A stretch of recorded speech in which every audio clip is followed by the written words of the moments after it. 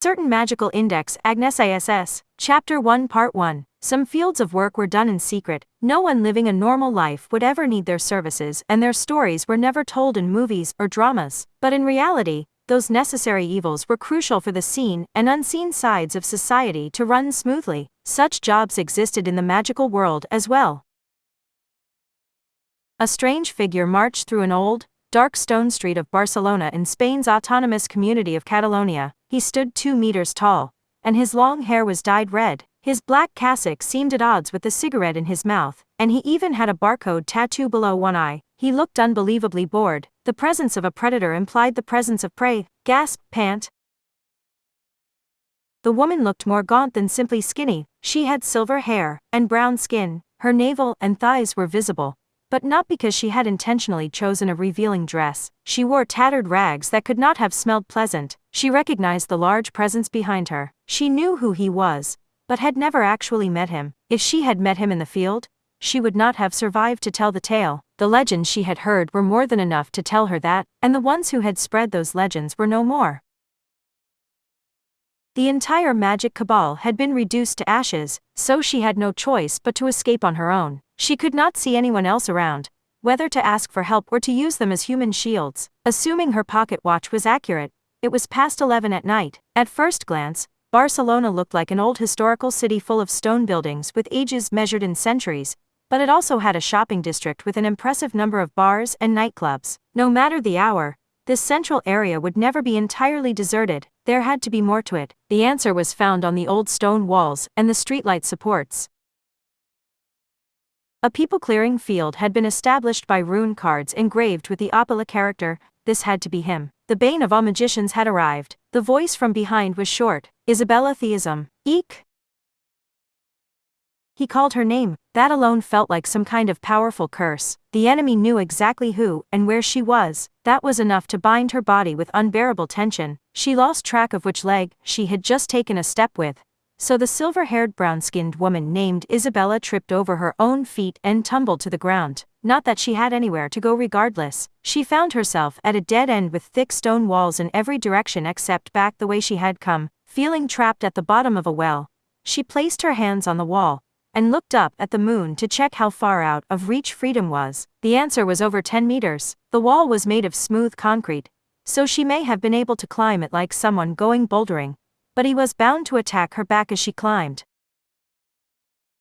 She heard a solid footstep. It seemed to block off the path she had taken here. Sweet cigarette smoke reached her nose. He did not let modern etiquette stop him from smoking. In fact, he seemed to use it to announce his presence before he attacked. You will die here. So this toxic second-hand smoke is inconsequential. Do you know why this is happening?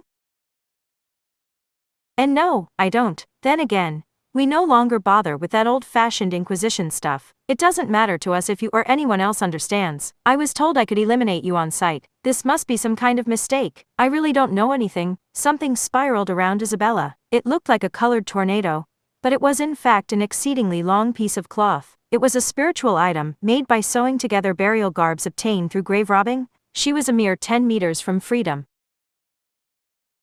In her world, that height might as well have been nothing. The cloth tornado bent down like a powerful spring and then launched the gaunt woman upwards with tremendous force. The word necromancy might bring to mind techniques of controlling a rotting corpse, but the field was divided into many different factions and schools. For example, summoning a spirit of the dead and having them predict the future was a form of necromancy. So was wearing the clothing of the dead to become one with them. This can't be happening. This can't be happening. I'm not letting myself get killed over some stupid misunderstanding. How in the world did I find myself here? She arrived on the rooftop in a single bound, and once she was out of that dead end, the rooftops extended around her in all directions as far as the eye could see. She could escape. This would all work out. That guy might be the bane of magicians, but he was helpless to do a thing if he lost track of her. That imaginary optimism was cut off by a very real explosion. He was not up there with her. Instead, all the roofs around her were covered in rune cards that would ignite when approached by someone containing magic power refined from their life force. Isabella was knocked off balance the instant she set foot on the rooftop, and she fell right back down into the dead end, almost like her pursuer had yanked back on a leash.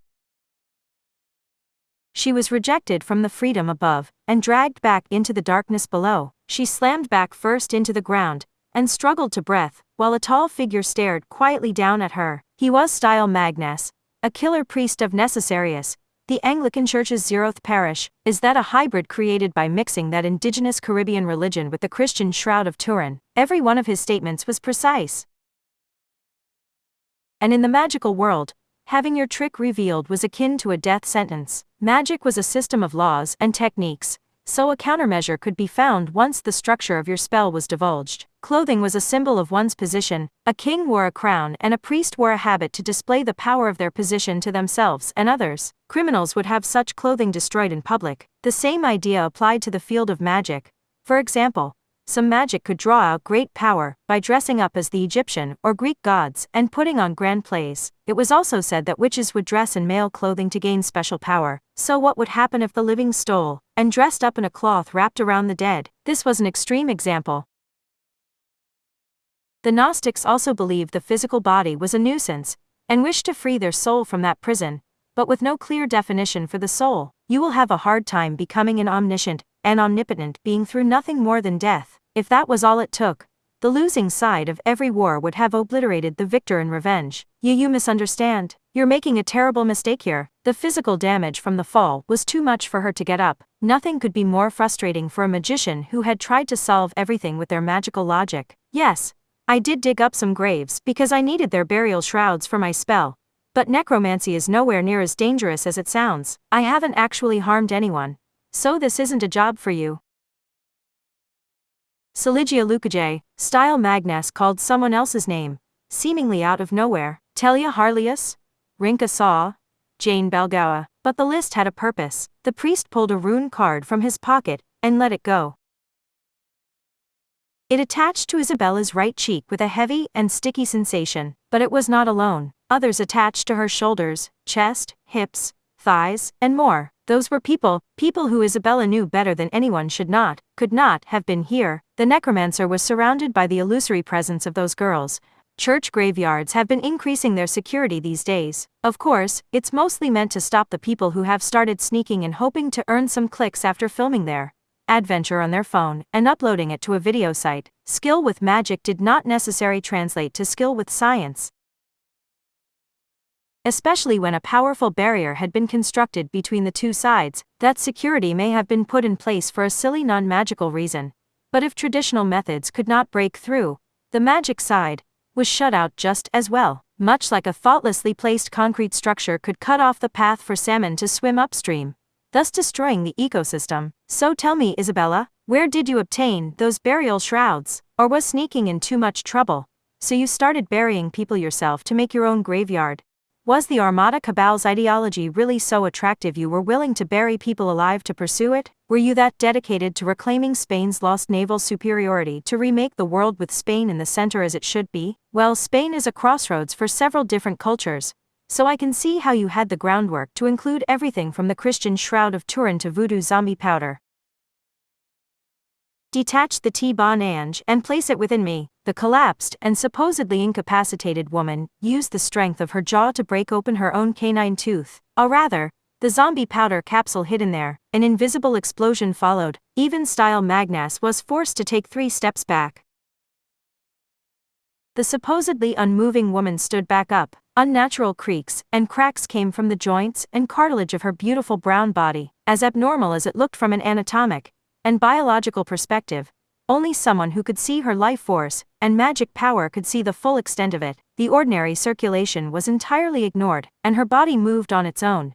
Her own will had nothing to do with it, but that was no surprise since someone other than her was moving it. You have guts to accept that when the soul is so poorly defined. Style Magnus narrowed his eyes a little when he opened both hands and closed them again. Red and blue flames erupted from them. Those violent flames took a straight path like a blowtorch. They both functioned as swords containing a tremendous force. As a priest, he had a standard line when it came to witches.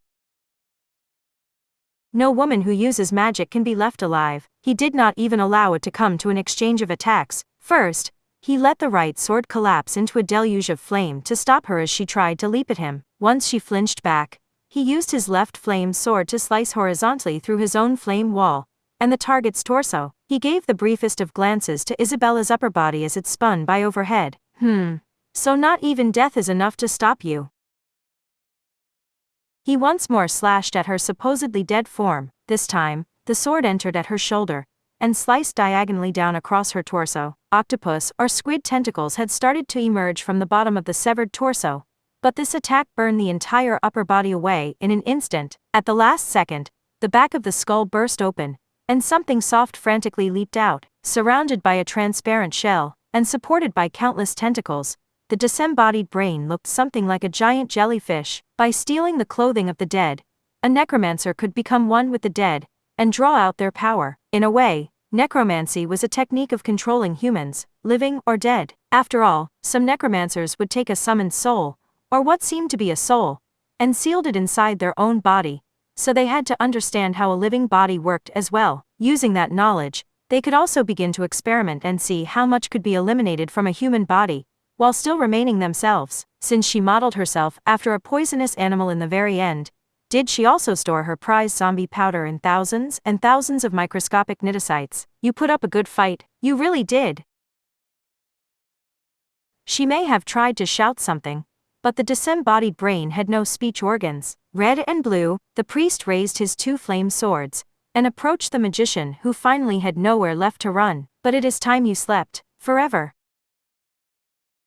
Part 2. Sue, was that good enough style?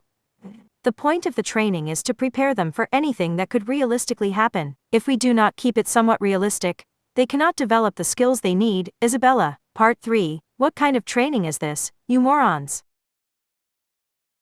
A short nun was terribly frustrated. Blood and gore were splattered everywhere. If the Anglican magicians did not clean up all of that red and black before it was seen, it was sure to cause an international incident. This was the Roman Catholic nation of Spain, so things worked very differently than in the English capital of London. They could not leave behind any chance of trouble. Agnese Sanctus had originally led a team of Roman Catholic nuns, but they had since joined the Anglicans instead. Even so, this is honestly impressive. A taller nun in an identical habit side next to her, Sister Lucia was something of a clean freak, so she viewed the mess with obvious disgust, while repeatedly crossing herself. This is very high quality for an imitation. What did they say they did? Rearrange pig and cow bones and organs to match human anatomy, and then treat them with chemicals. ADs and epinephrine are apparently off limits. Trying to revive this could cause the soulless doll to get up and start moving. A necessarious magician could conceivably make something like that. The nuns were here for training, but not against style Magnus or Isabella theism. Their task was to clean up afterwards. The combat magicians were not going to hold back, so the logistical support nuns had to show up after the fact and erase anything that risked an international incident. That was why those two necessarious members had traveled to a foreign country, fought an imitation of a real battle, and left a fake corpse splattered all over the scene. They had of course not informed Spain of this, and the corpse was so realistic even the average magician would mistake it for real. In other words, a real international incident was still very much a possibility. What do you think he meant when he said this could realistically happen? Sister Agnese asked Angeline, whose hunched back made her look even shorter than she really was. The answer to that was obvious enough. I imagine he meant exactly what he said. A magic cabal called Armada probably really does exist here. The Anglican Church, and especially Necessarius, were second to none when it came to eliminating magicians who had strayed too far. They never stopped gathering intel on existing threats, and they could easily create identical models for training purposes.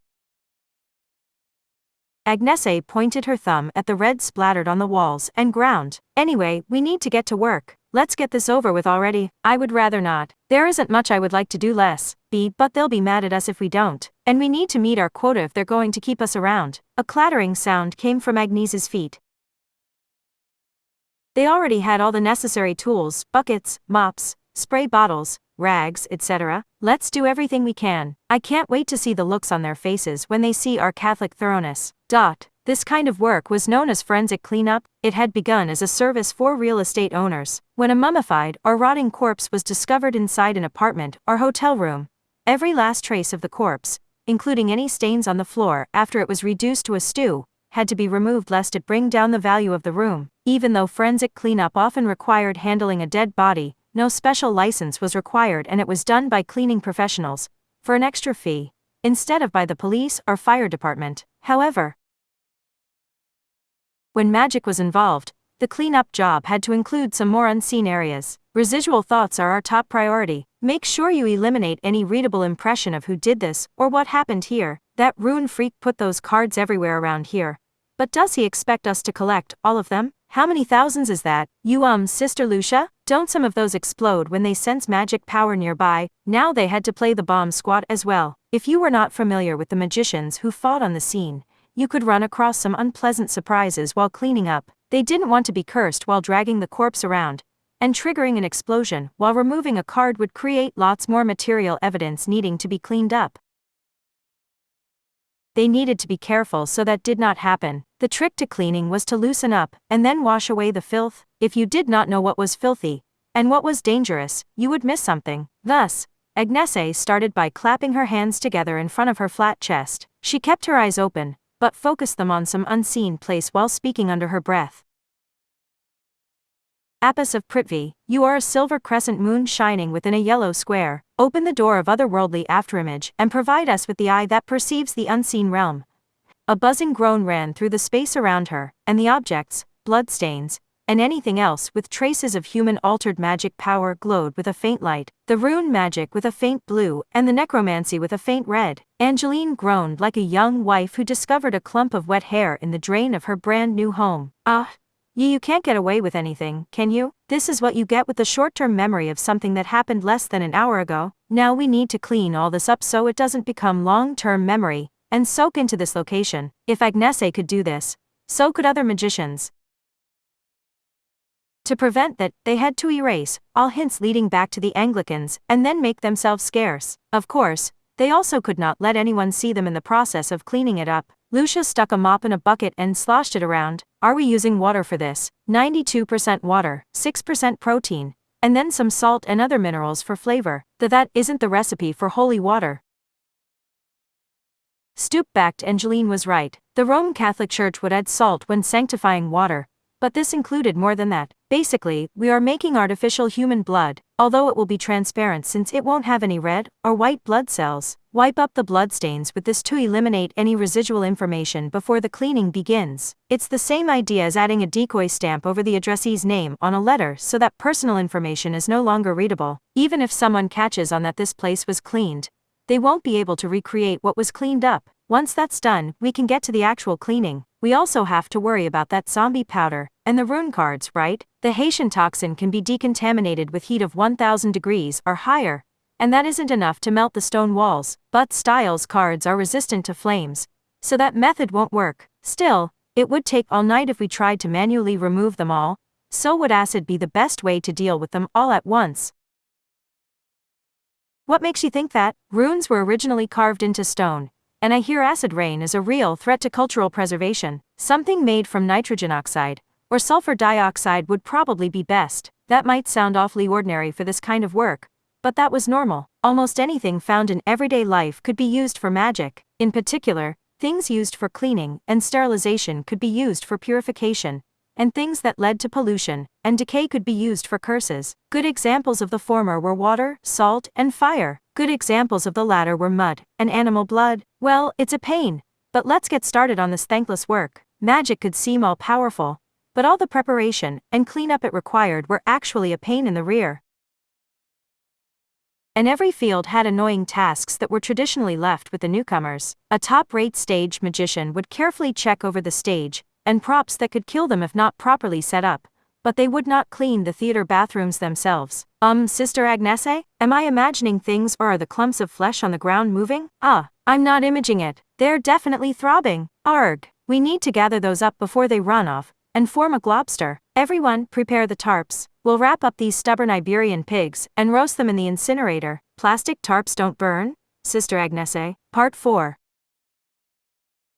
They were left filthy and disgusting. But now Agnese Sanctus wore a thin pink fabric with surprisingly cute frills. She groaned while laying on a sofa bed in her underwear. From the outside, this looked like a plain metal container, but from the inside, it even had a bathroom and kitchen. Basically, it was a mobile home, but unlike the commercial models, this one had removed all unnecessary decorations, such as the windows and doors, to make it indistinguishable from a cargo container. Her right leg slipped from the bed and hit something. She barely had time to realize it was a silver staff leaning against the wall before. "Oh, do you not know how to look after your own spiritual item, Sister Agnese? Why are you sleeping on the floor, Sister Angeline?" It had apparently fallen over and hit someone on the forehead. The staff had an angel carving curled up at the head, but it was known as the lotus wand. That magical item functioned as an all-purpose symbolic weapon in modern Western magic. They had finished the work shortly before 4 a.m., or just barely before dawn, but their struggles had not ended there.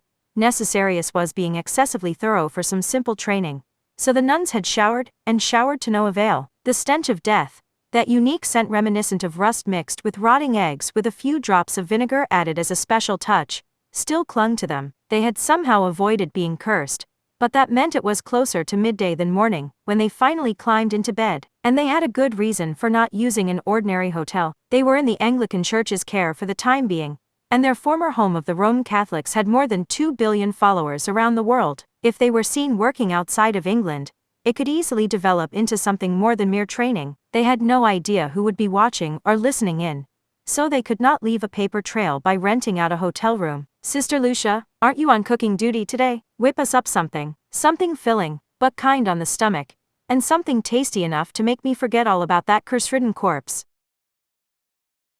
You need to dial back your demands unless you're trying to set me up for failure, or better yet, let's go out to eat." Agnese, Lucia, and Angeline donned their habits and left the container together. It was 10 a.m. and Barcelona was still caught in the middle of the morning rush hour. No one expected the trains to arrive exactly on time in Europe, and people generally had a more relaxed view of time. But Spain was especially that way. They were even the country that had introduced the concept of the siesta to the business world. The handwritten boards in front of the cafes tended to say morning business hours ended at 11. Agnese's group entered a random restaurant and set a table in a corner. Spanish food differed greatly between the coastal areas and mountain areas. On one side you had seafood paella and on the other you had spit-roasted Iberian pigs. Barcelona was a coastal city, so this place naturally served a lot of shrimps and shellfish. Spain had the distinctive trait of being a European country that regularly ate octopus and squid. "What were our plans for the day again?" asked Lucia while using her fork to poke at a large salad with plenty of seafood piled on top. "Don't ask me, that broken-hearted barcode arsonist insists on making it a surprise, so he'll probably show up with some kind of training at some point." They were still seen as outsiders within Necessarius. The work they were being given seemed entirely pointless, but it was possible they were actually completing some special task without their knowledge. For example, 99% of their late-night forensic cleanup work may have been done on imitation scenarios, but it was possible the last 1% had some real evidence mixed in. The on-site workers had no way of knowing what role they played in the big picture. The Anglican Church, and Necessarius in particular, was a monstrous system created to efficiently kill, so they likely had worked out long ago how to get people to do horrific things without guilt. Clams? Delicious clams. Stoop-backed Angeline was chowing down on some elliptical shellfish. Agnese was munching on some pizza toast flavored with sliced olives and anchovies. "Well, as long as they're still telling us it's training, the situation can't be too serious," said Agnese. "I imagine the danger level is between yellow and orange. We need to be cautious, but nothing is about to happen." "Are you sure that's not being overly optimistic? Upsetting your superiors by digging deeper for no good reason is not a good way to live a long life. So until something happens, I say we enjoy some sightseeing here in Spain. The sunny side of the city looks so much brighter after experiencing that shadowy mess of curses, death, and blood." She said it herself, but Agnese could not shake a sense that something was wrong. "Something isn't right about this restaurant." "What do you mean?" asked Angeline with her mouth so full her cheeks swelled out like a squirrel's. Lucia tugged on her ear as an expressionless punishment and responded to Agnese. "Yes, it's too clean. I can't sense any naturally occurring magic here." Magic was not known to the ordinary people living their ordinary lives, but that ignorance often led them to unwittingly stumble into it. For example, few people knew the shushing gesture of holding your index finger in front of your lips had its roots in an ancient Egyptian ritual. Amateurs performed those ordinary actions all the time, so there was no need for anyone to wipe all trace of it clean. Small jinxes could be found in the greetings people exchanged on a daily basis, without knowing a thing about the magic world. Even when you did not know how to actually refine your life force into magic power, you could still gather some power as a faint margin of error. It was a lot like leaving behind invisible fingerprints, but this restaurant contained none of that. They could only assume that someone with enough knowledge to notice those slight risks had wiped everything clean. Agnese glanced around the restaurant. Did someone perform magical forensic cleaning here? That question came back at her and inspired a further question. But why? Part 5. For example, there were ways of erasing blood stains. It was hard to do so completely, but if you only needed to avoid a luminol reaction, special oxygen detergents available for purchase online would do the trick. Of course, washing a spot clean with that was a sign that there had been a bloodstain there. There was no reason to go to all that specialized effort to wash a spot clean if there was nothing suspicious there in the first place. And this was the Magic Side's forensic cleaning, which was designed for situations where a dead body might just stand back up all on its own. Only someone familiar with their world would even know that needed doing. So why had the restaurant been wiped so clean? Had something happened here requiring it? Well, we just stumbled into some trouble, said Agnese, once they were back in the mobile home. They had not contacted Style, and they did not know if they should tell him about this even if they had. Again, they were still seen as outsiders within Necessarius. They could think of two broad possibilities. First, this is a continuation of last night, making this a part of our Anglican training. If we do nothing, we might lose a ton of points. Groaned Angeline, who was already growing tearful. They had spent all night cleaning up a mess that made cleaning up dog poop seem more appealing. So it was distressing to think all that effort could go to waste because of some second round. Also, there was no chance some other group was being tested in the same area. If the two teams ended up interfering with each other due to a failure on the supervisor's part, the entire training session would be for nothing. If they were told all of this had not counted because they could not be graded properly, they might just murder the grader. However, the real danger was the second possibility. Second, something real is happening. That would mean this isn't training, and this really is something Necessarius should be dealing with. I don't know what it could be, but this hint is enough to know the culprit is aware they're up to no good. Unfortunately, actions taken to hide evidence did not immediately work as evidence of misdeeds. Just because someone thought they had committed a crime did not mean they had. Some people were overwhelmed by fears that they had done something truly terrible even though no crime had ever occurred. It fit the same pattern as someone taking in an abandoned puppy on a rainy day, and later fearing that counted as theft because they did not have the original owner's permission. In that case, the original crime was entirely imaginary, yet the actions taken to hide that they had taken in the puppy would be all too real. They did not know enough to say in this case. If they overlooked this, it might lead to some otherwise avoidable disaster. But if they made a fuss about it, it could turn out to be nothing. Lucia sighed. Whichever it is, you know what we have to do next, right? What's that? Gather enough information to make an informed decision. We need to know if this is simple training or a real battle, and, in the latter case, we need to know whether or not we need to intervene. We need more information before we can hope to figure any of this out. Agnese shrugged. She had hoped to reach a different conclusion, but nuns tended to be diligent. The odds of this being wasted effort were around 75%. But they had to go to the effort regardless. After all, if this was the remaining 25%, someone's life could be hanging in the balance. Those odds were too high for them to irresponsibly pretend they had not noticed anything. When the odds were even worse than a game of Russian roulette, they could not just let it slide. So they had a plan? Okay, everyone, I hope you're ready for some more thankless work.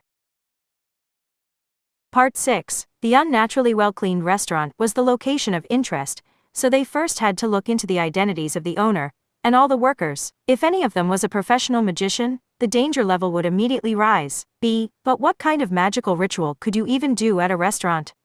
This doesn't mean there was a corpse hidden below the floorboards where we were eating, does it? What would they gain from that? Angeline began to tremble, but Agnese responded with obvious exasperation. Lucia took a more businesslike view of the issue.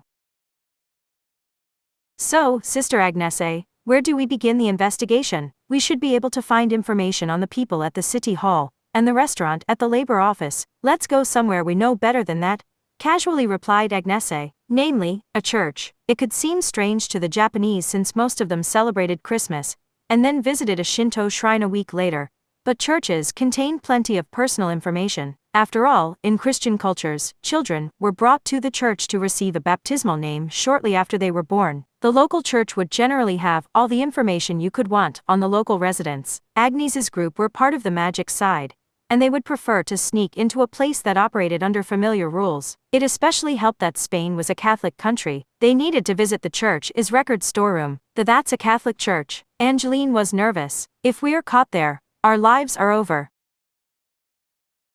So what? Magic was supposed to be a noble thing, and not a tool to fulfill one's immediate worldly desires. Yet there were an awful lot of spells to hide your presence, sneak into places, or transform into the opposite sex. I swear these spells must have been developed by peeping toms and panty thieves. Sister Agnese, chided tall and fastidious Lucia.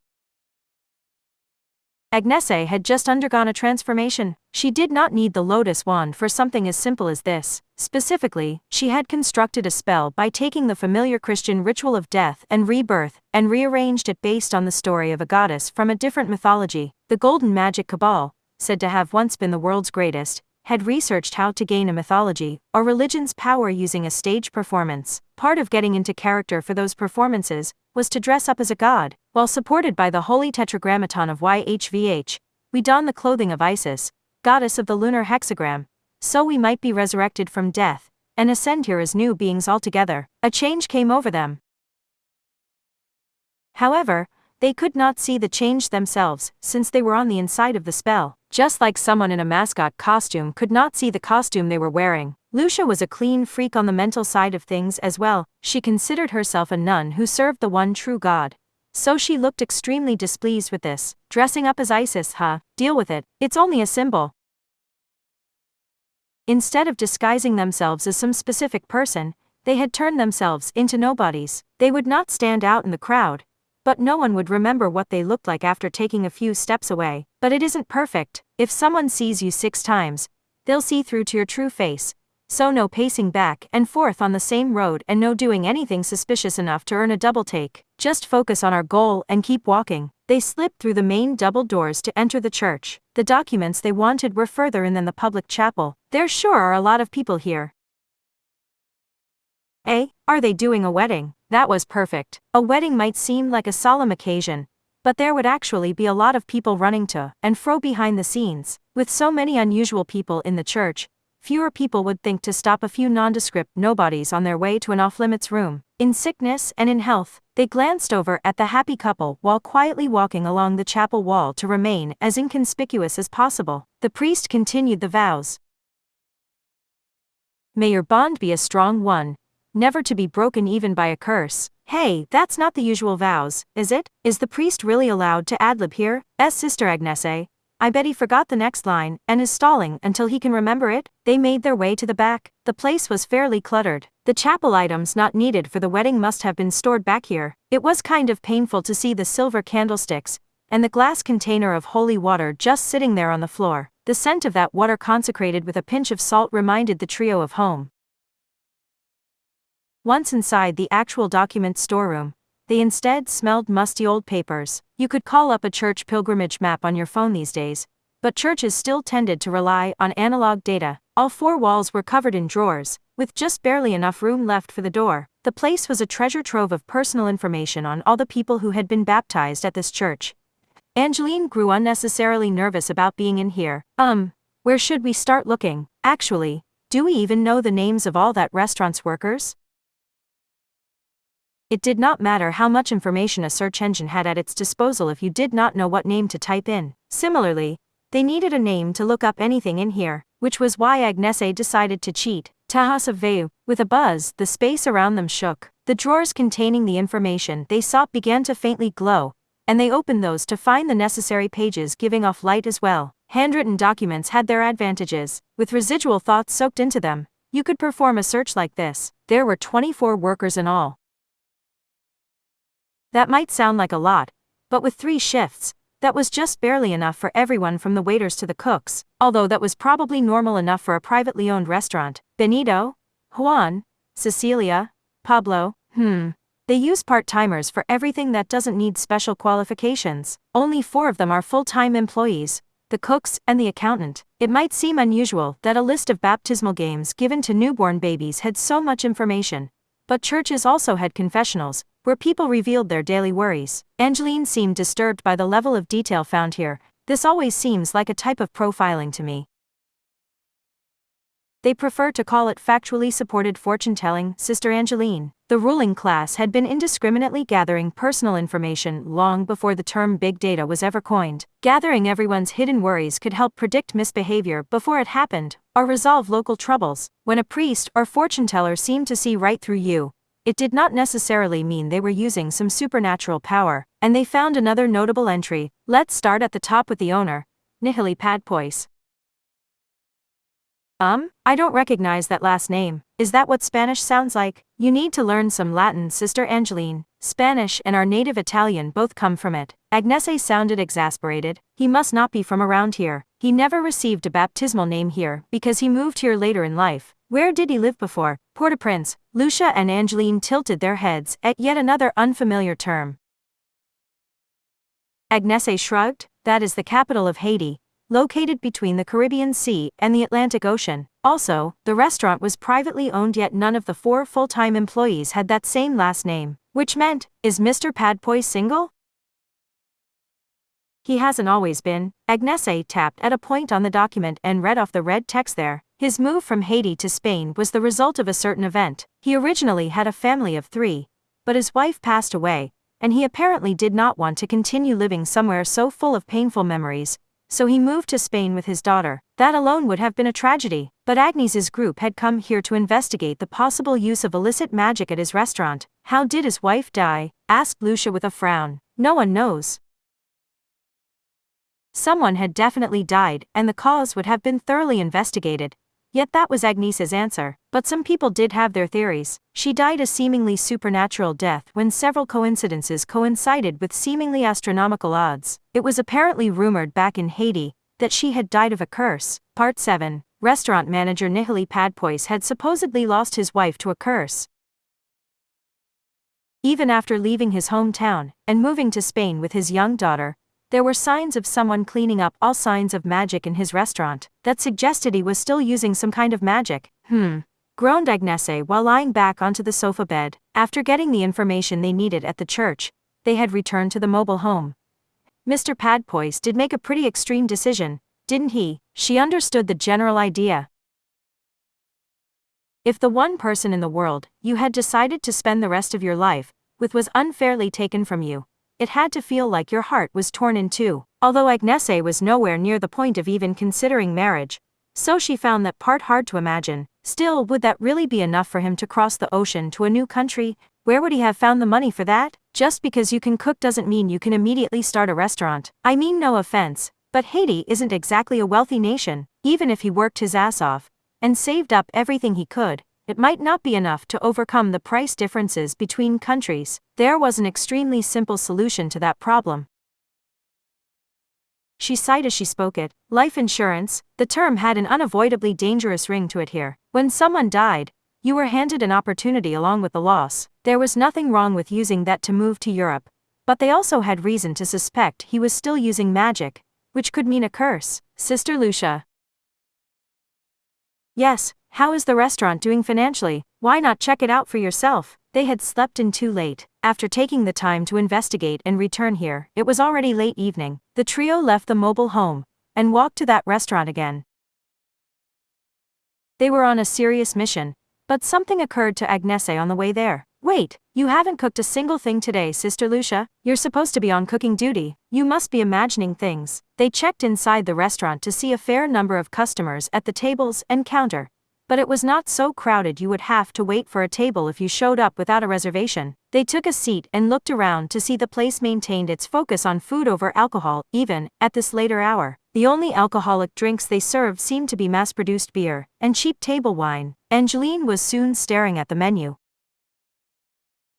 They have a bunch of options that weren't offered this morning. I want to eat the sigillo and these skewers. You need to specify what kind of agillo and skewers they are. The focus on seafood meant anything cooked in oil, or on skewers, was probably shrimps. Sea bream and salmon were also likely options. Despite having had them that morning, Angeline went ahead and ordered a bunch of clams. All of the alcohol had been cooked off, but the beer and wine were apparently primarily stocked for cooking dishes like that. The customers were probably drinking the extras that the restaurant ended up with because the minimum order with the distributor was more than they needed.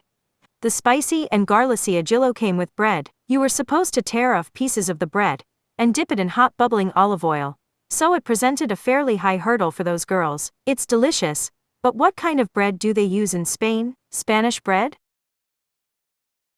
Work on your vocabulary, Sister Agnese. This is focaccia and it's from our native Italy. Agnese felt someone looking at her, so she looked over to find that someone much closer than expected. A brown girl of about 5 was clinging to the edge of the table with both hands. She looked a lot like someone peering over a fence. Heh, and for some reason, she looked extremely proud of herself. Do you like it? Why yes, you do, you actually like it? She began wiggling side to side like Agnese had complimented her. There were a lot of races around the world, but she did not appear to be of purely African descent. She did have the dark skin, but her facial features and hair seemed more like the nuns. Agnese belatedly realized the girl was probably mixed race. She was reminded that a lot of the beautiful gods and goddesses in voodoo were depicted as mixed race. You chose a good day to eat here. This chef is really good. So is this the daughter? Solon, come here please, called a deep adult voice. The girl immediately turned around. So that had to be her name. Coming, why does Papa have to interrupt me when I'm letting the world know how great he is?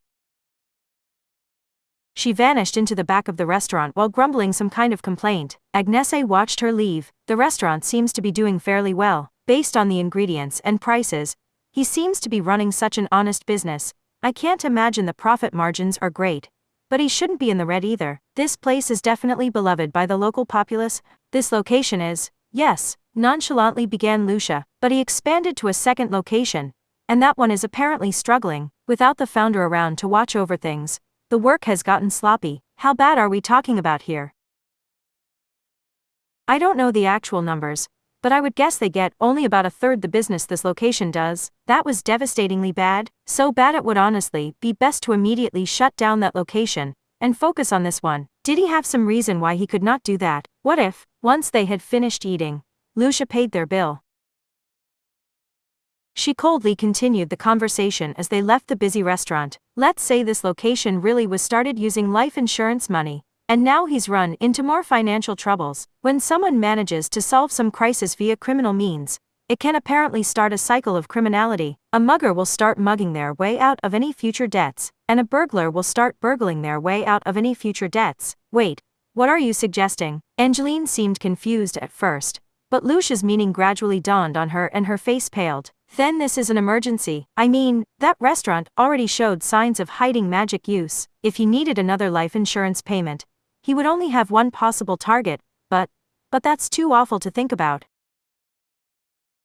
Voodoo is most well known for its zombies, but it has many more curses to offer. Of course, the actual voodoo zombies are nothing like how they are generally depicted, explained Lucia. The most horrific of those curses involves making a deal with a demon. Your every wish is granted as long as you kill and sacrifice someone once a year. Worse, it has to be a family member or lover whose loss will tear your soul asunder, and if you fail to deliver, you yourself will be sacrificed. The deal doesn't sound remotely worth it to me, but it wouldn't be so well known unless a fair number of people decided to use the spell. I also don't know if what they call a demon is the same thing as our demons. Who was in harm's way here, and what would the culprit gain from it? When spelled out like that, it was a very simple situation, enough so that they wanted to remove that brown girl from the restaurant immediately. Agnese Sanctus brought a hand to her slender chin.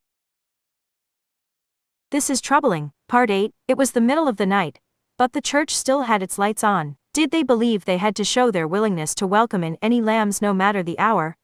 Agnese walked right into the chapel, and saw a small room built in one corner. It was only the size of 2 phone booths attached side by side. The 2 spaces were separated by a thick latticed window to allow the occupants to speak secrets without seeing each other.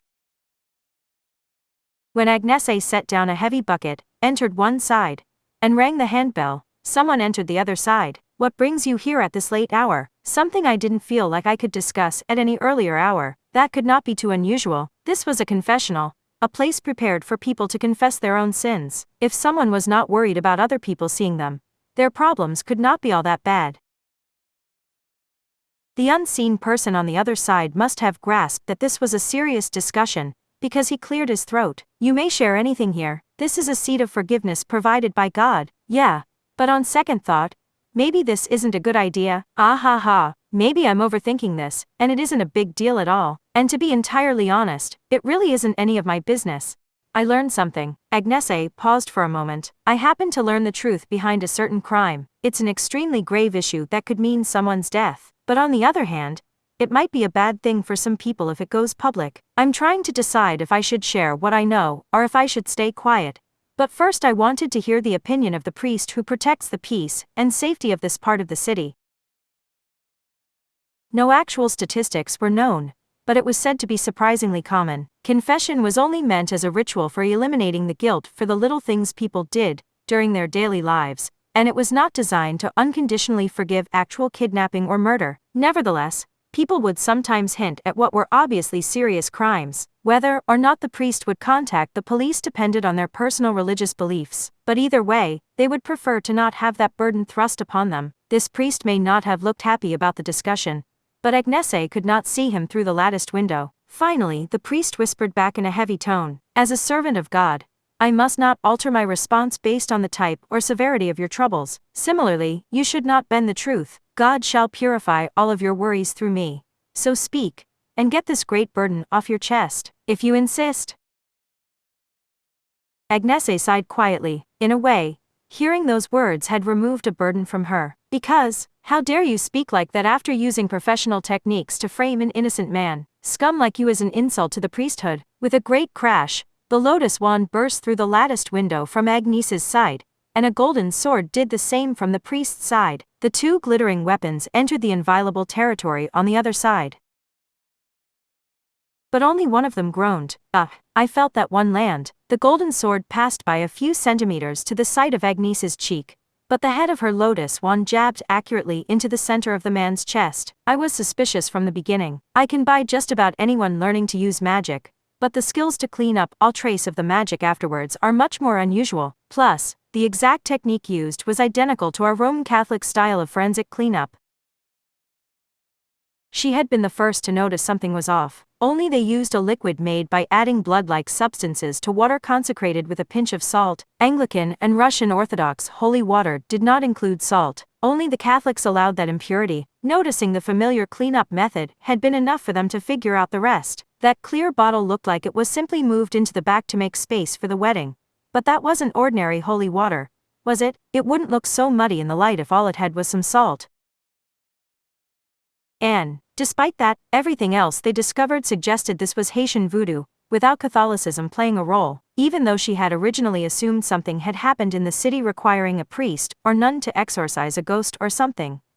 So the restaurant owner from Haiti couldn't have been behind it. Yeah, there were signs of someone hiding magic use at that restaurant, but no one ever saw any signs of the magic itself. So it's just as likely someone cleaned up an already clean location to frame someone else. That must have been what happened. She did not know what happened to the owner's wife, so maybe someone back in Haiti really had cursed her, but that family fell squarely into the victim category, and they hadn't done anything wrong since arriving in Spain. It had only looked that way because someone had used that unnecessary forensic cleanup to make things look suspicious. Even though there was nothing to be found there, the owner had simply grieved his wife's death, and used the money he would have preferred never to receive to start a small restaurant in the hopes of getting a fresh start while bringing some happiness into his young daughter's life. What would have happened if the suspicion of that man had continued to grow? He had already lost the person he loved most in the world. So what would have been taken from him next, and what crime would he have been framed for? The Roman Catholic Church had 2 billion followers worldwide. So was this any way for one of their priests to be acting? Why do this? I doubt it was simply anti-immigrant sentiment which has been on the rise recently. Or have you really forgotten that Christianity is meant to save all the peoples of the world, regardless of race? She badly hoped he was not so far gone he did not even believe in that basic principle. During the Renaissance, Europeans had proclaimed that all peoples were equal, even as all the angels and saints in their religious artwork were still depicted with lily-white skin. But Agnese saw no need to be so narrow-minded in the modern era. But he is cursed. No, you tried to frame him for being cursed. I did. But Nihili Padpois really has come in contact with a real curse. The priest howled so loud his chest swelled out from within. Agnese frowned, but he continued shouting, I don't know how exactly it happened, because I have no way of investigating something that happened across the Atlantic, but his family really was cursed. And that's all that matters. I cleaned up this town. I kept this district of Barcelona so clean you can't find even a hint of filth. But those efforts are meaningless when a true source of impurity moves in. Everything I did was for nothing. I had to get rid of the cursed one, no matter what it took. So you're a clean freak. This fear may have been what had originally motivated him to get into theology and choose the path of God. He feared curses. He wanted a way of fighting them, and if he could not fight them, he at least wanted to push them away. He must have decided such things could not reach him if he worked in a church, the house of God. Sneaking into the church to check the baptismal name records had been Agnese's idea, but even she had thought those records were unusually detailed. However, the priest had not been so thorough, because he cared deeply about protecting the people in his part of the city. No, he was simply afraid. So he made sure he could pick up on the earliest sign of a curse, and set up a trap to protect himself. He would frame the cursed person, intentionally have someone, such as the witch-hunting specialists of the Anglican Church, discover it, and use those strangers to indirectly eliminate the threat. Agnese sank aside, and she gave her response, What the hell is wrong with you, you petty villain?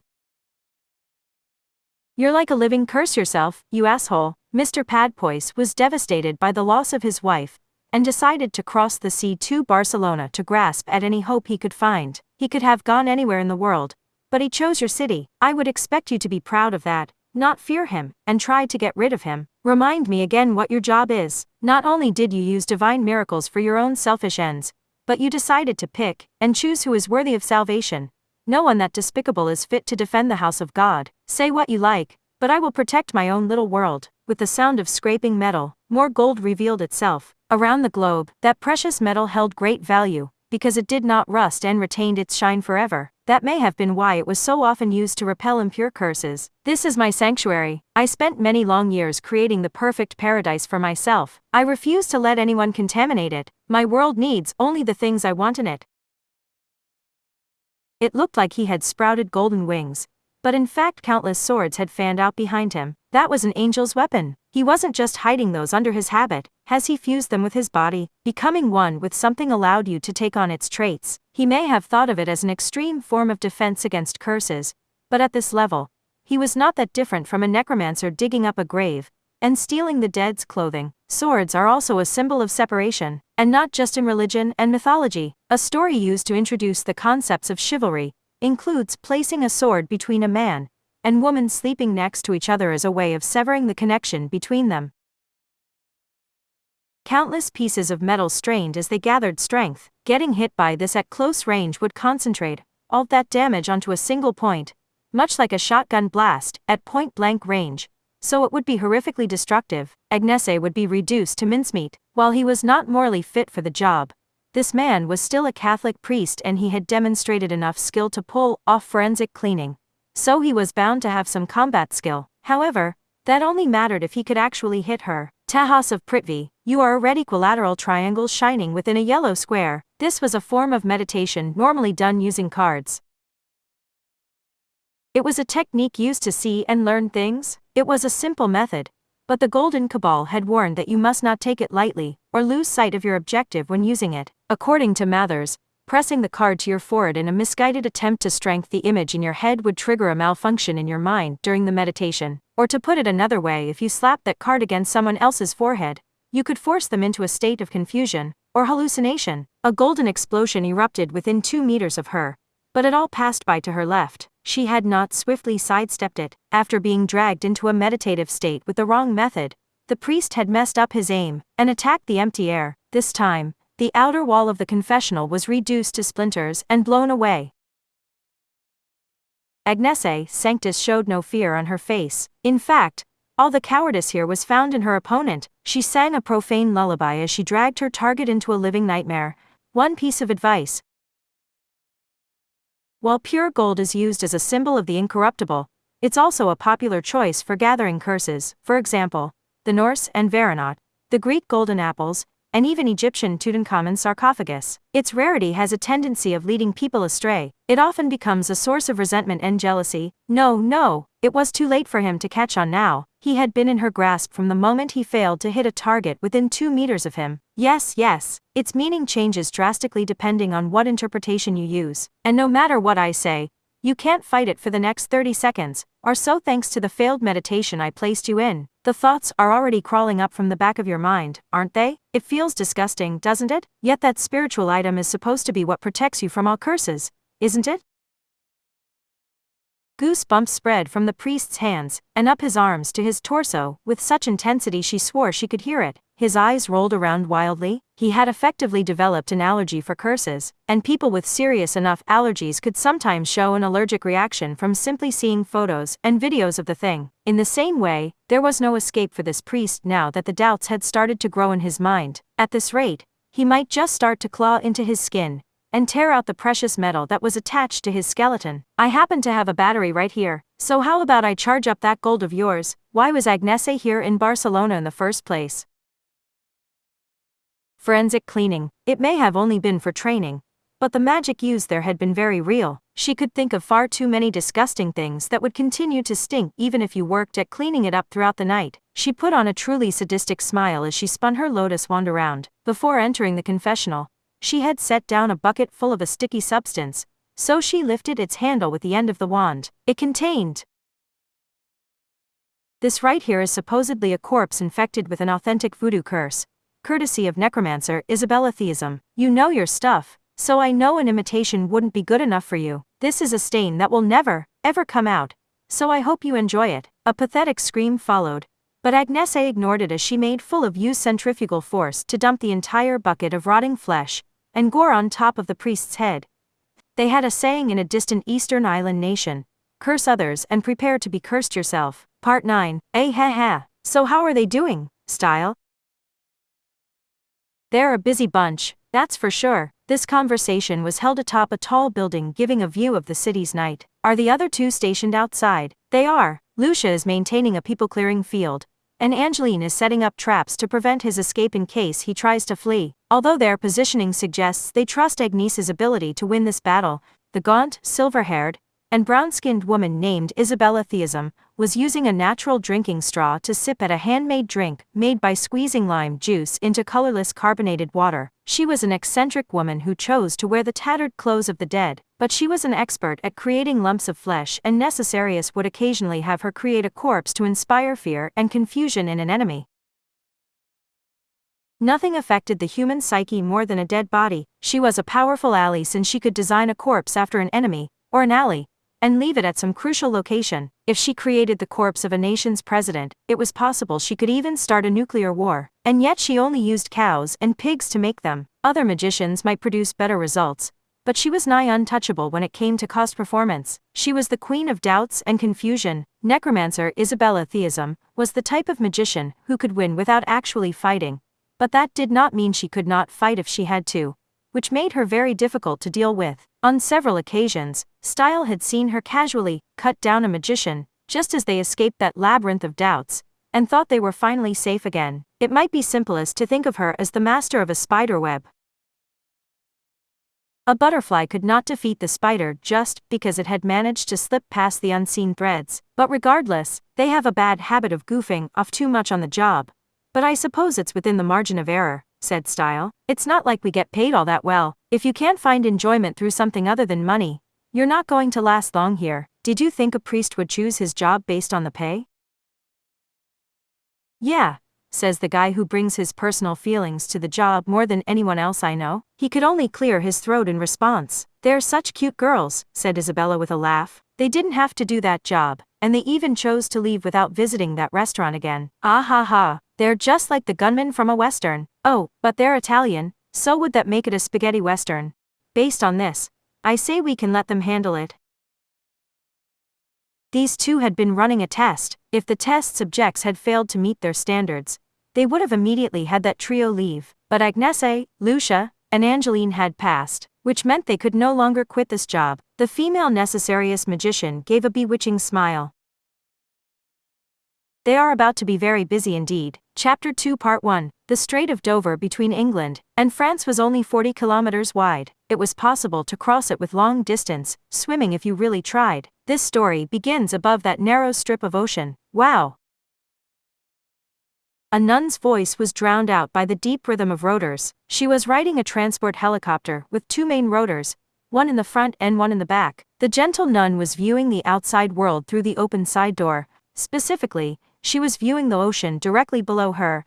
There was no missing the 262.1 meters mass with a displacement of 42,670 tons. But did any of that advance information really mean anything? "Everyone, I have located the ghost ship," she reported in an awfully gentle voice. "This confirms that it does indeed exist. It is traveling from England to France at a constant speed. The data I was provided says its top speed is 31 knots, but it is moving slower than that. Regardless, it will arrive at the French port within an hour." What would happen then? Also, it would be a good idea to explain what exactly this ghost ship was. Sister Ursula Aquinas held a hand to her ear as she continued, "This is indeed the HMS Hood, a British battlecruiser built in 1920. It was supposedly sunk in the northern Atlantic during the Second World War in the 40s, yet here it is." Part 2. Calais, Pas-de-Calais, France. They were in a panic here as well. After all, taking the shortest route from England to France would naturally bring you to this port town. Unless the Hood made a sudden detour, it would almost certainly reach the coast here. Angeline reacted the way she did to most crises. Tears filled her eyes and she waved her hands around wildly. "It's over. There's nothing we can do. This is a World War II warship, isn't it? Its firing range has to be at least 20 kilometers, which is half the strait's width. Its 38.1 centimeters shells can reach here whether it does itself or not. Since when does she know so much about this stuff? Although her understanding seems fairly shallow." "Did you sleep through the plane ride here, Sister Agnese?" They were playing an anthology of short black and white war films. "Let me warn you, you do not want to mention U-boats around her, because she will talk your ear off for 3 days straight." Agnese's group was running through the harbor district of the city of Calais. Incidentally, as a French city, that S is silent. The camera tossed into the northern Atlantic showed the rusted hulk of the warship is still there, right? The ocean currents and fishing grounds are also unchanged. Most likely, this is not a case of the actual ship being brought back with healing magic or something. We suspect Telesma, or some other power was guided in to meet the conditions necessary to summon the ship. Summoning was generally thought to involve weird creatures such as angels, demons, and spirits. The Olympian spirits assigned to different parts of the heavens are a good example of summoning planetary power into an amulet. On the other hand, a ship was a curious motif. After all, there were plenty of legends in which they were used to travel between the world of the living and the afterlife. There was the ferry used to reach the afterlife in Greek mythology, and there was the treasure ship talisman standardized by Onmyagus to provide good dreams when placed below the pillow. Whatever form it took, an item capable of traveling between the two worlds could be called to this world by human means. Or could it? That explanation isn't all that convincing. Angels and demons exist in that other phase, so it makes sense you can draw on a portion of their power to summon them. But how are you supposed to extract power from a hunk of metal to summon it? The Hood is certainly large, but it's a purely industrial product without any kind of occult foundation like Charon's ferry or the Japanese treasure ship. Sister Agnese, can't we just ask the culprit for details on the summoning method once we track them down? Containers were stacked up like metal pyramids on the concrete bordering the sea. This city was developed as an entrance from England, so if it were destroyed, there was a fear of their historical friendship falling apart. However, Agnese's trio was not preparing to face off against the battlecruiser itself. They had another plan. "We know that ghost ship is the product of some form of summoning, and that it was summoned from France. So did they stage this attack themselves to cut ties with England? England and France might seem friendly, but a look back at their long history showed more than their fair share of less than peaceful interactions. And in the modern field of weapons development, France refused any help from England as they worked to produce things on their own. England could become an enemy in the future, so they did not want them interfering in the weapons that would be crucial to their national defense." However, Agnese readily rejected that idea. "There are way too many people who would benefit from that to draw any conclusions. This feels more like some third party intervening to me. And to be honest, it doesn't really matter who this is or what they're after. From their British perspective, top priority was ending this while keeping the damage done by the Hood to a minimum. They were playing their role in that here. Someone else could deal with the cleanup afterwards. Only one thing mattered here. The summoning appears to have been carried out in this container yard. But that's suicide, protested Angeline, and also hard to track down. Our simple map fortune-telling only managed to narrow it down to a 10 kilometers block. But all the other summoning ceremonies in this area are experiencing interference. So this has to be it. That method may have been similar to measuring rainfall using the interference in TV broadcast signals. Okay, if we capture this magician and stop their spell, the phantom hood should disappear. Time to find their modular ceremonial ground. The leader of those 3 girls tried to psych them up, but Angeline came to a stop and looked around in shock. She saw nothing but piles upon piles of metal containers. There had to be well over 1,000 of them in all. We have to find it in here. Yes, that's like trying to find a needle in a haystack. Are you serious? Don't we at least have some kind of hint? Of course not. Managing to narrow it down to this harbor at all was a miracle. Now, Sister Angeline, do you remember what you said earlier? No, I'm not letting you twist my words to force me to help. Yeah, I never actually said I would do this job, did I? So I'm safe. I can just go home now. I'm not trying to twist your words. Agnese pointed her thumb out to sea and shrugged. Didn't you say the Hood's shells could reach us while out at sea? Wait, but now that I think about it, isn't it a ghost ship without any crew on board? Empty, or not? It seems to have regained all its functions as a ship. That means it can fire on us here. So don't let the number of containers get you down. We just need to start searching. By the time they could hear it, it was too late. A metal meteor dropped from the stratosphere and crashed into that harbor district. Part 3. The sea split and the mountains crumbled. Or more accurately, the concrete embankment split and the mountains of metal containers crumbled. Are you kidding me? Groaned Angeline while lying nearby. She looked up to see the shockwave had twisted a sturdy gantry crane like a sugar sculpture. She expected a crater or 3 to be visible with a satellite. Is this supposed to be a joke? We'll die. There's no way we won't. What is this garbage? This is game over already. Isn't it over from the moment France is attacked? For some reason, Sister Agnese responded with a distant look in her eyes. Sister Angeline, you haven't seen the worst of it yet. Impossible. How could it get any worse? If a few shots was enough to shatter all diplomatic ties and start an all-out war, England never would have left any of its people in France. They would have given up any hope of stopping it, withdrawn everyone, and prepared for war. So why didn't they do that? Because this isn't the final defensive line. If the Hood only wanted to fire on France, it didn't need to continue charging toward the coast. It could stop once within firing range. Then what did both England and France fear the most? It's going to continue on inland. The Hood is taking the shortest route and it has been seen passing right through areas it should have run aground on. So in the worst case, it might be able to continue going even after arriving on land. Maybe it will phase right through the land. And maybe it will slide across the land like the ice ships did. The mention of the ice ships earned a short silence from Lucia and Angeline. Agnese understood why. The problem is that its current course could take it straight to Paris. It still has around 300 kilometers to go though. They say all roads lead to Rome. But France is a pretty big place too. I suppose that's how it has enough land for all the wheat and grapes. France is letting England handle things for now. But they apparently intend to begin the next phase once the ship arrives on land. Wait. So the ship can phase through the land, but the shells still hit. How is that fair? Don't ask me for the logic behind it. But ghosts can strangle you.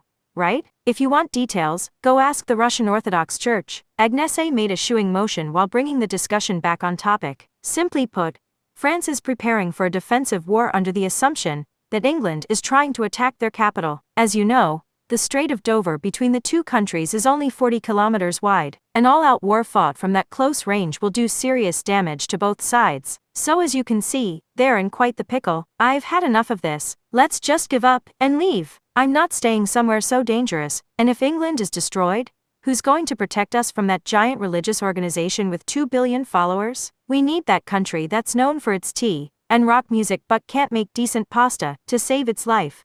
We're in trouble if we lose its defenses, so we have to protect it. Do you get our situation now, Sister Angeline? The blonde braided girl groaned with a frown on her face. I don't know why she can't just say she wants to repay them for taking us in, whispered Lucia. She just misses that women's dorm, doesn't she? Agnese smiled and silenced the taller nun with a low kick. Besides, if the Hood was going to arrive at Calais and trigger a war within an hour, they couldn't escape the initial attack even if they decided to leave now. Even a conservative estimate said everything within a 200 kilometers radius was in danger. Driving an ordinary car fast enough to escape would burn out the engine, and the highway did not conveniently take them directly outside of that range. Lucia leaned back against the bent gantry crane with her giant wheel in hand.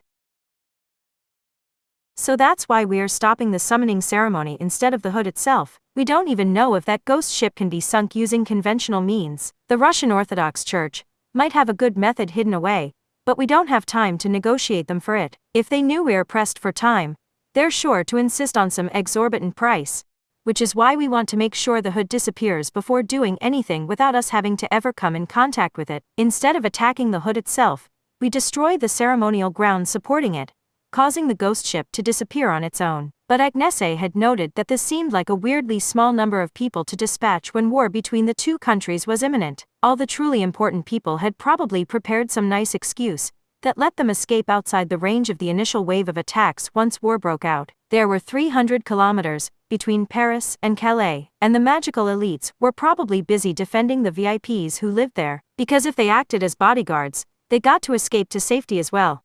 Agnese really wanted to cast a curse that would crash their private planes.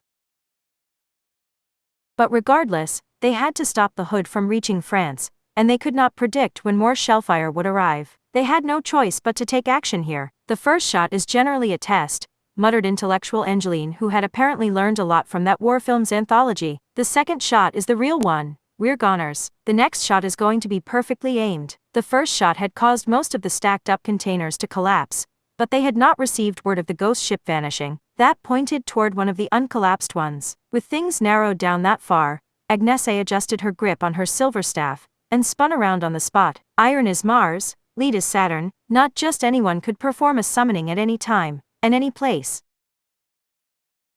The appropriate direction, time, location, and more had to be precisely set up for the summoning target. Magic circles for summoning were so complex and intricate because they were essentially writing out a lengthy address to make sure they summoned their target. Gunpowder includes sulfuric acid, making it sulfur, so that's Earth. And since it's a ship, would that be Quicksilver? No, the salt would make it ether, I think. Now I need to apply the current latitude, longitude, and date to those four symbols and check the positions of the planets. The flow of energy most likely to interfere with the planetary movements is the path that enters from the south and leaves to the west-northwest, which means this was much like using the hands of an analog clock and the sun's Z position to determine the direction.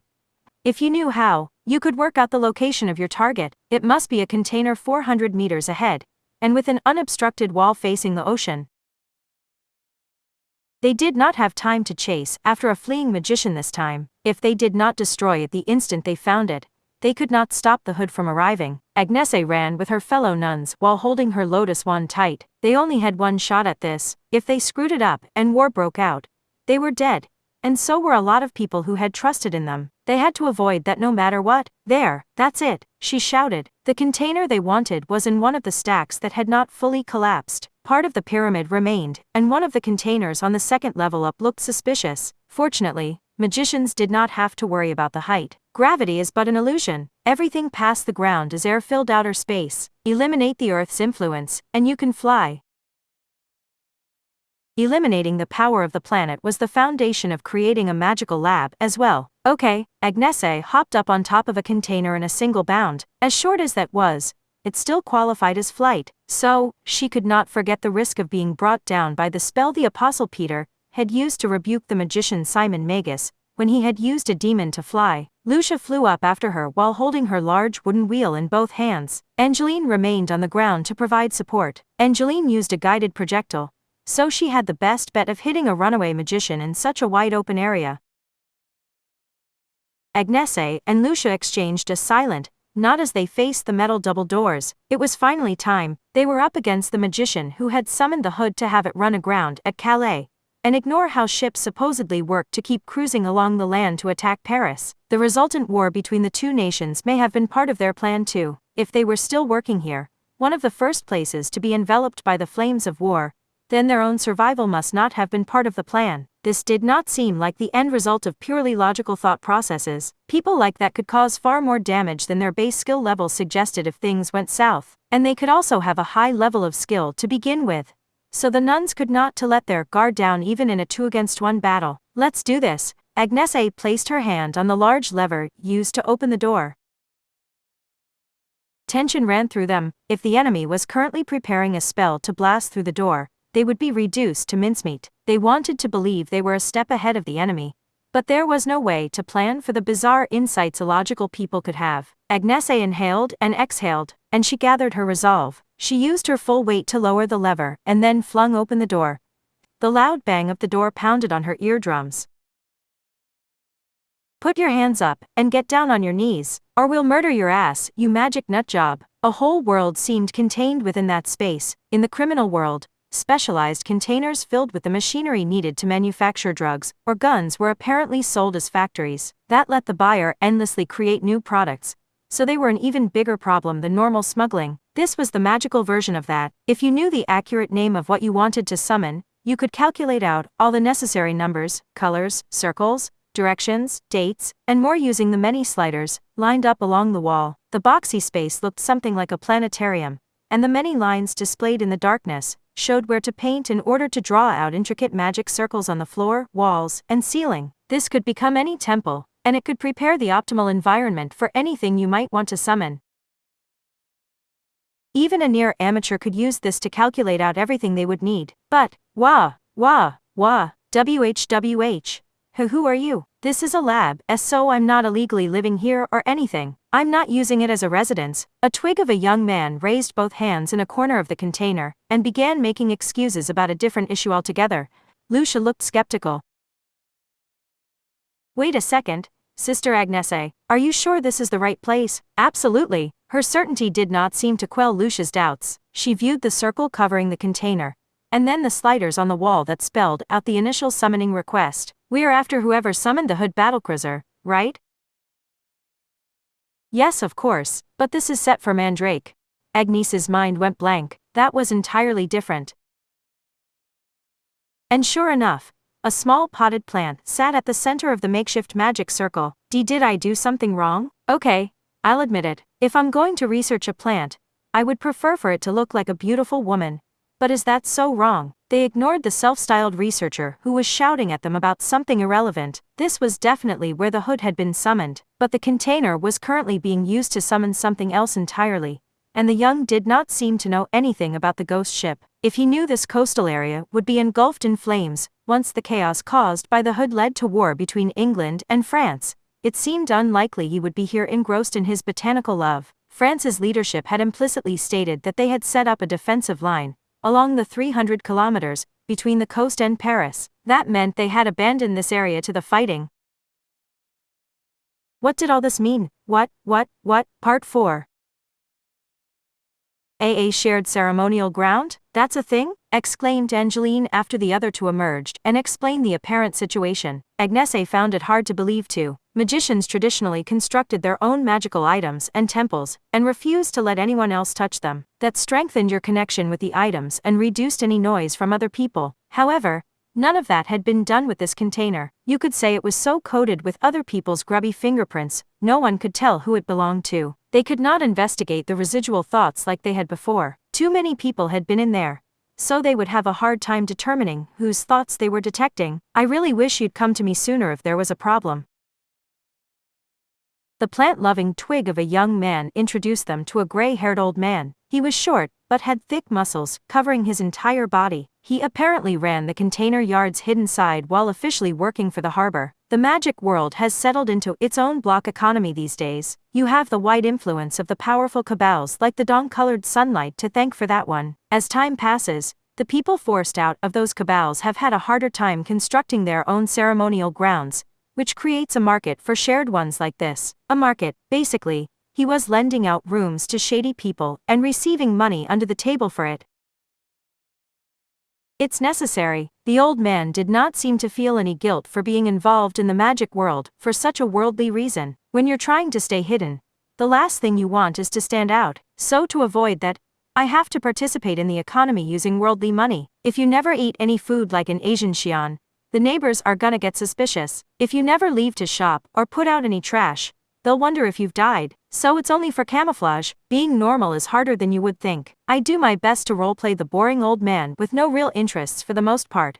But the world out there just isn't pure enough for that to be enough. The above-ground part of the world, if you could really call it that, also had secretly rented rooms for runaway criminals preparing to flee the country, or to hold illegal workers. In more recent years, there were apparently also rooms used to create guns with 3D printers, or grow illegal plants with UV lights. Instead of keeping the container ceremonial ground in one place, it was apparently moved around the yard at irregular intervals to make it harder to track down.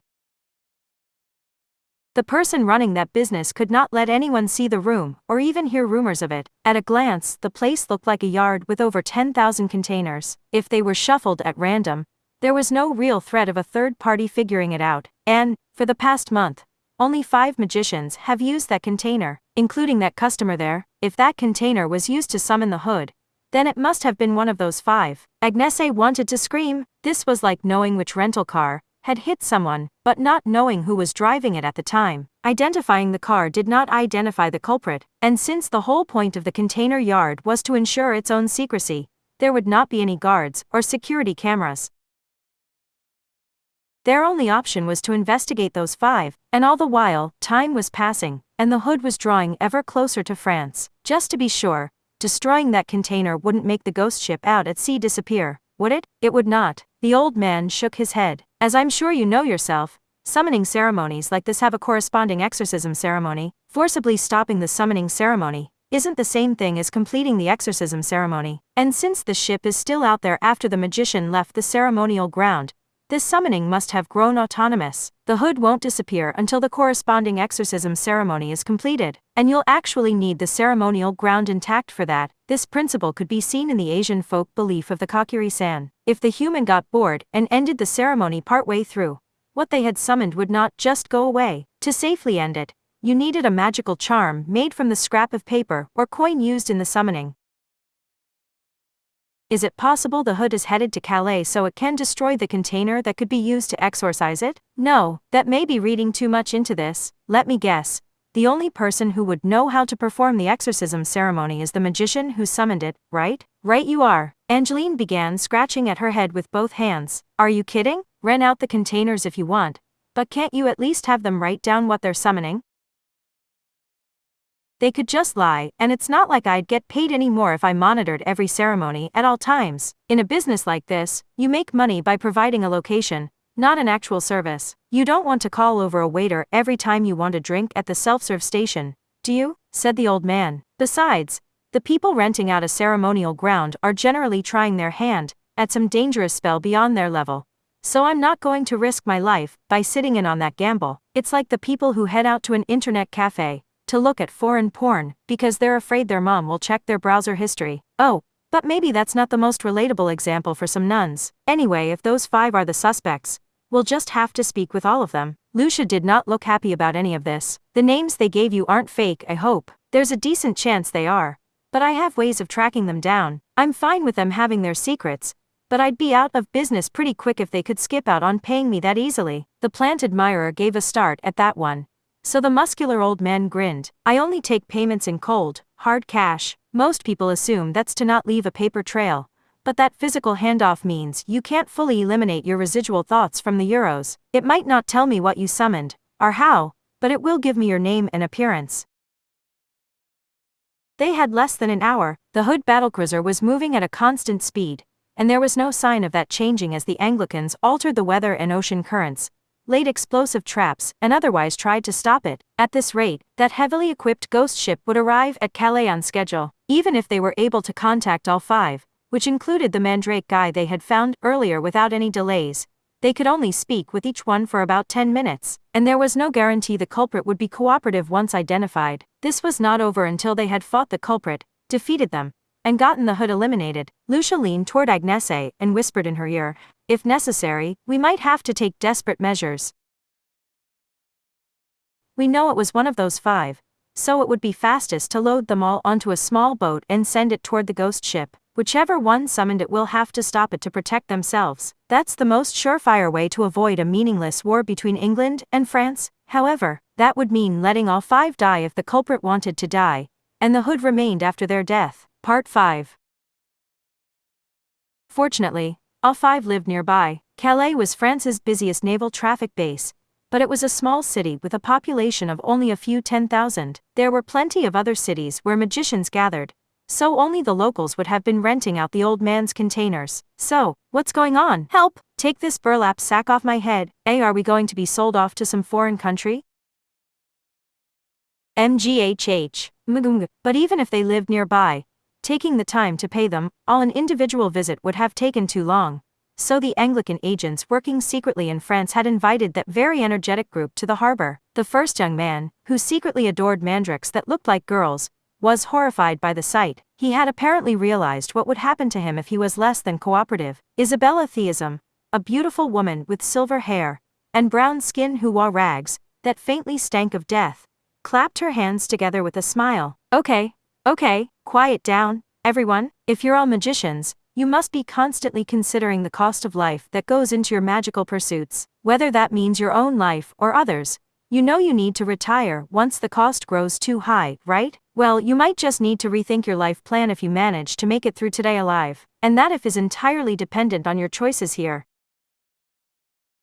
The word life held a lot of weight when coming from a necromancer. Most of them fell silent after that, but one of them apparently had an irritating amount of guts. He crossed his legs confidently with a sack over his head, and his hands bound behind his back. I have nothing to tell you. A magician only reveals the success of their research by showing off the results thereof, no matter what we might do to you. Of course, I will show you what it means to be a true magician. Isabella moved her smiling lips toward the ear below the sack. Let's see, I believe I forgot to introduce myself. I am a necromancer who works with corpses. Then she lowered her voice to a whisper, and spoke in an almost apologetic way. Are you aware what kind of skin that sack covering your head is made from, and what other kind of skin that is binding your wrists? Let me tell you, this is a gruesome sight for those of us who can see. Agnese grimaced at the vomiting she heard coming from within the enclosed space of that sack. This was a non-violent example of overdoing it. Isabella placed the back of one hand against her cheek, and laughed like she was nobility. Oh ho ho, a cowhide sack, and a snakeskin belt are too much for you, and you call yourself a true magician? Now, everyone, welcome to the forest of confusion and doubts. Are any of you still feeling defiant? Hey, if you don't help him, he's going to drown in his own puke. Does anyone still want to resist after hearing that? At any rate, they had all the suspects now. It was time to figure out which magician had summoned the hood. Part 6. Pierre Gassetti. You first, Monsieur Gassetti. I am Gassetti, a 5=6 of BAS Recruitment Division. Monsieur Gassetti, do you understand your situation here? I am Gassetti, a 5=6 of. Agnese came back to her senses when the other nuns restrained her with shouts of Sister Agnese, take a deep breath. And why are you clenching your fist? He said he was part of a cabal's recruitment division, but she was pretty sure he was just bragging about being from an even more niche part of an already niche community, like not just being a sock fetishist, but also rejecting knee-highs and stockings while insisting on thigh-highs, and only thigh-highs, which was a problem when they had no time for this nonsense. I was only using a summoning ceremony to create a talisman from Taftharthareth. To be honest, I wanted to bolster my mental side to make sure my thoughts were not dragged down by the materialism of this metal-driven age. The magician was using a protective charm for his own purposes, but he was going about it in the right way. There were talismans that were activated with a command and amulets that had a constant effect, but all such protective charms were spiritual items that had to be filled with some form of energy. Just like charms for good business or good grades, people would not prepare something like that unless they felt the need for one to clear some hurdle in their life.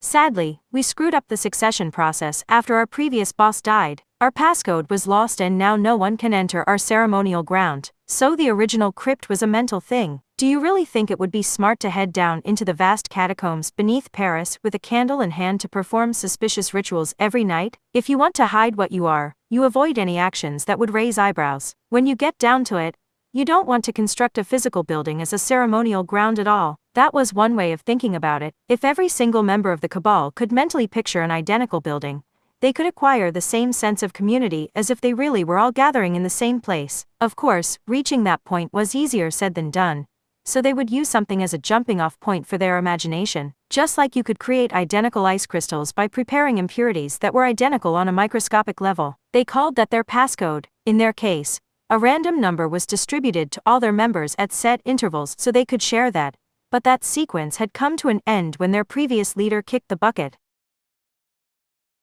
But Monsieur Gassetti, that means you prefer to use a mental temple. Sharing a location with outsiders introduces the risk of being directly attacked like we have done to you. So why did you feel the need to create a talisman now of all times?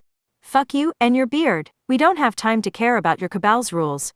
Can't you tell we're a little bit pressed for time? Agnese scratched at her head and yelled. But Pierre Gassetti apparently had a different reason for falling silent. When he did answer, he could no longer look her in the eye. I did nothing wrong. It was a talisman for a safe birth, because my wife is approaching her due date. Is that a good enough reason to want a physical protective charm? Rini calculated. The girl appeared to be wearing her pajamas. She was around the same age as Agnese, but she was wearing a shockingly see-through negligee. I was researching nightmares. So dreams, no nightmares. She insisted on correcting Agnese. So this was sounding like another magician with an annoying obsession, much like a waitress that ignored anyone calling to her in English. Was everyone in France like this? I'm basically looking at astral projection, but instead of the journey to the other side, I'm interested in the marks left on your body afterwards. Are you familiar with Dion Fortune? What's your point? That wasn't enough for you to figure it out? Pehehe. Agnese was really mad now, so Lucia had to restrain her, and after that needless waste of time, I wanted to perform a ceremony where I summoned myself elsewhere to extract my soul, or the core of my mind, from my body. I thought the best way of accomplishing that would be to leave my home and cut myself off from the outside world. So you wanted the tension of an unfamiliar environment, with the slight spice of something a little bit illegal? Ah ha ha. Pretty much, yeah. They say there are more ghost sightings at hotels, hospitals, and campgrounds, because the unfamiliar environment makes people sleep less deeply, which makes it easier for them to experience hypnagogic and hypnopompic hallucinations. For me, you can think of it like a booster helping my mind reach a higher level. It was not uncommon for people to think they would find special knowledge in things, places, or people found elsewhere. Necromancy was one example. That field had developed from the crude logic that the dead could answer your questions since we're not constrained by the rules of this life. John would still be John after he died, and, as a human, he could always lie. But the believers of those in the great beyond seemed to think death made everyone both smarter and more honest. The Son of God was made whole when he ascended into heaven.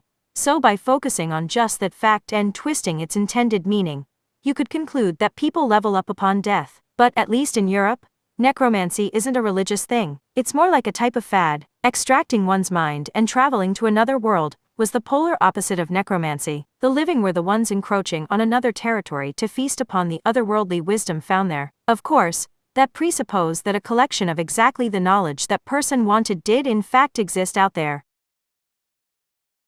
However, the world had not been created for humans, so it was wrong to assume things had been set up for human use. After all, God had expelled Adam and Eve into the outside world for their sin.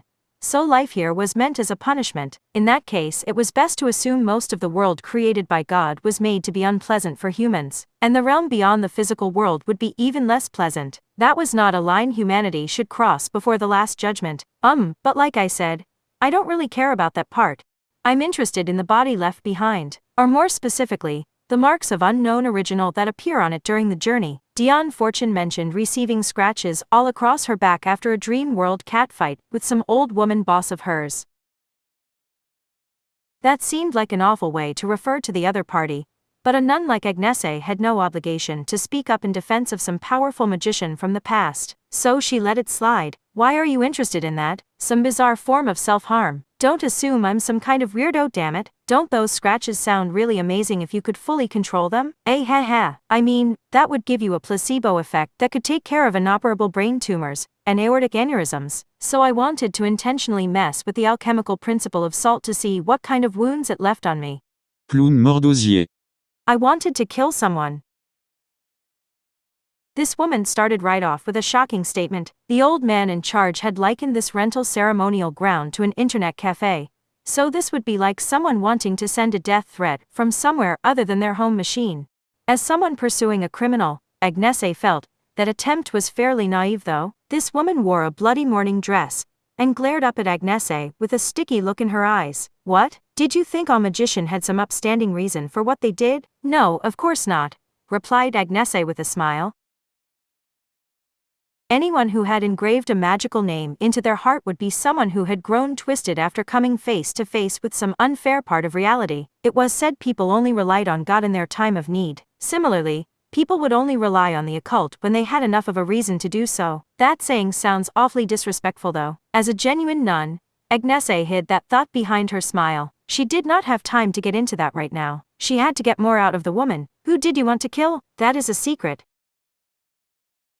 Then why did you want to kill them? You might think that question would similarly go unanswered, but not necessarily. Saying who you tried to kill would count as confessing to a crime, but saying why you wanted to kill someone had no set punishment. Also, people who wanted to personally punish someone often believed strongly in their own righteousness. Eventually, Plum opened her mouth. Revenge. Agnese felt certain that revenge would never come to fruition.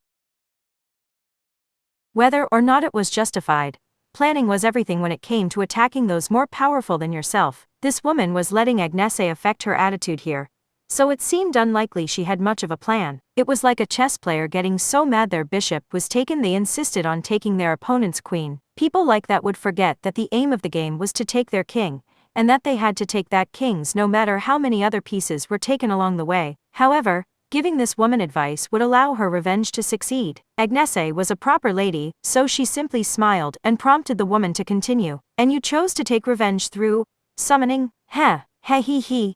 No one could ever follow my logic. Yes, there is no need for me to plunge a blade into his heart myself. I need only disturb the balance, and he will destroy himself. So I will extract his physical form through the 3 alchemical principles. By summoning the pillar supporting that holier-than-thou asshole to me, he will lose his internal balance. Then he'll be at the mercy of the great power he himself attempts to wield. It's perfect. Heh.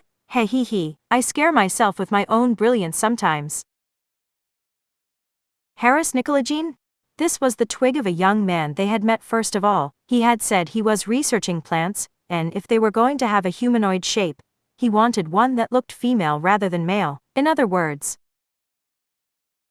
oh, it's the pervert. Hey, wait, what are you writing down in your notes there? Don't you have some questions for me? Did he really understand the situation here? If they did not get to the bottom of this, the Hood battlecruiser would arrive here and trigger a war between England and France. France was most interested in protecting their capital of Paris, so they had made the painful decision to sacrifice the 300 kilometers leading up to Paris as a defensive line. That meant the city was bound to end up engulfed in flames during the fighting. Do you want the mandrake to make medicine from it? I do hear that there are male witches out there.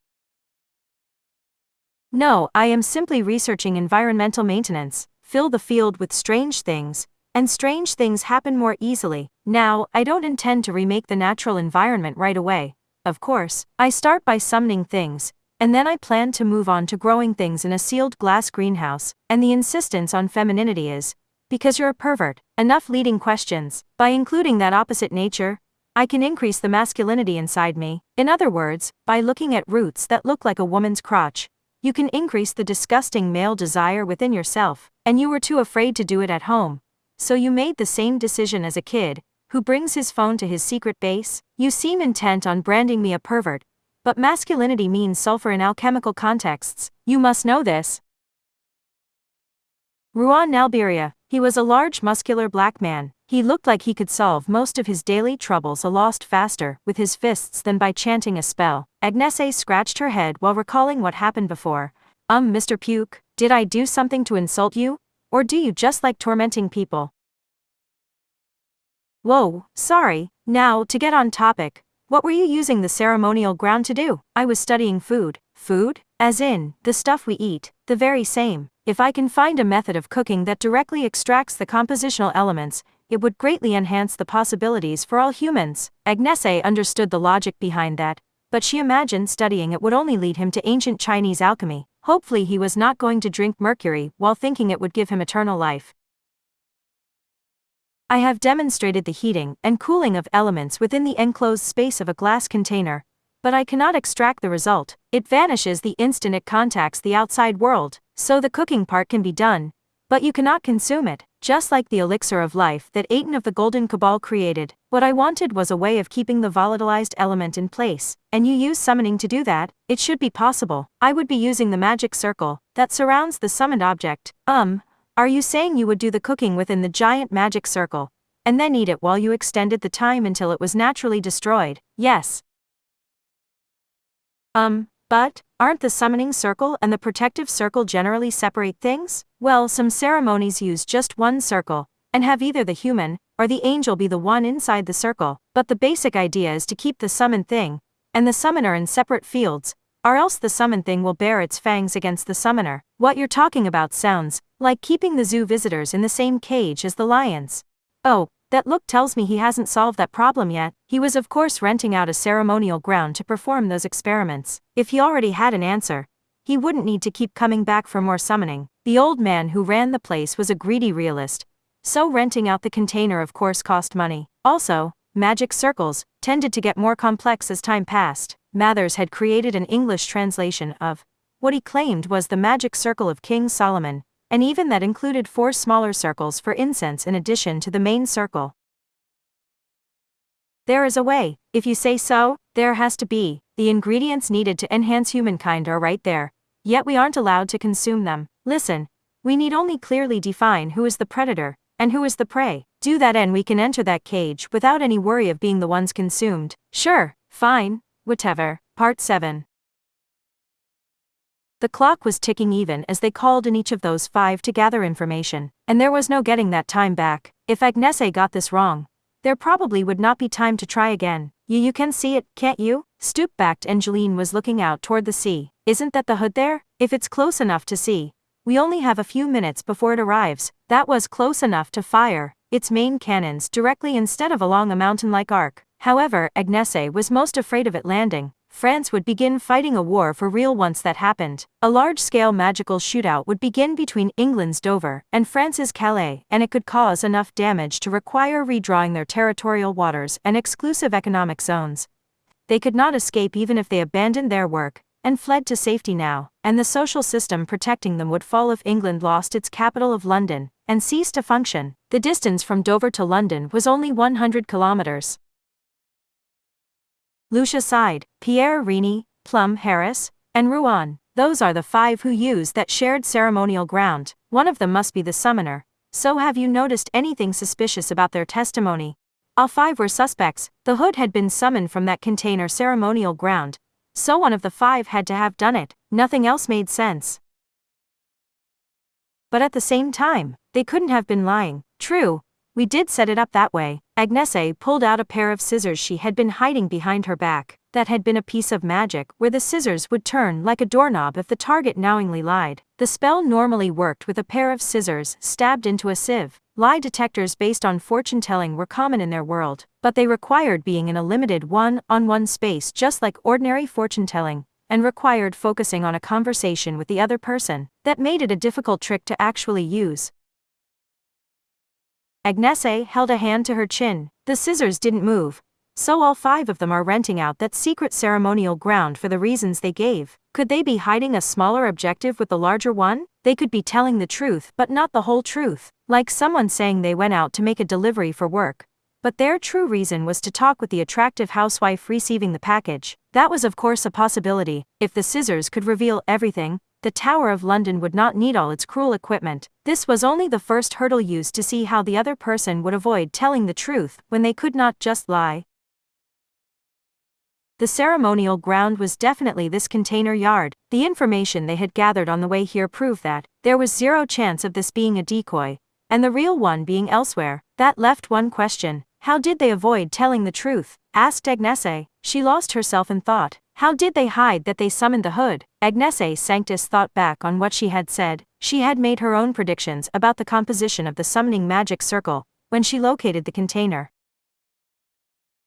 Iron was Mars and lead was Saturn. Gunpowder included sulfur, so it was Earth. The ship was salt, so it was ether. The energy entered from the south and left to the west-northwest. Of course, the 7 metals, the 3 alchemical principles, and the 5 elements were some of the most basic principles in the magical world, so most any ceremony would include them. Even Agnese's beloved lotus wand had them hidden within the spell, but the odds needed to find the exact same sequence lined up like that were astronomical. Everyone used random alphanumeric sequences for their passwords, but no one could guess it perfectly by pure chance. This was the same. The explanations gave by those 5 might partially match, but none of them could be used to summon the hood, so one of the 5 has added something extra to their ceremony. Lucia must not have been able to bear the silence because she spoke up, sounding fairly impatient, and so they created an environment capable of their original purpose, and summoning the hood, that lets them tell us a partial truth without actually lying. Isn't that what must be happening here, Sister Agnese? Part 8. A white lighthouse stood at the very tip of the harbor. However, that was well within the hood's firing range. The container yard and embankment had already been destroyed, so coming here was risking your life. People died for no good reason all the time. Modern harbors were the result of humanity trying to harden the sea and control the waves to eliminate some of that ubiquitous death, but once they failed to function, that death would bare its fangs once more. Nevertheless, someone had chosen to come here without fear. A spiral staircase led up within the metal tower. It was midday, but the windowless tower remained dark save for a single old lantern. The distinctive aroma of slowly melting wax hung in the air as that person climbed the rusty metal stairs one at a time. The lantern cast an unusually large and flickering shadow on the curved wall. They were almost there. They were about to reach their destination. Despite the severity of what they had done, they climbed the stairs with just 2 legs, and reached a perfectly ordinary hand toward the rusty knob of the metal door at the top. Magicians never did seem able to rid themselves of their human side. At any rate, they opened the door at the top of the lighthouse. They froze in place afterwards, but not because ordinary sunlight had dazzled their eyes. How had she gotten ahead of them? A girl was staring into the distance with her small butt seated on the railing surrounding the viewing platform. She was staring out to sea. Why didn't you run away? That question explained everything. In fact, the nun had clearly known everything from the moment she showed no surprise at this person's arrival. So the person put up no resistance. After coming this far, they had achieved their goal. The hood was visible cruising this way even as they spoke with Agnese Sanctus. Come to think of it, I never asked your name, she said. Jack prometeria. Not that that tells me anything, she said with a bitter smile. I usually keep it hidden though. Compared to Pierre or Rouen, that name did not sound at all French. Agnese, whose name came from an Italian saint, shrugged. The hood is a British warship. I know. Did you think a British summoner would be spared in the attack? And depending on France's response, England could be destroyed too. I didn't summon it for any of that. Thinking back, a lot was unknown about how this came about. The 5 people who shared the container ceremonial ground had been attacked in their homes and forcibly taken to the harbor by the Anglican Church. So until they had been abducted and told why they were there, they had not even known the hood had been summoned. However, one person had already been there without needing to be attacked, before even the mandrake guy. Old man. I said my name was Jack, didn't I? Calais was the entranceway linking France and England. It was right across the 40 kilometers Strait of Dover, so a fair number of British magicians would end up there. Each of the 5 you rented out that ceremonial ground to covered a piece of the puzzle. Iron, lead, sulfur, and salt. Each of them covered one symbol, but none of their individual spells looked like enough to summon the hood. But combine them all, and you see something else altogether, almost like placing multiple panels on top of each other to create a single colorful piece of woodblock art. None of them could have set that up. It had to be the landlord who could view it all from a step removed, and had the master key necessary to manage that rented space. All 5 had been the summoner, but none of them had been aware of it. They had been oblivious to their position as a gear in a larger machine. That explained why none of them could be found lying. Ignorance was the strongest mental defense. No device or drug could break through that barrier to reach the truth. If the nuns had shoved those 5 onto a small boat, they would have run out of time without an answer. Letting them all sink out at sea would not have made the phantom hood go away, and it would have crashed right into Calais. What were you hoping to accomplish? Agnese remained seated on the railing, while kicking her legs in the empty air off of the lighthouse. Looking at the big picture, war will begin once the hood reaches Calais. whether or not it ever arrives within range of Paris, because the 300 kilometers to Paris will be used as a defensive line. That will mean severe damage to France and England alike. Simply being British or French doesn't seem like enough to explain this. I have no interest in destruction. Then why? The Hood was a ship constructed based on the lessons learned during World War I. Were you aware that the magician Crowley predicted the outbreak of that first war? That name was taboo. Everyone on the magic side had benefited from his actions, but his sins were too great to earn him any praise. The ship contained his genes. It was given the ruinous element of that magician who insisted the entire world must be stained with blood before the great ceremony could begin. Without that, the Hood may have been victorious in the northern Atlantic. He had summoned a ship. There were examples, such as Charon's ferry to the afterlife, or the treasure ship talisman standardized by Agnese, but it still had not seemed convincing. It meant summoning a purely mechanical object with a magic circle, instead of the usual angels, demons, or magical elements. But what if this were true? What if the symbolism of the magician Crowley had been unwittingly included? Then it likely would be possible. That would put it on an entirely different level from Charon's ferry, or the treasure ship talismans. If intentionally, or not, that had been worked into the basic design of the entire ship, then it could conceivably have gained the ability to travel to and from some other realm. Then it would be possible to summon the Hood battlecruiser via occult means, as absurd as that sounds. Since it has indeed been summoned in the same way as an angel or demon, then it must have been converted from a simple physical object to a great mass of energy. Maybe it happened when the ship passed to another phase, or maybe it was done by inheriting something from Crowley, but it must have happened. That would mean the rusted hulk at the bottom of the northern Atlantic is only a small sliver of its true power. It was exceedingly rare for a summonable object to appear naturally. It was like the odds of seeing the moment at which an angel descended from heaven. Agnese doubted this old man could have put together a plan like this on short notice. This may have been the result of badly wanting to find that sunken ship at some point in the past. Once something was summoned, it would generally remain until the corresponding exorcism ceremony was performed. Of course, it also required a massive amount of energy to remain in existence in that autonomous state. The treasure ship. I can't forget that Crowley liked to travel, and he even visited Japan by ship. The arrangement of symbols has transformed the ship itself into the talisman. So instead of having great power to begin with, maybe it's gained an invincibility similar to that of an original grimoire. The Hood is starting to lose the restriction of numbers, enough so that it could be used to mass-produce Gabriel talismans you could carry with you. I do not know if that magician managed to insert his will into the Second World War as well. After all, he was an eccentric person whose legend was one of repeated failure and defeat. But the Hood ended up with a piece of him within it. Even if by pure coincidence. I couldn't stand to leave it like that. Agnese's kicking feet came to a stop. Two things had entered her mind. He was an old man, so he would have lived in a world she had not experienced. Are you saying you actually fought in that war? I'm not that old, but my father would always tell me stories about the Hood. He even told me vivid tales of how a German warship blew a hole in it and how he had to dive into the icy seawater as the ship sank. Jack sighed. My father was a decent magician himself, but that didn't mean much back then. Academy City and the science side weren't around yet. I mean, we're talking about an age when witches danced in the midwinter forests, until they froze to death in an attempt to delay the Third Reich's invasion. His father had always told him stories about it.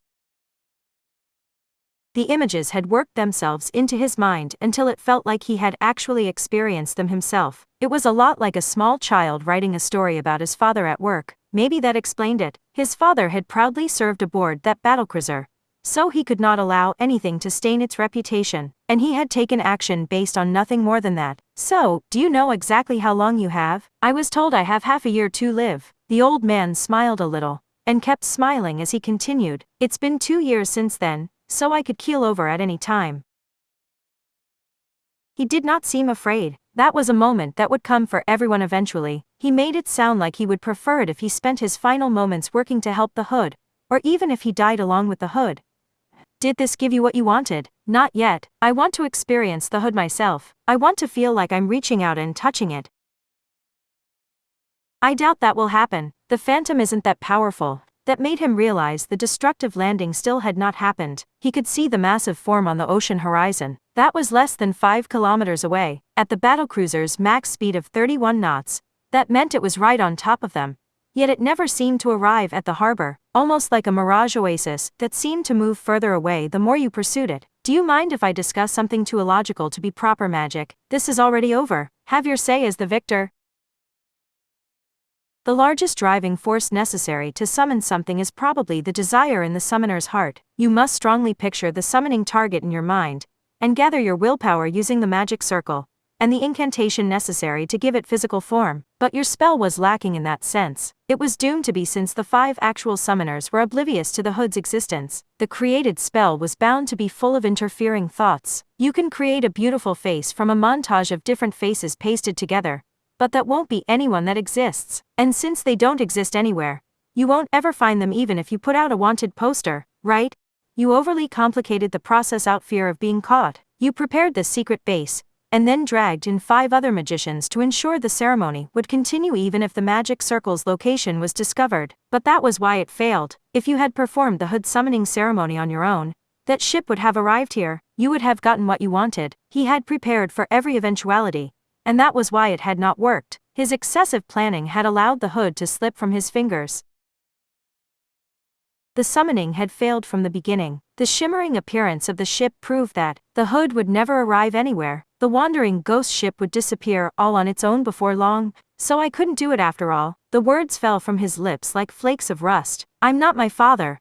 I only ever heard the stories. My generation had it easy. So maybe it was presumptuous to think I could purify that legendary ship. Part 9. It's pretty obvious, I guess. What is? Silver-haired brown-skinned necromancer Isabella Theism tilted her head, causing her death-smelling rags to sway. Agnese sighed and continued, the current era is built on that former one, so some people will remain obsessed with the world of the past, even when everyone who actually fought in that war are gone, and no one alive experienced it themselves. The hood had disappeared without a trace, as if to say it never should have been there in the first place. All that remained were the scars of destruction in the Calais harbor, and the empty expanse of the sea. She had not defeated that old man, because it had already been over. The battlecruiser he had summoned would never have arrived here. The shock of learning he could never actually experience it for himself would be punishment enough. And with so little life left, Jack Prometeria would not have time to put together a new plan. However, Isabella seemed anything but respectful. If you were not willing to break some taboos, you would never specialize in necromancy. It's our job to fulfill that sort of desire. Necromancers, I mean, we rob graves, steal the stained clothing within, and wear them to become one with the dead, so we can provide otherworldly answers from the mouths of the dead. That might sound like a cursed thing to do, but ours is the correct way to hear the words of a specific dead person. Jack, was it? There is a simple way to help him work through his regrets. Summon one of the hood's crew, and ask them what they think, or we could summon his own father for him. He can ask them if their loss was due to their own lack of strength, or if it was due to the Crowley curse dragging them down, and he can ask them if they regret what happened. Wouldn't that solve everything without going to all the trouble to summon a big ship, and possibly start a war? Was she trying to claim she was a pure shaman, instead of a necromancer who reeked of death? She was like one of the ancient witches who had been labeled as evil by the intentional misinformation spread by a global religion. On the other hand, how can you say that when we don't even have a clear definition of the soul? Asked Agnese. As long as enough people come seeking our techniques, our field will never die out, even if they knew it was wrong, even if they understood intellectually it was grotesque. Isabella Theism smiled as she continued, eternal life will bring only loneliness. It is much more comforting to contact the dead and speak with the deceased, twisted as it might seem. That's just how humans are. Chapter 3 Part 1. The stage. Frankfurt, Hesse, Germany. The problem. Fucking Angeline. She had been acting weird lately. That undisciplined stoop-backed freckled nun normally did nothing but eat sweets and laze about. But after returning from work, let's not get into what exactly that work entails. It was the usual dirty job that placed them below even the roaches that ate and broke down insect carcasses. She did not return to her bed in their mobile home, and instead started vigorously move around outside. That should have left her more exhausted than the others, but her face always looked weirdly bright when she returned, and she would fail to clean her plate at dinner, saying she was full. That settled it. Agnese and Lucia worked to capture her before their night shift began. Oh, what's this, Sister Angeline? A delivery job using your phone and a bicycle? An admirable work ethic. But one question. Why is a nun lining her pockets with a side job and spending it all on snacks? Ow, ow, ow, ow. You really shouldn't grind your fists against people's temples like this, Sister Agnese.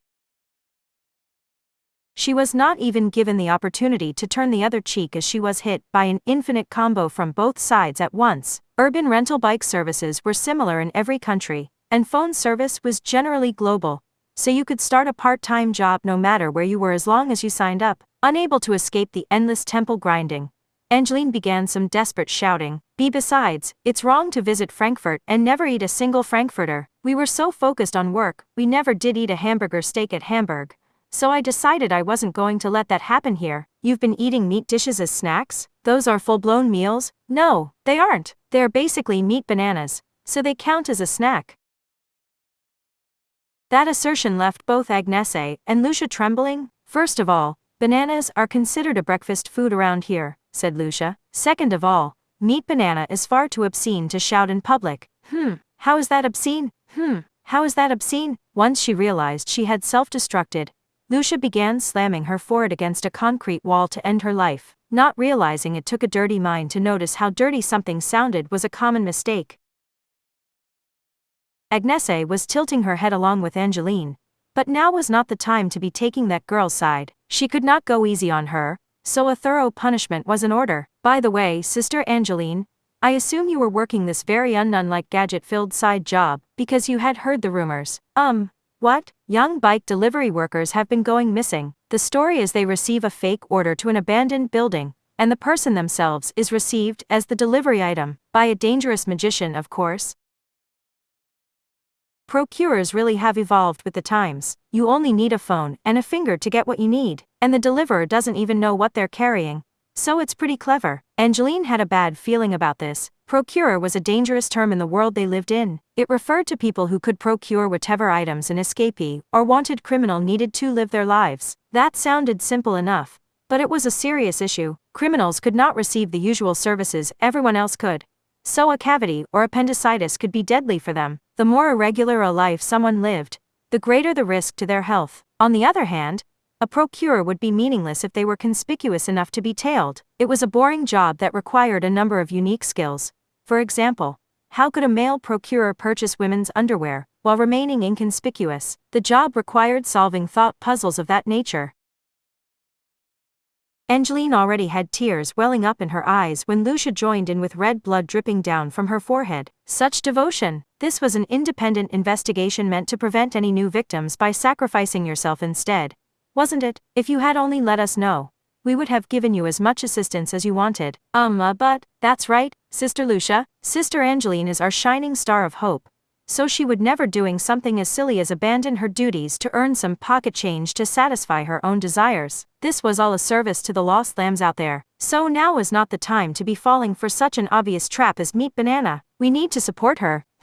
Wait, Sister Agnese, are you saying you knew how dirty that sounded but played dumb? I have no idea what you are talking about, meat banana lover. The girl feigning ignorance here was their leader. She was making an unspoken threat of permanently giving Lucia that unwanted nickname if she pursued that line of questioning any further. But that aside, Agnese and Lucia both slapped one of stoop-backed Angeline's shoulders. There was no escape for her. The world's rules had already chosen her fate. Now, let's get this sting operation started. Sister Angeline, I really am impressed to see such devotion after we traveled all the way to Germany. Part 2.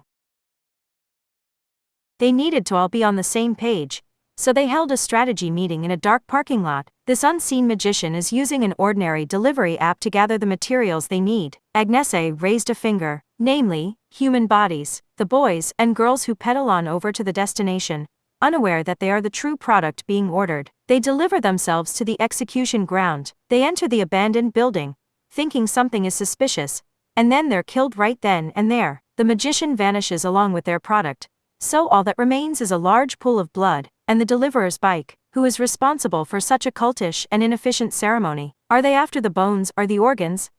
Angeline was already groaning. That alone made it sound like no more than a gruesome crime. Simple tasks had a way of dulling people's inquisitiveness. Pedaling a bike loaded with some kind of package was obviously going to wear you out. As someone made delivery after delivery over the course of a day, their thoughts would dull, and they would stop questioning the information displayed on their phone. Once they became no more than a cog in the phone-guided machine, the fateful order would arrive.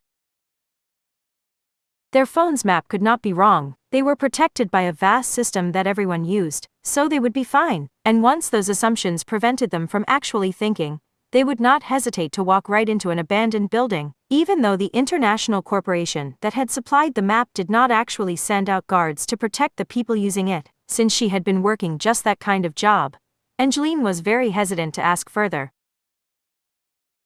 But she also wanted to know what all they knew at the moment.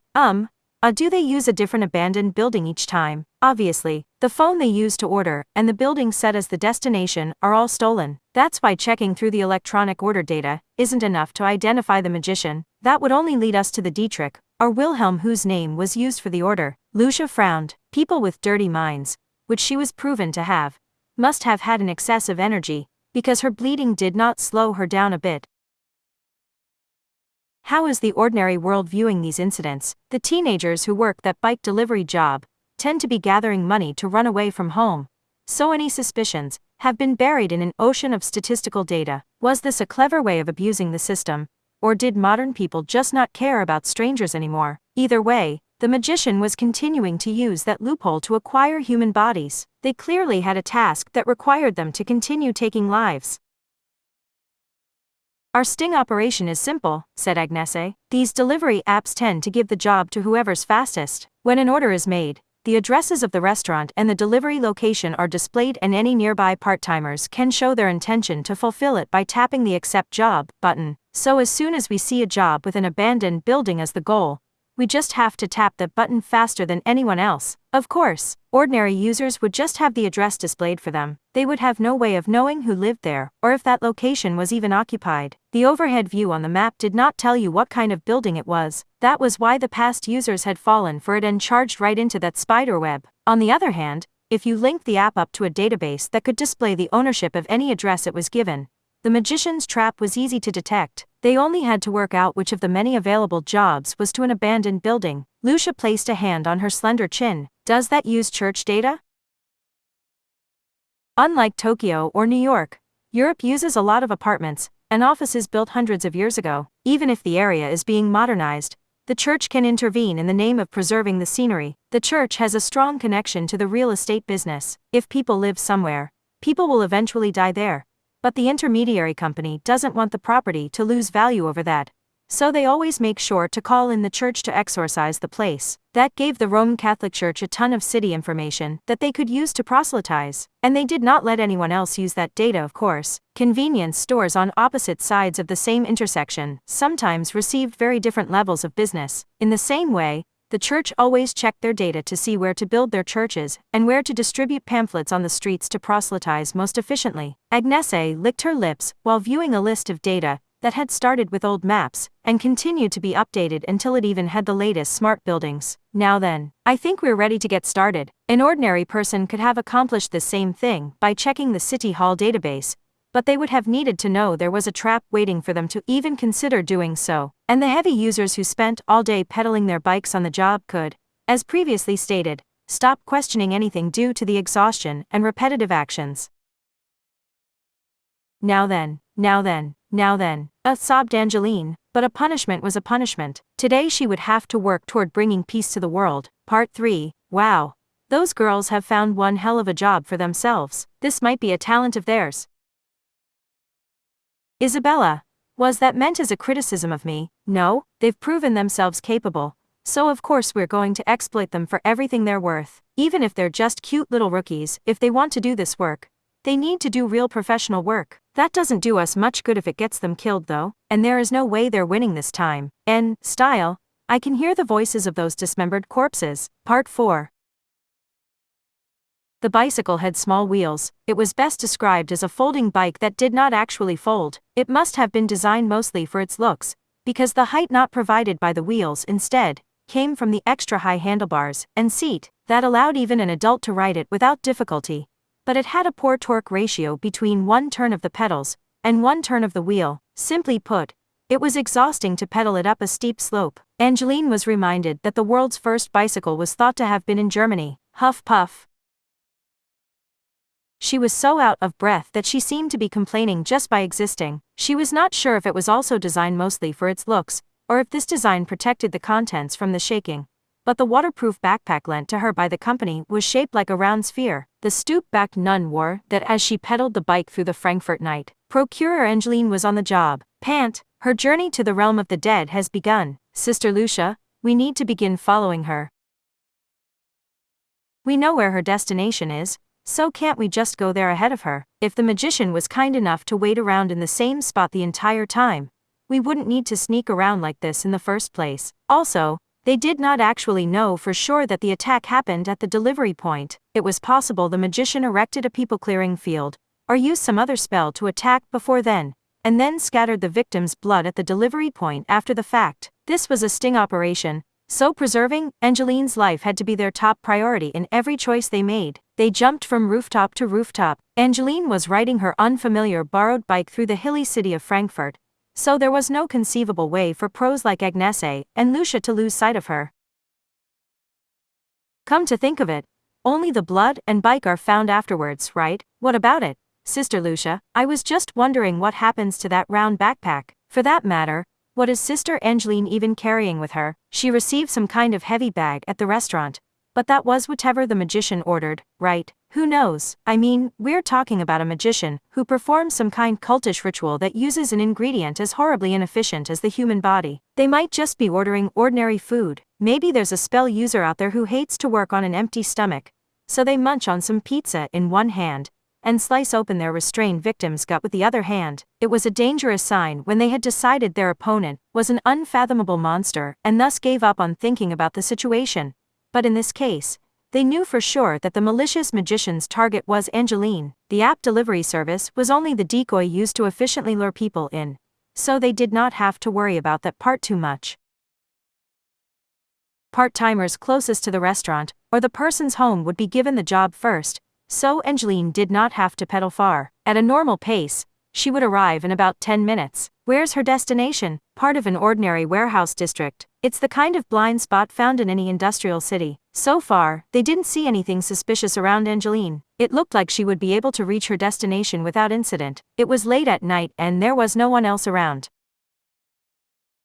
But this was a big city, so there were plenty of streetlights and security cameras. The windows where the lights never went out were easy to mistake for human warmth. You might just think you were protected if you were looking at your phone while you pedaled along, although you would fail to consider what you needed protection from. Artificial light created with LEDs might not work against a true magician, and this magician was one who had kept up with the changing times. They would know where all the city's blind spots and human-made shadows were. They would be able to locate an isolated piece of this industrial city filled with millions of cameras. Doesn't this violate the treaty between magic and science? Academy City really needs to uphold their end of that. Also, Frankfurt was an inland city, so while it was an industrial city, it did not have a harbor district bordering the ocean. Its international airport was primarily for travelers, so heavy equipment was transported either along land routes or along the giant river next to the city. Angeline was on her way to a base for the land routes, a warehouse district next to the Autobahn. Just like their advance info had said, it was hard to tell since there were not always people there to keep the lights on. But there were empty and abandoned warehouses, homes, and shops were not the only example of people being kicked out once they could no longer pay. That said, there was no good way of telling from the outside which ones were in use, and which were abandoned. Angeline has stopped her bike, whispered Lucia, while landing on the roof of a neighboring warehouse. Be on the lookout. We don't know whether this magician is working alone or as part of a group. Most serial killers worked alone, supposedly because such unusual and high-risk desires could not be revealed to an entire group. But that changed with a crime based on a simple shared goal like a bank robbery. Which was this? The key was the constant need for living humans. Was it part of a major ceremony that required a large number of sacrifices? Or was it a case of repeatedly failing the same ceremony and having to redo it? At this point, it was hard to say how planned out this had been, and the magician being incompetent did not make them any less dangerous. No one wanted to come face to face with someone wielding a blade, because they had decided their life would never improve and they needed to be reborn to try again. A magician like that would never be satisfied, and they would never stop. Agnese and Lucia heard a creak as Angeline lowered her bike's kickstand. She looked worriedly around with the round backpack still on. she had not been told the other two were watching over her. That way she would not do anything that might give their presence away to the enemy magician. This was odd. Lucia held her breath, and then tilted her head. No contact. Did they catch on, and leave? That was a possibility. But it still felt weird. If they had detected Agnese and Lucia, when had it happened? If they had such excellent search magic, like fortune-telling or prophecy, would they even need to use the delivery service trick? It seemed like they could magically search out all witness information, and attack someone when no one was looking. Those two could not rid themselves of a feeling like a pebble rolling around in their chest. They might have overlooked something, but what? I need to review everything we know for a fact. Agnese made a point of taking a deep breath as she sorted through the information.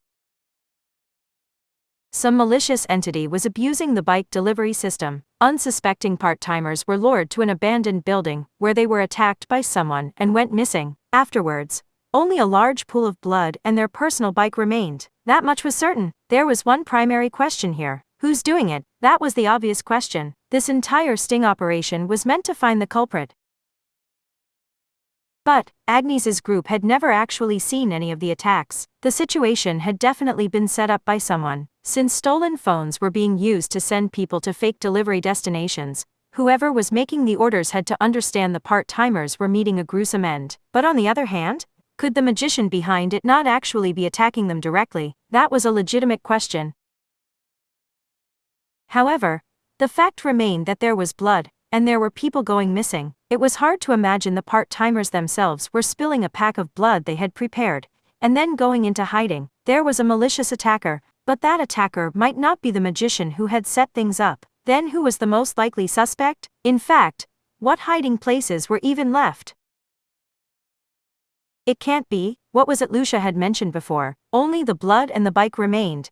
So where had that round backpack gone? The object within it had been ordered by the malicious magician, hadn't it? It can't be. Sister Angeline, get away from there immediately, and leave that backpack behind. It was too late. The bud of malice had already blossomed right behind the stoop-backed girl. The true attacker opened its mouth to speak while clinging to her back. Wah, Part 5. What in the world was that? It had sounded a lot like a baby crying. Just as Angeline arrived at her designated destination, her round backpack tore open from within, and something like black branches burst out. No, they were more like multisegmented spider legs. She still could not see what it looked like in full. The backpack had been torn pretty badly, but its general shape still remained. For some reason, she suspected she might die if she looked in there. So she used her trembling hands to pull her arms from the shoulder straps. As she did so, the sharp end of one of those legs stroked across her cheek like a metal spike.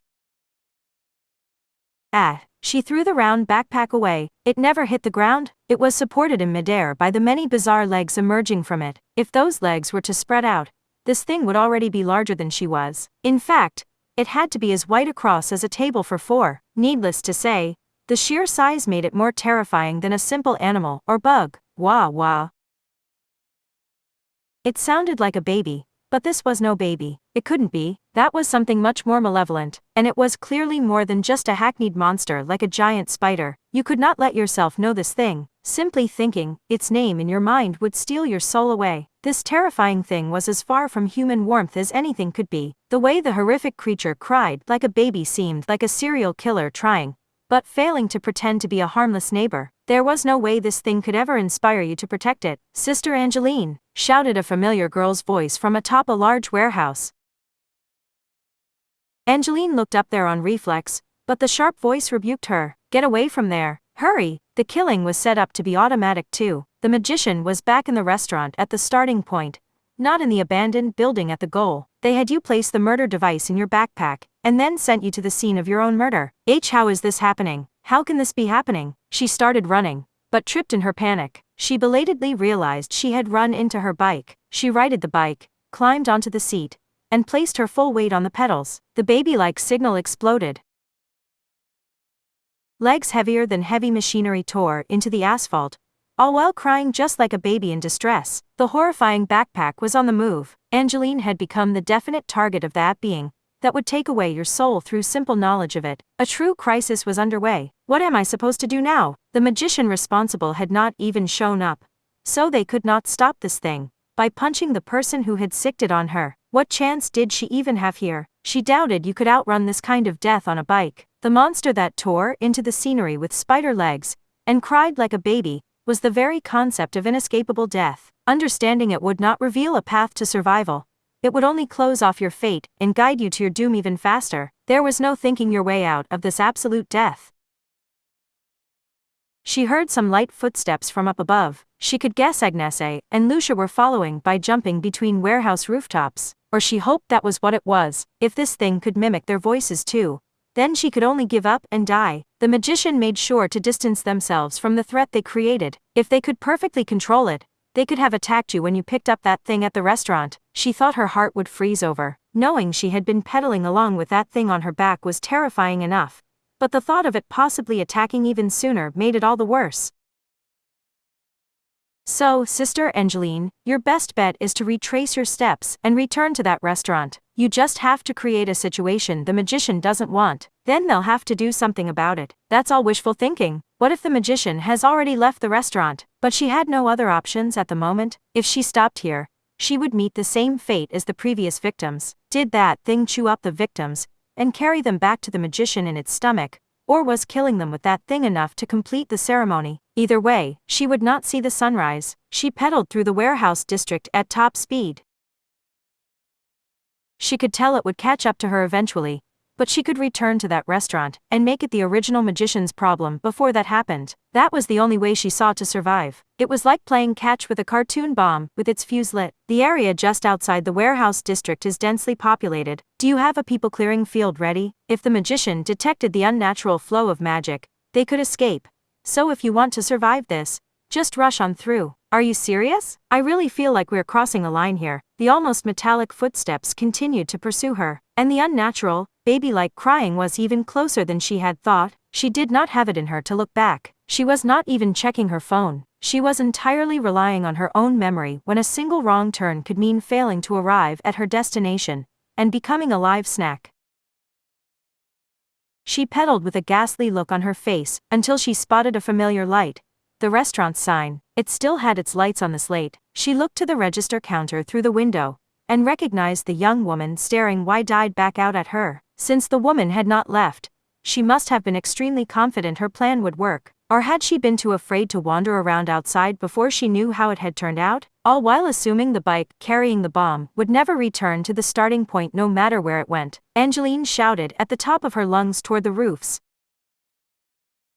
Trash spotted. She's still pretending to be the real restaurant manager. Understood, Sister Angeline? Now's your chance to deliver that package to its rightful owner. With a deafening shattering of glass, Angeline and her borrowed bike crashed into the restaurant. She broke right through the locked door and tumbled out onto the floor. Her thick nun's habit came in handy at times like this, which was not too surprising since hers truly was combat gear.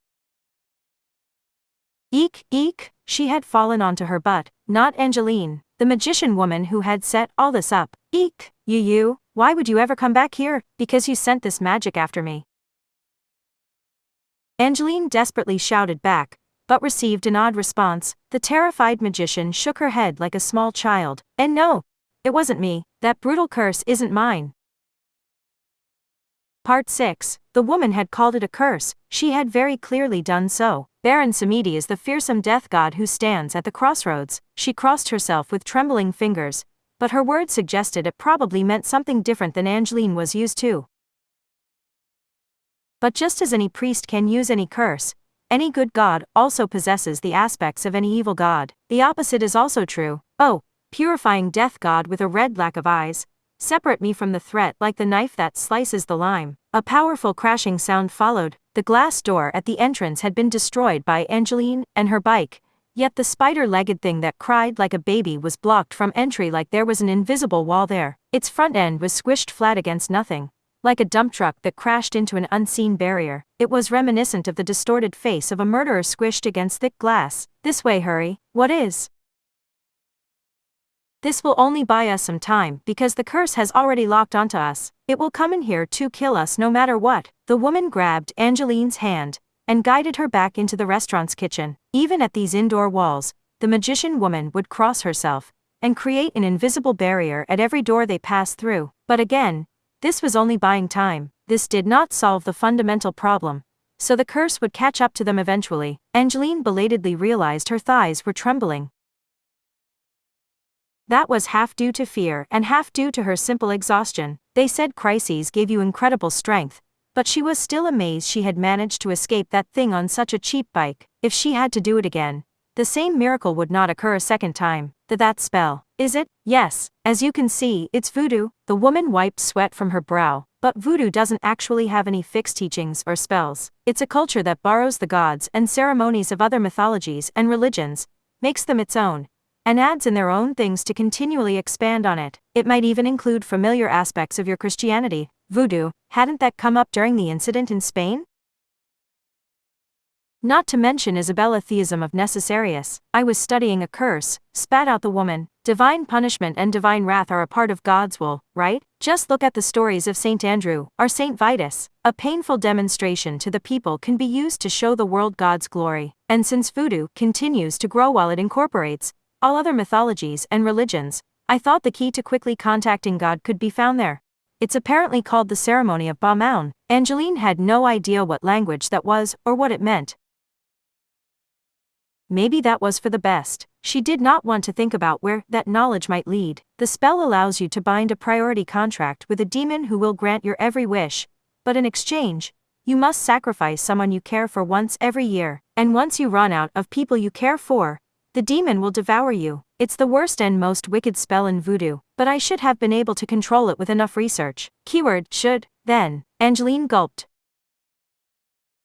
She sensed some kind of link between the requirement to sacrifice people you cared for and the boys and girls who kept going missing. After losing control of the curse, you started forcing it onto unsuspecting people to escape it yourself. You had them take your place every time you couldn't escape it any longer. If that were enough to save me, I'd be out there enjoying my life right now. She did not even reflexively deny it. Did people really become the self-centered when they were pushed to the limit?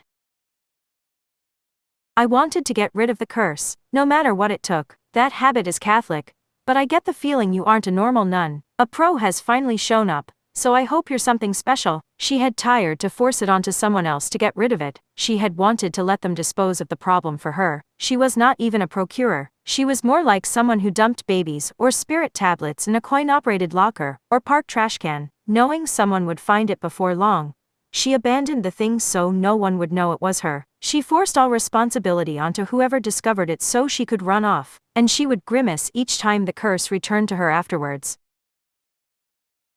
Yet she never gave up, and kept doing it. There's something wrong with you, said Angeline, and that's putting it nicely. You had that curse after you too. So you know how terrifying it is, don't you? What was that nonsense about once a year? It doesn't wait at all before it comes to devour you. It's completely broken as a curse. Angeline did not want to die. That was her primary goal here. And when she calmly analyzed her situation, she found the supposed dead end actually had a path out, but only she could use that path out.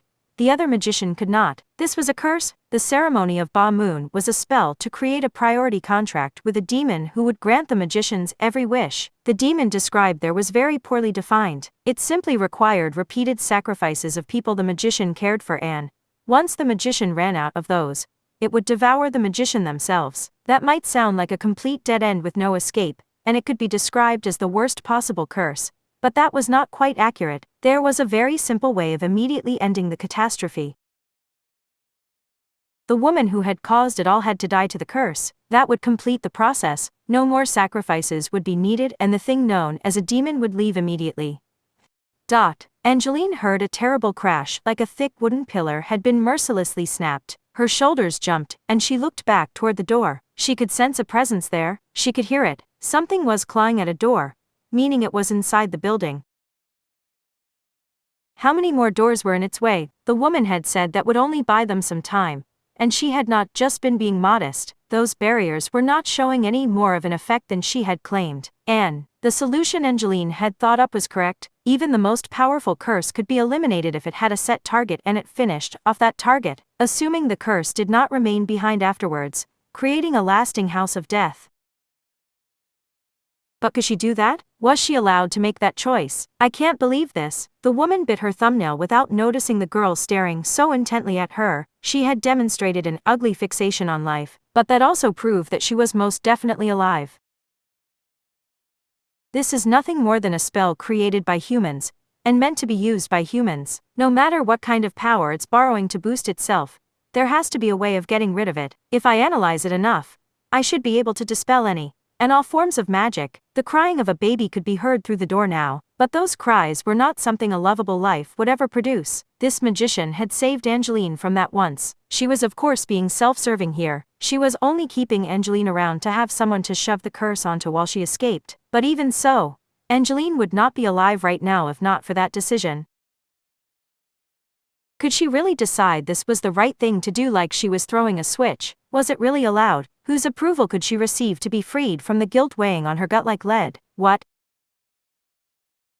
did you wish for? Even if you only wanted to study the curse, you must have had some kind of wish you wanted granted. You must have used it at least once. So what was it? Whoa, that? She sounded like she was only now remembering, or like she was thinking back to a time when she had still had a conscience. I wished no one else would ever have to suffer from a strange curse. That clinched it. Angeline could not do it. It was true, this magician was beyond helping. She had gotten a bunch of innocent people killed, and had even tried to force the curse onto Angeline so she alone could escape to safety. It was all so hopelessly self-centered, but she was still a human being. That should have been obvious, but once you were reminded of that obvious fact, you could not go through with it. Angeline did not even know her name. Maybe she had been afraid it would keep her from acting if she knew. Once she accepted her as a fellow human, she could no longer abandon her. But that terrible subconscious bulwark had just crumbled away. This knowledge closed off her fate and guided her to her doom. That seemed fitting for the person who had created this curse. So Angeline bit her lip. She could no longer think of taking the easy way out.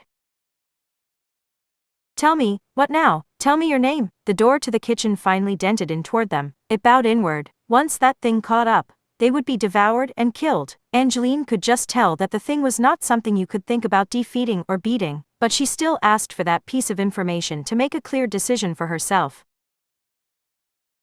The woman looked taken aback. She narrowed her eyes a little before answering. Frau Halvaria, and you? Angeline. That eliminated one option.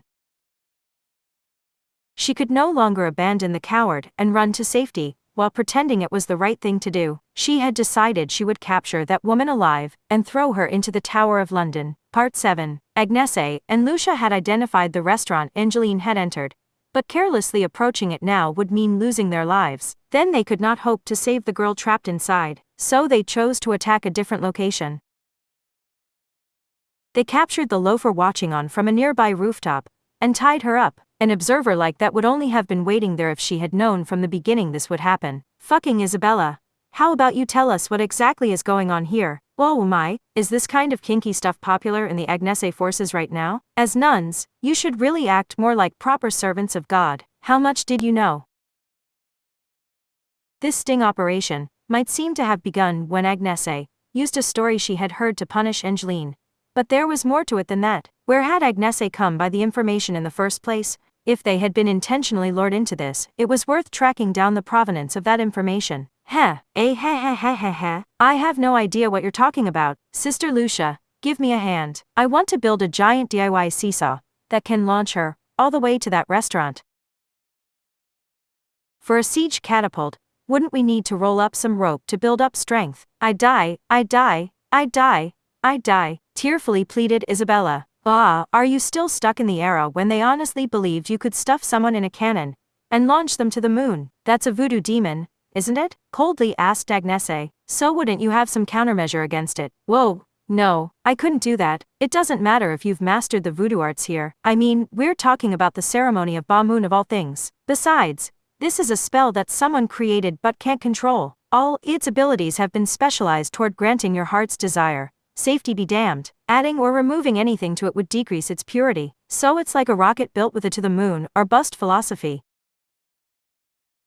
Yes, you might be half dead from heat and radiation, but you'd still set the record for the fastest manned flight, right? But decking out your ship with heavy lead panels is meaningless if won't lift a single millimeter from the ground. Launching a rocket requires a lot of prior investment. It sounded crazy, but some people were in a situation so pressing they needed their wish granted ASAP. Like wanting to stop the giant meteor falling toward you, or wanting to save your sick and emaciated daughter. You couldn't even wait a day longer for those wishes, and people had a way of feeling satisfied with even a halfway decent result. They would never rely on such a poorly defined demon if their situation were not so pressing, but that very pressing situation left them unable to examine whether or not relying on that demon was really worth the price, because if it failed even once, they would lose everything. So person after person boarded that incomplete rocket to the moon, knowing it would leave them half dead, just like people used to destroy their lungs with dust working in a mine to excavate a tiny piece of pure gold the size of their fingertip.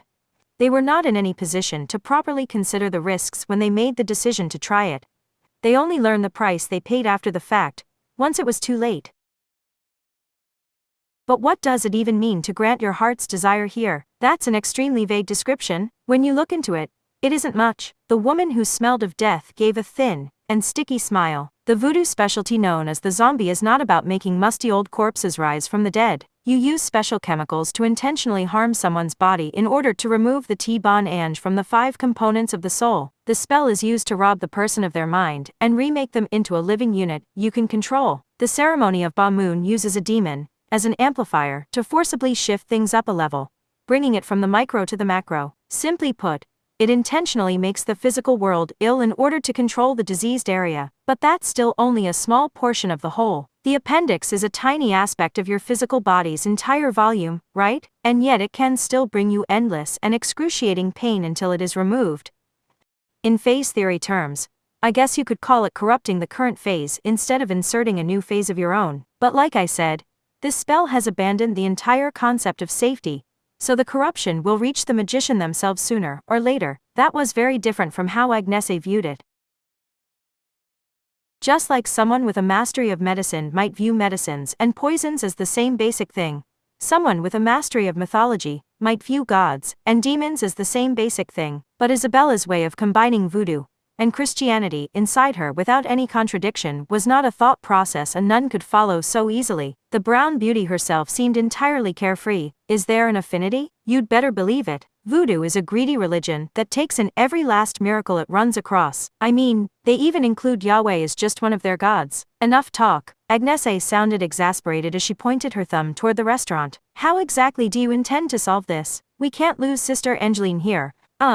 What do you think all that talk was leading up to? If you were paying attention, you would have noticed I was going to great lengths to explain how the ceremony of Ba Moon demon cannot be defeated. Sister Lucia, prepare the catapult. Okay, I'll figure something out, so just listen. Get to the point, said Agnese in a voice much too threatening for a nun. The necromancer put on a stiff smile, and poked her index fingers together in front of her chest. Recall what our win condition is here. You just want to make sure those two survive even if we can't defeat the demon, right? I would have agreed to just saving Sister Angeline, but if you have it in your rotten heart to go that far, be my guest. Then there is still a possibility. Isabella Theism lightly clenched a fist and struck the center of her chest with it. She also winked and smiled. Did you forget I specialize in necromancy? Part 8. They were inside the restaurant's kitchen. Frau Halveria had suggested a simple gamble. We make ourselves seem dead, like Romeo and Juliet? In voodoo, you can create an absolute poison with a single lime growing on a tree, and zombie powder is a drug that puts people in a state of pseudo-death to control them. I can create anything with this industrial kitchen to work with. There's no escaping from the ceremony of Ba Moon, so we just have to make it think we've passed on. If its target, me, is already dead, it loses its purpose, and should be destroyed. There was no time to see if anything she was saying was true. She probably was not 100% certain herself. She would not have killed all those people if she had been absolutely confident this would work. Is there anything I can do? Asked Angeline. Hold the door until I get the drug ready. Don't let it in here. She had to use force. When she slammed her shoulder into the door, a force more than twice as powerful pushed back. The bent door was nearly knocked away. The barrier that Frau Halveria had put in place would be the only reason the door had not been splintered by the impact. But who could say how long that would last? HHH. There were Christian spells for blocking intruders and pursuers. A lot of them. After all, it was said the Son of God had spread his teachings while constantly on the run from people who did not understand him. But this door was already protected by Frau Halveria's barrier. If she cast her own spell on it, there could be interference between the two barriers, causing a malfunction, so it was better to leave it be. Oh! With a dull crack, the constant tackling against the other side of the door caused it to bend further while she held it with her small hands. It split and the splinters slashed her fingertips. "Let me see," said Frau Halveria. She pulled out a suspicious-looking medicine bottle. Don't worry, voodoo drugs aren't just used for zombies and assassinations. In fact, a priest's job is to listen to the people of the city or country they rule over and solve their problems. The shambling zombies are just an extreme version of that. At times, making an example of someone or providing the ultimate punishment are the only way to preserve the peace.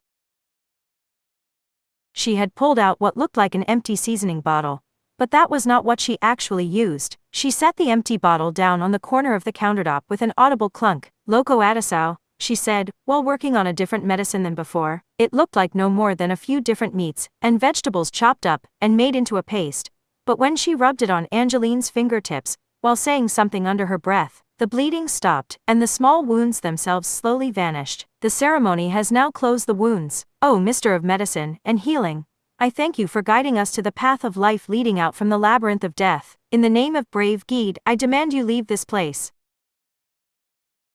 "Thank you. Don't worry about it. No one likes to be in pain, and everyone fears death." Angeline's out-of-place words made Frau Halveria look away. Then she bit her lip. "Not that I have any right to say that after sacrificing innocence. I know I can never say those sorts of things ever again." This may have been like an interrogation room. A strange bond of trust had been formed between the police detective and the criminal. They might have strayed from the straight and narrow, but when faced with the way things were supposed to be, they could regain their ordinary sensibilities. Everyone feared death. If she had the strength to not avert her gaze from what she had done while panicked, Frau Halveria might just be able to turn over a new leaf. "It'll be okay." "What's be okay? There is no bringing back the dead. You even said voodoo zombies don't work like that, but part of you still wants to help people, no matter how little of it remains. You still have enough of a heart to go pale in the face when you see someone hurt. You should be able to turn that heart toward the people who have already died, and not just the people you can still save. Even the dead have dignity that needs to be protected. So you shouldn't die here, not as long as you can feel regret. You need to save the people who died by your hand. Their lives are gone forever, but you can still give them something." A dull crash came from the door. It was the decisive sound of a wooden pillar breaking.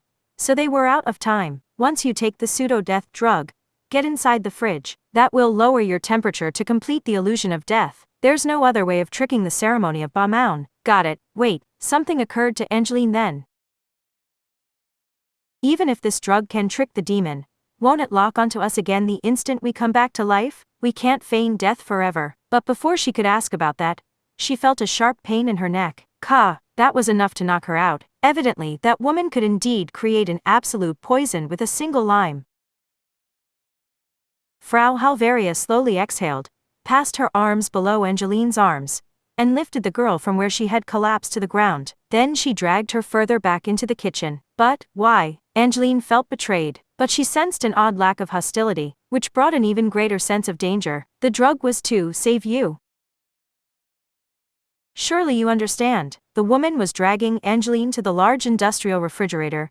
It was plenty large to fit someone inside. "Even if I used the drug to temporarily step down from the stage, it would lock back onto me as soon as I recovered. So there's no point in me taking it. This was only ever going to work for you.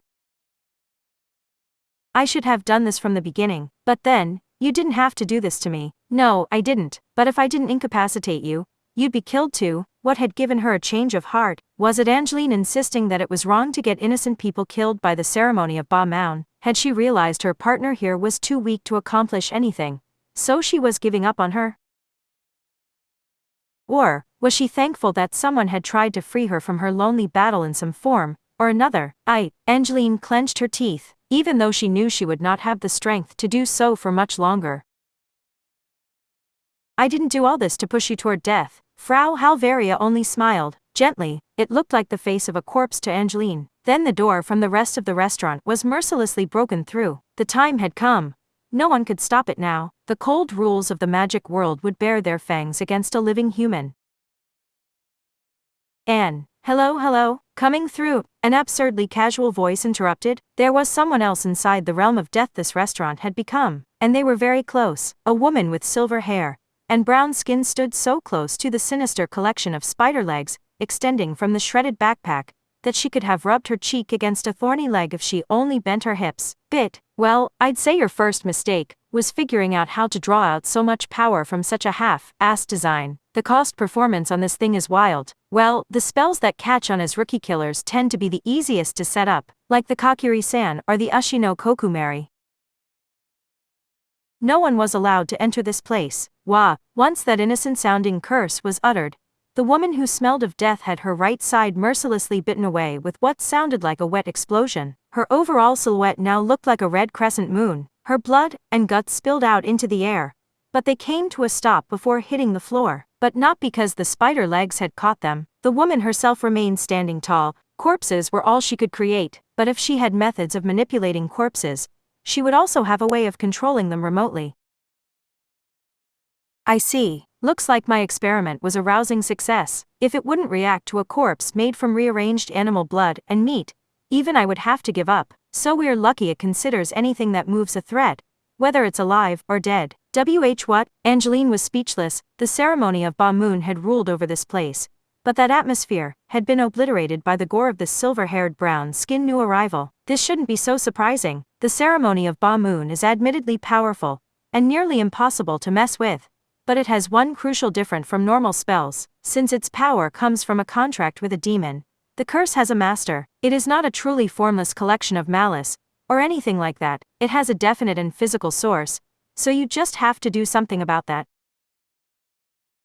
Her pieces began to fall again, but she maintained her smile even as she piled up on the floor. With the ceremony of Ba Moon, the demon itself will come to take the life of anyone who fails to follow the rules. And that demon is an individual. No matter how powerful it is, this will always be a one-on-one deal. In other words, the female cadaver smiled and calmly pointed at something with a remaining finger. You only need to present it with 2 corpses of the exact same person. How long had those been there?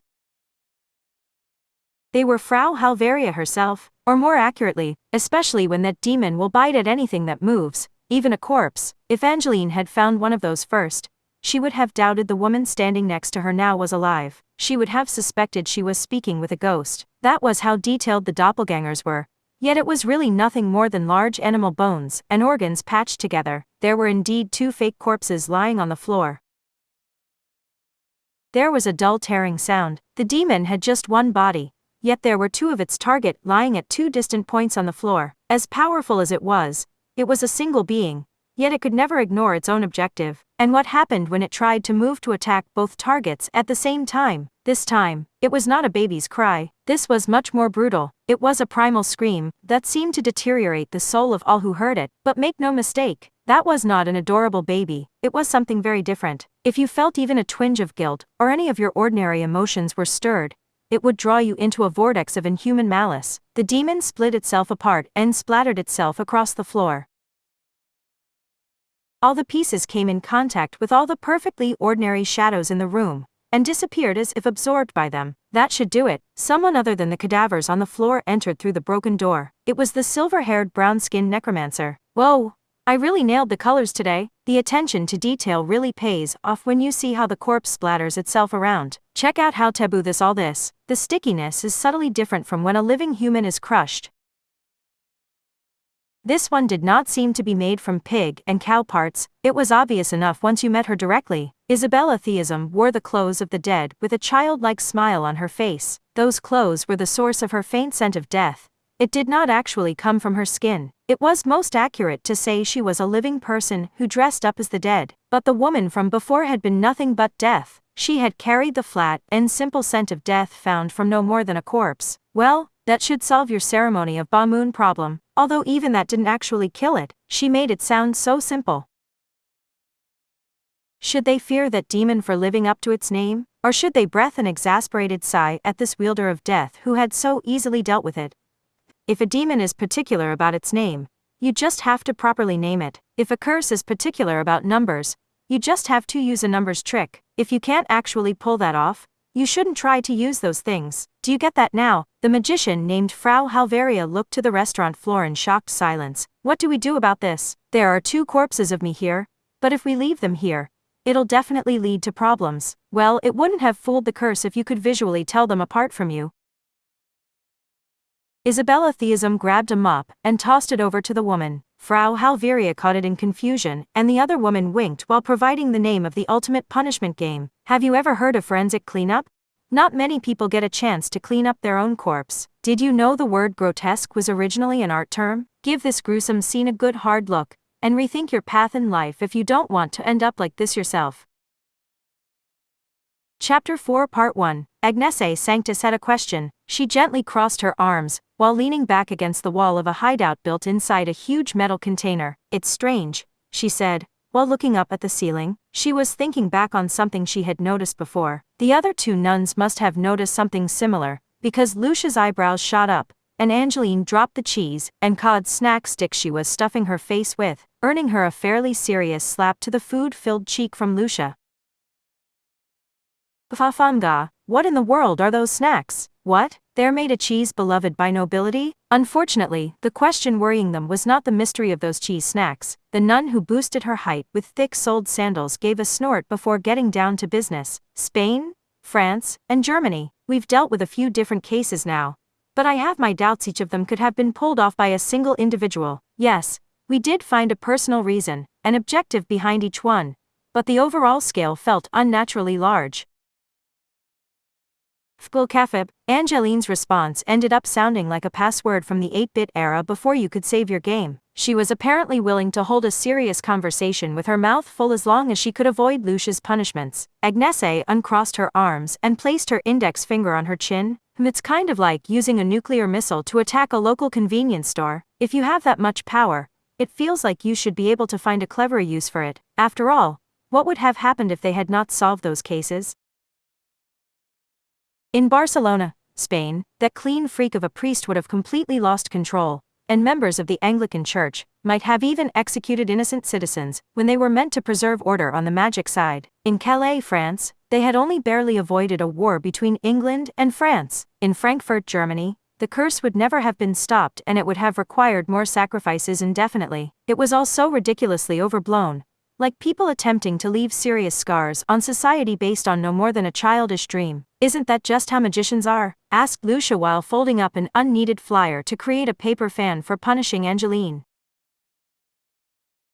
When they encounter the cruel side of life, they try to overturn everything for their own personal reasons. When forced to choose between themselves and others, they do not hesitate to choose themselves, and let the world burn around them. Isn't that why the Apostle Peter refused to let magicians fly? It can be deduced from the way she phrased that, but it would be best to state it outright. Technically speaking, Agnese, Lucia, and Angeline were not magicians. Using mystical powers did not make one a magician. For example, Agnese did not have a magic name, and she did not belong to a magic cabal. They were no more than nuns who followed the religion of Christianity, and they viewed magic as tricks and vulnerabilities that took advantage of Christianity's teachings. In other words, they did not fully understand what a real magician truly was, so if they were told that was simply how magicians were, they could only accept it. On the other hand, something else felt off to them since they could wield a small subset of miracles as nuns. I think each of these cases was the work of a single individual, bluntly stated Agnese. Agreed, but someone else gave them the opportunity to do it, just like someone dropping a gun in front of a person who wants to rob a bank, or sending a pile of cash to a person who wants to take revenge. Could that be why the scale of each case seems too large for a single person's crimes? And those people may have been entirely unaware how dangerous the thing they had found was. Someone who granted wishes, or who lent miracles to the weak might sound divine. But Agnese was not about to praise this person X. There was a person X out there. Her intuition told her that was almost certain. And if person X had given those 3 people what they needed, it painted a horrific picture, one of downright malice. For example, if you sent a pile of cash to someone who wanted to rob a bank, there would be no crime in the first place. It might look like person X was being sympathetic and cooperating in a friendly way, but all they had done was find some small embers burning within someone and dump oil on them to trigger the worst kind of explosion that made them far worse than the actual criminals. If person X was allowed to go free, More large-scale cases were bound to occur, and you want to change your vague suspicions into solid evidence? Asked Lucia while swinging her oversized paper fan through the air to check on its center of gravity. That's right. But none of the people we caught said anything about someone else helping them. Angeline was right. The Anglican Church was a world expert in anti-magic combat and witch hunting. Their interrogation and torture techniques had been polished over the course of a very long history. It seemed unlikely an individual could grit their teeth and keep a secret like that, and yet no information had turned up. That could only mean one thing.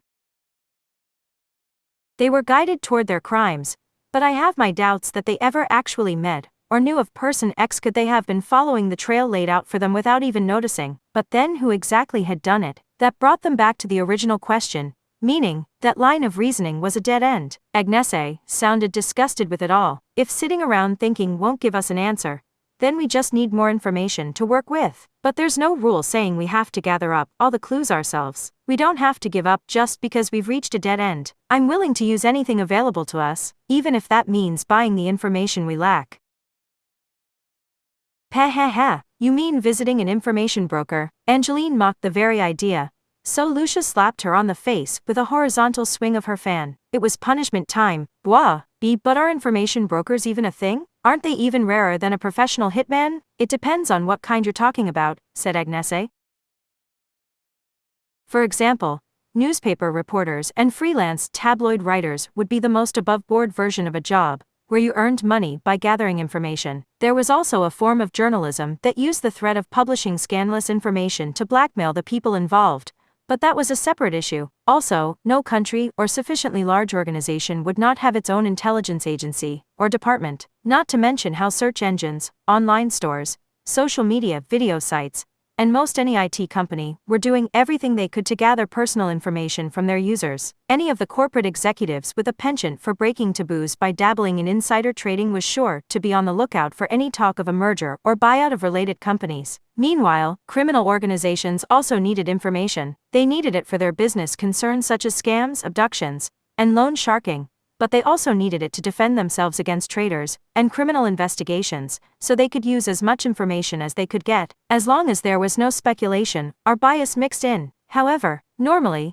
the people who use that information want to keep it to themselves. If someone in a criminal organization shared their information with another gang or the police, they'd be viewed as a traitor. So it is unusual to find an information broker who gathers information from around the world and sells it to anyone for the same price, like a convenience store or drugstore. That meant Agnese was talking about relying on an information broker that belonged to a specific organization or world power, specifically, one that sided with the UK, greedily gathered information for the UK, and revealed that information only to people working for the UK. Lucia frowned. And we'll find that here. Yes, we will. Agnese placed her hand on the door of the metal container and pushed it open. Zurich, capital of the Swiss canton of Zurich, and what is Switzerland best known for? Its banks. Switzerland was a strange country.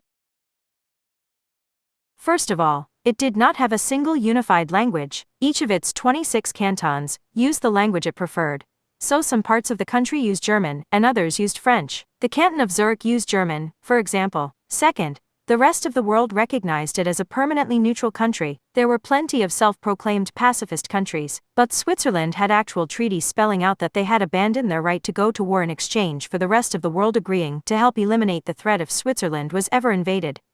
That made Switzerland useful as a place to arbitrate a conflict between two other countries. For example, does the word Geneva ring a bell? That is a city in Switzerland. And third, the most well-known aspect of Switzerland, at least in entertainment, is not its history, its military neutrality, or its politics. When you think of Switzerland, you think of secret banks. Agnese boldly made a highly biased statement. People tend to shine the spotlight on the Cayman Islands these days, but when you want to hide your money, a spotlight is the last thing you want. Meanwhile, the Swiss brand remains steady and unchanged. There's no unnecessary interest or investments, so the wealthy who just want to safely and indefinitely protect their assets prefer it here. Then, nervously cut and stooped and freckled Angeline. Are you saying the Anglican Church has a vault full of documents here? But But why would Old English documents be kept in Switzerland? It would be more accurate to call them British documents gathered by the Swiss. The Anglican Church probably sees it as a valuable opportunity to obtain an objective outsider's view of themselves. Agnese shrugged. There is no single national religion in Switzerland, so the dominant culture differs between cantons. Some cantons side with the Roman Catholic Church and its 2 billion followers, and others make it hard for the Catholics to get any headway. That makes this a useful frontline base for the Anglicans. Agnese raised a finger. By the way, comics and movies often talk about Swiss banks, but that isn't a single large group. The national banking system allows people to open accounts with only a name and PIN, and the bankers are traditionally very tight-lipped. So Swiss banks refers generally to all of the many banks in the country. You could choose whatever bank you wanted there. So there would be banks hostile to the Anglicans, and those that were friendly to them. The Anglicans had found a bank that worked for them and used the safe deposit boxes for art and antiques to instead store dangerous documents and items, such as grimoires, old maps, cursed charms, star charts, and spiritual items. There are curses and grudges that only activate once they arrive on British land after all. And there are things they don't want returned to the UK, like someone's adiposed head, or the UK-made execution tools they exported. I think there was even a gross coat made from the hide of 1,000 rats during the plague. Oh, when they can't let other countries have something but can't store it in the UK either, it ends up here. Agnese's group approached a large marble building. It looked a lot like a white cathedral, and that was no coincidence. A former church had been bought and converted into a bank. Lucia looked disgusted by it. Curse those greedy capitalists. This is no way to treat God's house. I believe it's called reusing old buildings. Once everyone moves out, it would just fall into ruin otherwise. The bank president was a courteous old man in a black morning coat, nice enough to attend an evening party. If someone had claimed he was in fact a clockwork doll, they would have believed it. Thank you for your visit, Miss Sanctus and company. I am President Helmhimmel. It is a pleasure to meet you. Ah ha ha, that's as fake a name as Suzuki Saburao. Smiling, Agnese refrained from speaking that thought out loud. What brings you here today? He had to already know the answer, but the bank had to ask regardless. Agnese rattled off her answer without even checking the memo. Religious organization, account number 3 by 58 by 19 by 20 by 17 by 4. The safe deposit box. I have our key here. Understood, Miss Sanctus. This way please. Of course. And if you don't mind, have our access to the box go unrecorded by mistake? These safe deposit boxes generally had 2 keyholes. The customer kept one key and the bank the other. The customer and a bank representative would use their 2 keys together to ensure neither side could open it on their own. That security measure made it harder for the customer to use the box for illegal purposes, such as a stalker hiding their collection, or multiple people sharing the key to make a delivery of dangerous herbs, and prevented anyone at the bank from swiping gold bars from a box. But the president only smiled and let the pearl key slip from his white-gloved hand to land silently in Agnes's palm. Your access to the box? Whatever do you mean? I mean nothing at all, of course. With that, their secret was safe. At the same time, the bank was essentially saying they were entirely ignorant of any possible criminal activity carried out using their safe deposit box. They left the president and walked back behind the general counter. Once they were alone, Lucia looked like she was afflicted with a headache and toothache at the same time. What is wrong with this world? The president is an ordinary person. If he saw what was stored in there, the shock might just destroy his mind beyond the level of infantile regression. Safe deposit boxes came in many forms. The most common were rows of metal drawers, each one with a number and 2 keyholes. They were about the size of a study desk's drawer. Those were generally used for documents like wills and land deeds. There were larger ones for jewels and gold bars, and those could be as large as the janitorial closet at a school. The ones for art and antiques were like 3 meters cubes and resembled air cargo containers, although the actual storage space could be smaller than it looked when they included equipment to regulate the temperature and humidity. But Agnes's group was on their way to something much larger. It was located deep in the bank. They walked down a corridor protected by metal bars and opened one of the silver vaults there. The door led to a steep staircase.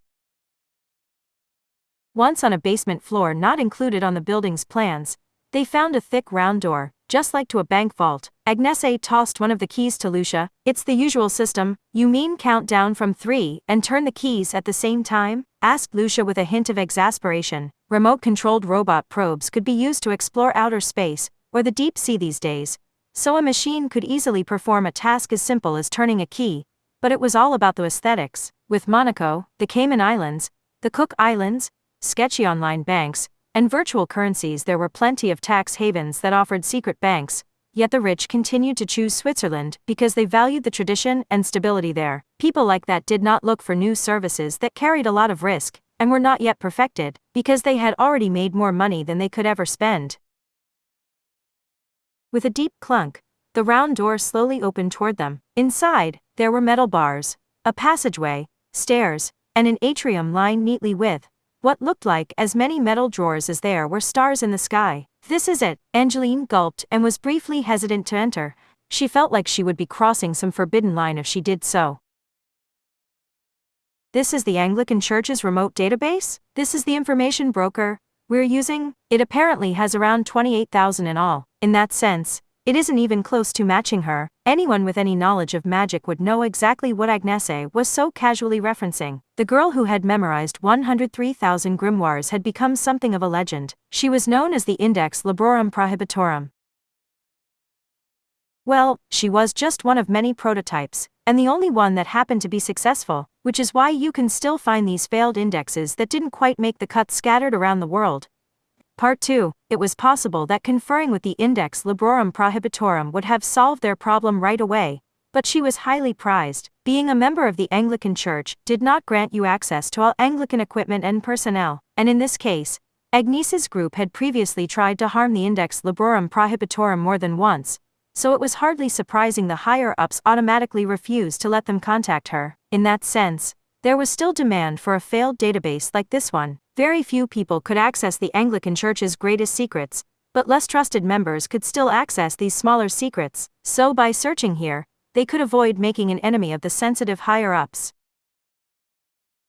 Wield your rusty hoes and spades to kill the knight wearing brightly polished armor. In every era, the commoners were asked to pull off the seemingly impossible by gathering in large numbers. Now then, let's get started on all the delightful work awaiting us. Needless to say, even 28,000 was a lot. That was the size of a small library. To check through that more efficiently, they would have to start by narrowing down what they were hoping to investigate. It was the same as a search engine in that sense. You needed to know what words to type into the box first. We want to find a point in common between those three cases. I know that, but they all used completely different spells. Angeline nervously expressed her pessimism. The Barcelona one used Catholic forensic cleanup, the Calais one summoned a ghost ship using multiple types of spells, and the Frankfurt one used the ceremony of Ba Maun, which is, a voodoo curse, right? If we wanted to force a connection, I guess the Barcelona one was linked to that Spanish restaurant run by Nihili Padpois, who was born in Haiti, and wasn't it likely his wife was killed by a voodoo curse? Still, Lucia trailed off there. Yes, voodoo referred to a lot of different things, and they had no idea if that other case also had to do with the ceremony of Ba Maun. Also, if we were trying to link everything to voodoo, what about the Hood battlecruiser that attacked Calais? The Yucatan Peninsula is in the Caribbean Sea, exclaimed Angeline. There must be tons of ancient Mayan cities there, and Agnese was honestly confused. If that counted as a connection, they would have to research everything from the Cuban Missile Crisis to the Chupacabra, but Angeline did not seem to care. Agnese pulled her phone from her habit sleeve, started up the video app, and asked again, what about the Hood battlecruiser that attacked Calais? Now, Sister Angeline, repeat that shocking truth for us again, and make sure to smile for the camera. Stop that. You're planning to dig this up 3 years from now to show it to me, aren't you? Okay, fine, I give up. None of the 5 magicians who fit together like puzzle pieces were voodoo, were they? If we want to really overthink this, there's the fact that the necessarious necromancer named Isabella Theism was involved with all those cases. Her necromancy combines a number of different things, but she is well versed in voodoo.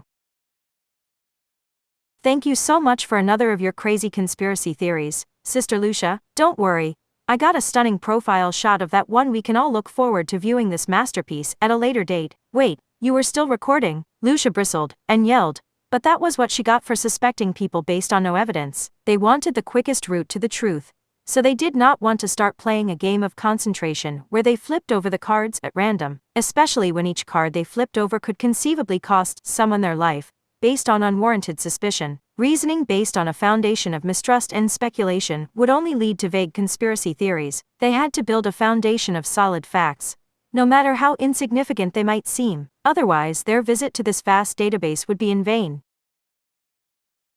So, there is one thing we know for sure. If you know the answer, then cut the dramatics and just tell us, Sister Agnese. Since when were you one of those detectives who sits around with a knowing smile until the murderer has killed a few more people? Agnese grabbed her back-talking but beloved buddy Angeline by the collar and squeezed tight, while continuing her explanation with a smile. We know that all three cases could be dealt with using our Catholic spells. Agaga, my throat, Sister Agnese, that goes without saying, so why bring it up now? I'm saying that each enemy was someone we could defeat. Agnese released her beloved buddy. Maybe that was an issue of compatibility. Whoever person X is and however they are boosting the methods used by the individual magicians, the end result was vulnerable to a Catholic counterattack. I'm not about to say all the world's mystical powers can be generally classified as light magic and dark magic, but what if this is something similar? What if the toys distributed by person X are extremely vulnerable to the glory of God? The mystical powers focused on the Son of God work that way. Believers would be saved. And while taking the reverse might be going too far, it did imply that non-believers would not be saved. Christianity refused to accept the miracles and mystical powers, claimed to be caused by those who worshipped other gods. Lucia placed a hand on her chin. But wasn't the person behind the Barcelona case a Catholic priest? Are you familiar with Saint Vitus? Or maybe Saint Sebastian? Lucia fell silent. She understood what Agnese was trying to say. With one it was the Slavic god Svantovit, with the other, it was the Celtic hero Cuchulainn. Agnese shrugged. Sadly it happens. Christianity is supposed to be monotheistic, but sometimes older gods or legendary figures end up a part of it under a changed name, although even those cases aren't as bad as Saint Ursula, who was said to have died along with 11,000 virgins due to a simple misreading of a number, or Saint Christopher, who was almost certainly a completely fictional creation. Are you suggesting that priest's spell was an adulteration? Well, he seriously believed gold never lost its shine and repelled curses. That's something you find in every part of the world, including Egypt and Scandinavia. But that's why this calls for thorough research. They might have thought their spells were Christian, summoning, or voodoo, but it's possible those spells were actually part of an entirely different system. Fortunately, we have no shortage of research material here. Doesn't that sound worth investigating? Part 3. After about 2 hours, Lucia and Angeline looked up from their piles of documents, sighed, and pulled out their phones in perfect unison. They started up their video apps and began squishing the dumbass's cheeks. So, got anything to say for yourself, Sister Agnese? Do you have any comment at all regarding our wasted effort searching for 2 hours without finding a single thing? Please tell us again how clever your theory is. With that smug look, of course. I just have to hear that pathetic excuse for a theory again. Please. A porcine snort came from Agnese, whose face had undergone an ugly transformation thanks to the pressure from either side. They're in Italian, Spanish, French, or whatever else. And then there's a pain in the butt cipher on top of that base language, complained Angeline. Arg. Why do grimoires have to be so hard to read? It's a complete waste of effort. Sister Angeline, how many times have I told you to learn Latin? Whoa, why would Miss Piggy think she has any right to talk back to me after this? It was not often Angeline straightened her back and looked down on someone else. Yes, it had all ended up how Agnese Sanctus had said it would. If they started with a foundation of baseless doubts, mistrust, and speculation, they would only create a highly realistic-sounding conspiracy theory. No matter how insignificant it might seem, they had to start with a foundation of fact if they wanted to reach the truth, and in that sense, after 2 hours, all we've figured out is that there doesn't seem to be any magical system in common to all three cases, said Lucia. But we already knew that when we started, tearfully complained Angeline. It feels just as pointless as spending an entire century proving why 1 times 1 is 1. What was the point of all this time and effort? They had hit a dead end. They saw hints of a person X. They were certain someone like that was out there, but they could not find any solid clues there. It was like they could see a crime taking place, but they could not gather enough evidence to do anything about it. It was like watching a politician hold an apology press conference, where they insisted over and over that it was all a misunderstanding, and they had done nothing at all illegal. Finding nothing at all was actually more suspicious, yet there was no way to use that in an investigation. This massive treasure trove of information went to waste when they did not know what to search for. Right now, a single idea or flash of inspiration would be more useful than all this information. Sitting at their desks any longer would only be a waste of time. Angeline finally began to throw a fit. Arg, I need a change of pace. We're in Switzerland, remember? I want to try the food. I want to see the sights. I can barely breathe in this thick vault. Should I smack her? Asked Lucia with a glance. But Agnese shook her head. I guess we can go get something to eat, said Agnese in a resigned way. Fine, but what food is Switzerland known for? Asked Lucia. Cheese fondue, of course, and mineral water. Angeline's view was fairly biased. Was she trying to say the Swiss lived on nothing but cheese and water? But then Agnese threw a curveball. I believe they're known for their instant coffee and freeze-dried food, also their ready-made, canned, and frozen foods, their curry roux, their white stews, their instant soups, and so on. But not cup noodles. Those are a unique genre that only really developed in Japan, just like miso soup and flavor enhancers. Wah! Switzerland is home to the world's largest instant food company. Look around, and you might find a museum or souvenir shop dedicated to it. Angeline pouted her lips hard at the thought of eating instant foods after coming all the way to Switzerland. Angeline understood the feeling, but instant foods were a necessity, and a lifesaver for the mountain climbers who attempted to climb the Alps along the Swiss route. They decided to leave the bank and take a walk outside. In a city of banks and insurance companies, they had expected to see a lot of businessmen out at midday, but they instead saw a surprising number of men and women in religious habits, and Anglican ones at that.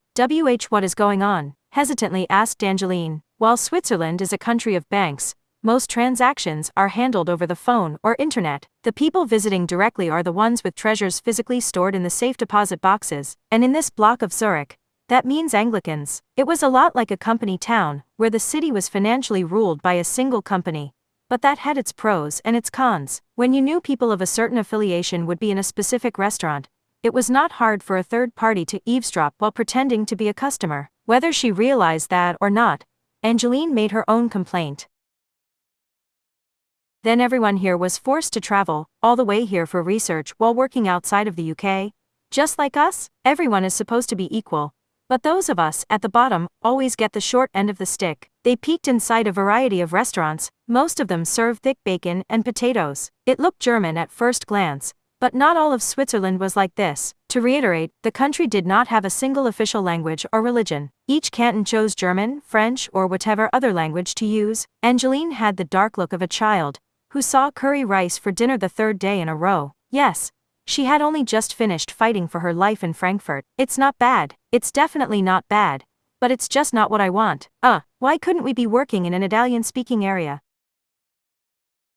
Be careful what you wish for. Any Italian food you got here wouldn't seem quite right. When you want a margherita pizza topped with tomato and cheese, you don't want to be served pasta alla Genovese covered in ham and avocado, do you? Because Italy was their homeland, they could be much more particular about Italian cooking. Just like the Japanese were particular about dashi, the French were particular about sauces, and Indians were particular about seasonings. Agnese's group could be extremely demanding when it came to pasta, enough so that a simple disagreement could lead to a never-ending war. They would never approve of someone who always went with long, skinny spaghetti, regardless of the sauce or method of cooking, and who assumed anything was fine as long as you cooked it al dente. So they might find foreign cuisine more familiar since they would fail to notice the small differences there. They ended up grabbing a very German-smelling pizza for lunch. Simply put, cheese and tomato sauce were spread across a round piece of dough, fries, and sliced salami were placed on top of that, and then the whole thing was cooked. It's called a pizza patatine, said Angeline while staring fixedly at the large plate carried to the table. Hold on, cut in Lucia to point out the fundamental mistake here. What kind of a crazy food did you order for us here? I mean, who puts fries on a pizza? That's carbs on top of carbs. I will admit it looks pretty wild, but it's actually a traditional dish. For kids, admittedly, it's more like a snack than a proper meal. You mean people eat a meal in addition to this? How can that possibly fit into a healthy diet? Lucia was flabbergasted, but this was actually an Italian dish, not a German one. What Italian food meant changed a lot between different regions of Italy, so it was not that strange for Lucia to be unfamiliar with this one. We let Sister Angeline's tantrum convince us to eat here, even though eating Italian outside the country can only lead to trouble. Now, burgers generally come with fries, right? This is a lot like combining the two since eating them separately is a pain. That is not a very appetizing description. Food came in countless forms around the world, but it was actually very unusual to serve carbs on top of carbs when either one would have qualified as a main dish. With the burger example, the fries were only a side. The most prominent example of breaking that rule was Japan. They would put yakisoba between bread as a sandwich, serve rice with ramen, put rice cakes in udon, and otherwise mix carb-filled main dishes. The tendency had such deep roots that you would see things like a small katsudon or oyakudon listed on the menu for a soba place that was, obviously, where people went to eat soba, and that culture had been so deeply imprinted on the people of that country that they failed to even notice it was weird to assume a soba place would cook them some curry or an oyakudon along with their soba. But anyway, yum yum, it has a pretty shocking visual, but I could eat this all day. It's like an even better version of poutine, but in exchange, it has enough calories to keep you alive for a week stranded on a snowy mountain. And isn't poutine that Canadian stuff that will fatten you up with ruthless efficiency? Angeline's eyes were shining bright, but Lucia had a gloomy cloud over her face. Calling it a snack for kids may have influenced her view of things. Incidentally, poutine was a giant pile of fries with lots of melted cheese and gravy dumped on top. It was like a culinary trap, because it was so delicious you never wanted to eat anything else, but it would fatten you up no time if you ate it exclusively. Specifically, it would fatten you up so much you could no longer fit through the door, and needed to call a rescue team to extract you from your room. Not to worry, Sister Lucia, said Agnese, who, unlike Angeline, was keeping track of how many slices she had eaten. We're still growing girls. You can't just use that excuse for everything. Everything we eat goes straight to our boobs. Isn't the human body a miracle? Just in case you are serious about that, women's breasts are not the same thing as a camel's humps. It was during that discussion that Agnese Sanctus noticed something odd about her surroundings. She saw a latte. A customer at another table had ordered that item that could be ordered just about anywhere in the world. However, it was somewhat unusual for the thick espresso and the warm milk to be carried over in separate containers. The customer took a small lick of the plain espresso with the tip of her tongue, and then slowly poured the hot milk in with a thin metal spoon. The action was similar to carefully mixing several drinks together with a muddler. You were meant to enjoy the drink at the bitterness you preferred, so that was the correct method. If you just thoughtlessly dumped in the milk, you would end up with something like a coffee milk, and if it was brought out already mixed in a single container, the individual's preferences had nothing to do with it. This was correct, but that's an awfully Italian thing to do. You would not find this method listed in an etiquette book about Italian cuisine. It was more like a stubborn life hack the common folk had invented after getting frustrated with so many places serving them something like coffee milk no matter how they tried to order it. Only someone who really knew what they were doing would know about this. In fact, Sister Lucia, Angeline too. MGH, do not turn around. But I recognize the person eating 3 tables behind you too. And this isn't someone I met after joining the Anglicans. She acted as a guide for us a few times back in our Catholic days. It's Sister Monica. Tension ran through them, but that must have been too much. The other girl looked up from her food, and her eyes met Agnese's. She was quick to respond. TCH, Sister Lucia and Angeline, capture her. Monica only hesitated for a moment. She stood up so quickly she essentially kicked her chair away, and then spun around. She shoved aside a waiter near the entrance to forcibly run outside. Lucia and Angeline's eyes widened as they pursued her. Why did she run away? We've been in that Swiss bank all day, so I doubt she was tailing us. Did we run across her by pure chance? I don't know, but she must be up to something to run away the instant we saw her. This block of Zurich contained a lot of Anglicans. That meant you could pretend to be a customer at a restaurant to eavesdrop on all sorts of conversations. So it seemed likely Monica had at least been working as a spy, and since she had run the instant her eyes met Agnese's, she must have been warned in advance she could not let Agnese notice her. That suggested she had been spying on Agnese. Is she connected to the string of cases? Agnese could not answer her own question as she ran full speed through the city. If so, are the Catholics behind it? No, wait, it's too soon to say. For now, we just have to capture Monica. The fleeing girl in a nun's habit ran into the small alleyway between 2 banks.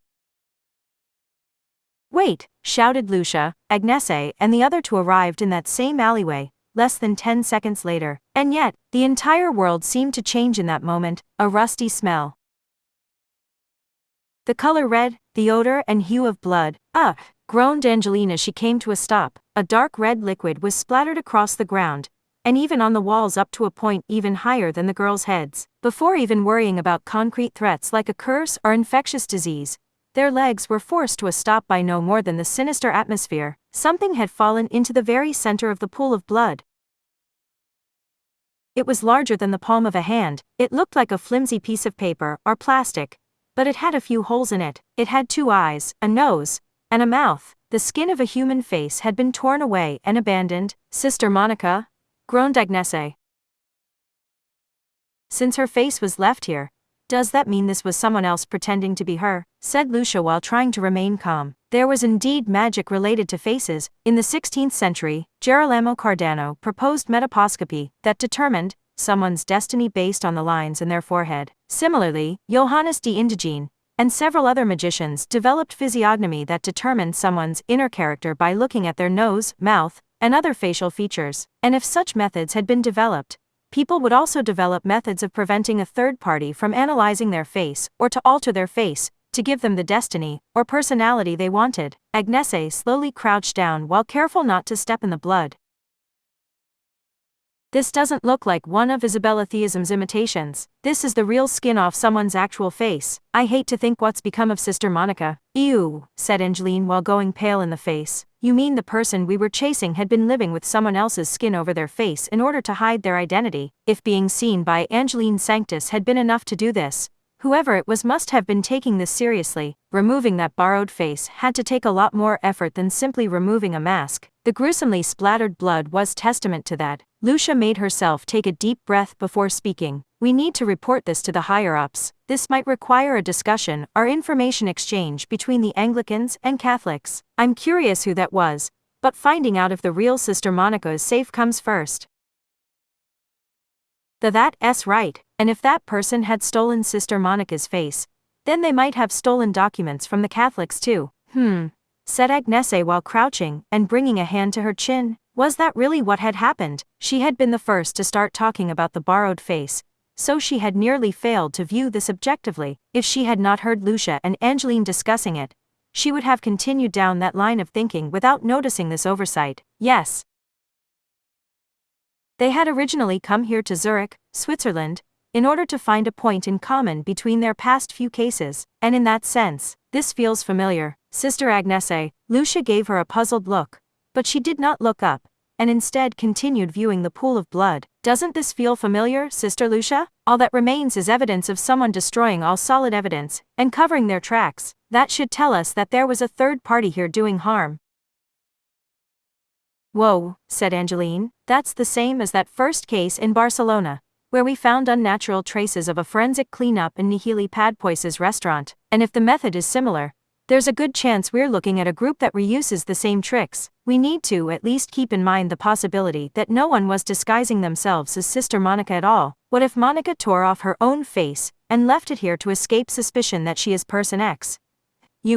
Groaned Angeline with a hand over her mouth. Agnese pulled out a cylindrical container of fries she was hiding. Excellent work, Sister Angeline. Heading out for lunch worked so much better than our time in that information broker vault. Have a reward. Don't be shy, just stuff your mouth full of fries.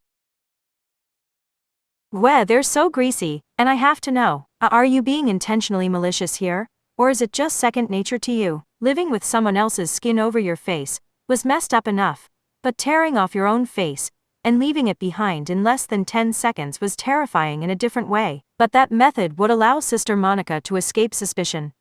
She would be tearing the Person X identity away from herself so she could abandon that identity here and escape. Once she got her wound treated to stop the bleeding, and was then picked up while wandering aimlessly around the streets of Zurich, she could walk around freely once more. She would be no more than a victim whose face had been stolen a few days before, so that the wicked Person X could take on her identity.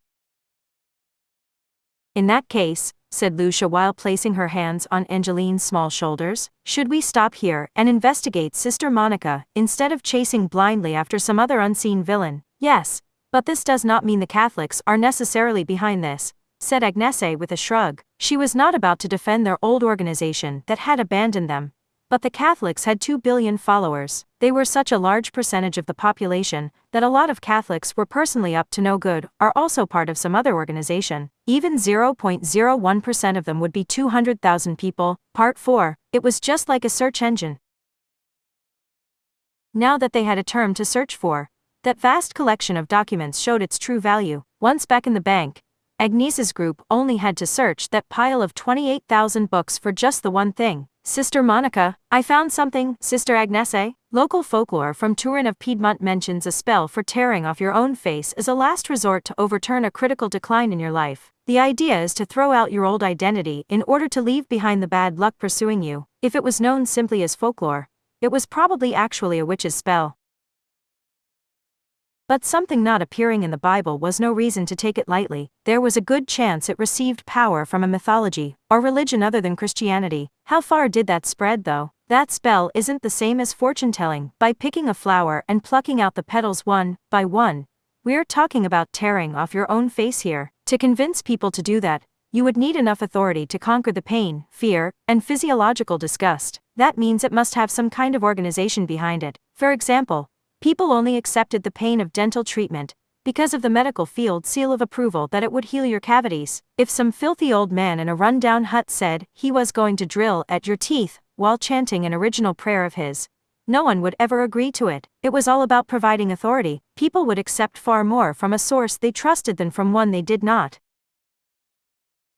And to convince people that tearing off their entire face was a good idea would require a very powerful source of authority, enough that people were convinced they would feel no pain at all if they tore off their face, and that they would have no trouble at all after permanently losing the face they had possessed from the moment they were born. The spell was from Turin, capital of the Italian region of Piedmont. I swear, this had better not come full circle and turn out to be the Roman Catholic Church after all. Agnese had a bad feeling about this, but then Lucia provided an answer. This mentions a guild.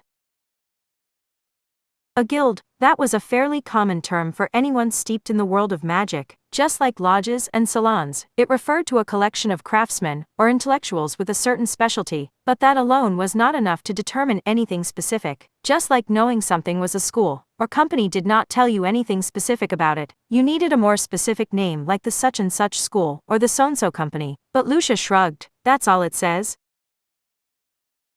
You mean, it must be something big enough that saying the guild is enough for locals to know what you mean. Just like world-famous cup noodle and cola brands become words that refer to their entire industry. So if we send someone to Turin, I imagine we can figure out just what kind guild this is talking about. Chapter 5 Part 1. Things had taken a sudden turn. A large group of Anglican magicians had arrived on Greece's Thera island of the Cyclades island group. They were there to destroy the guild hidden in that small city of about 7,000 that was made up of homes and long stairways clinging to the steep slopes bordering the Aegean Sea. It was late at night, but that deep darkness was shredded by the many flares shining down on the ground with light brighter than midday. Necromancer Isabella Theism laughed. Those girls are doing a pretty good out there. They had better, since it's their job. Casually replied Style Magnus, and our job is to identify the villains and slaughter them. The more sources of information we have beforehand, the better. We don't want to attack an innocent person based on faulty intel. So those girls are only insurance?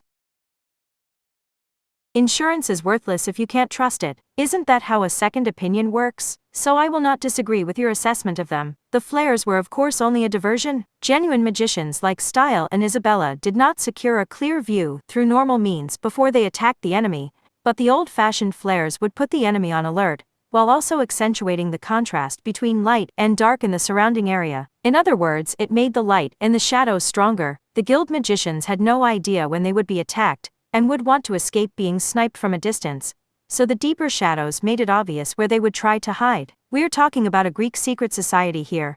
So what do you think? Orpheus, Dionysus, or Persephone maybe? I can't wait to find out. What has you so excited? We're only cleaning up the trash on a larger scale than usual. Necromancers like me have a fondness for this genre, like Japan's Izanami, or the Egyptian pyramids.